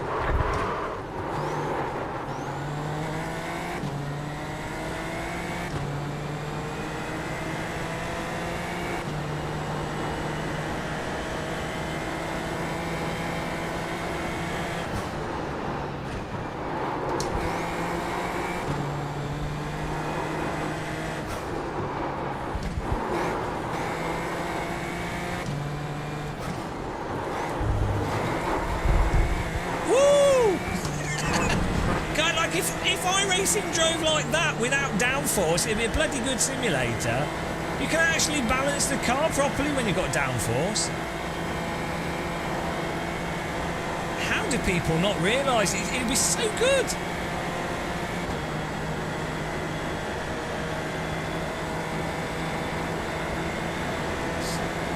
Full send.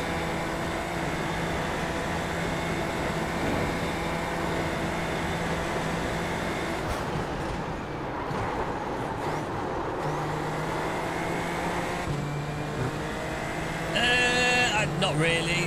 I mean, it is and it isn't. It's more of a sidestep, still doesn't fix the underlying problems.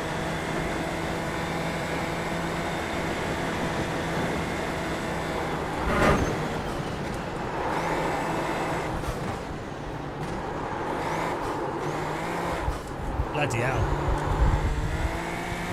Well, that wasn't fast. Couldn't hook that up.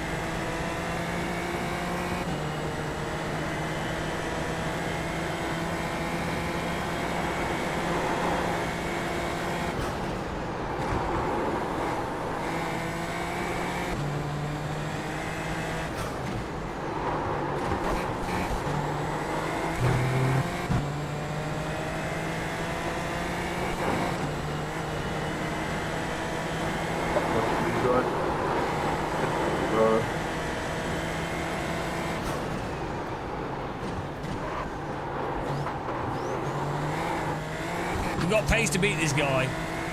We just have to really push hard. Fasten your seatbelts.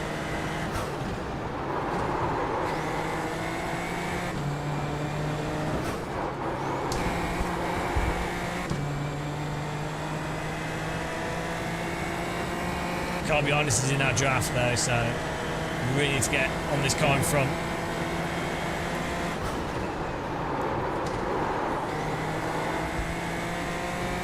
We're slightly better Careful at him, Jane. slightly better at braking than the car in front. Carrying a bit more speed through the corners.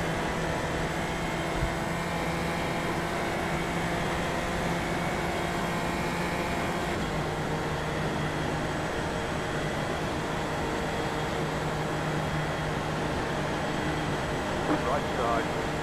Clear. I'll just put my car in the middle of the track. Bit cheeky, but...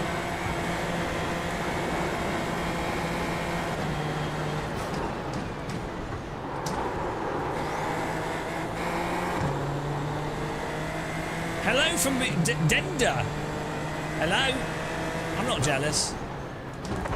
I'm not jealous of your nice beaches and your sunshine and your paella and your tapas and your hills and your mountains and your water. I'm not jealous. I'm not jealous. Okay, I'm a little bit jealous. We flew around Mallorca in a glider 2 days ago on flight sim. Really good. Don't know if you were in the chat for that.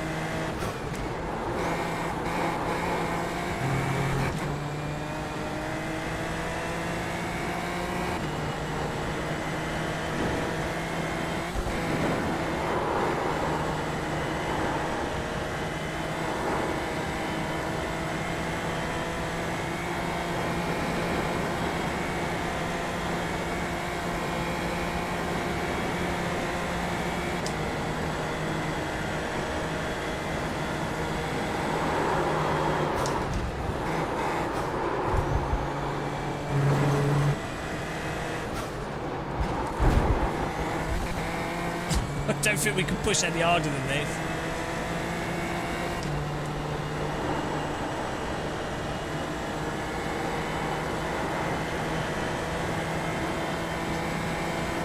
Woo.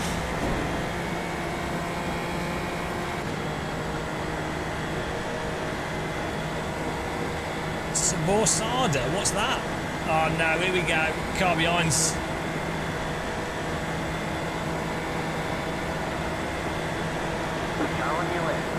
Oh. Still there. Clear on the left. Car on your left. Woo! Stay on the right.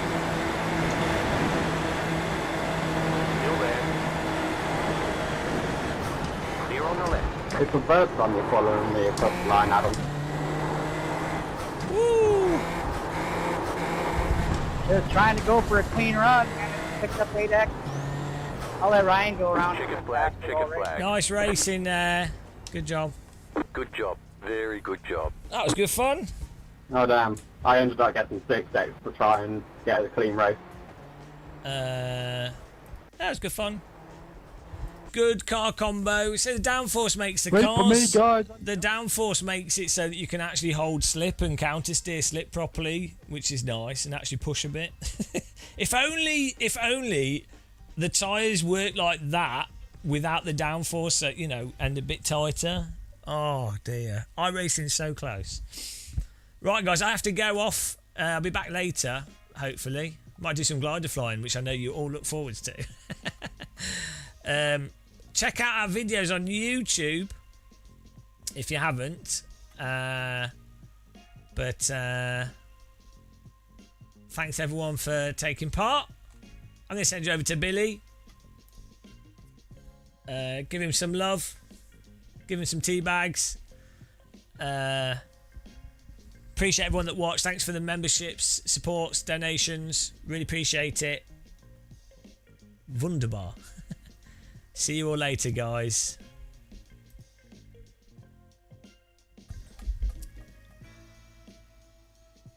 You're welcome, Zorgmeister. Watch incidents. I can't. I need to. I've got a meeting.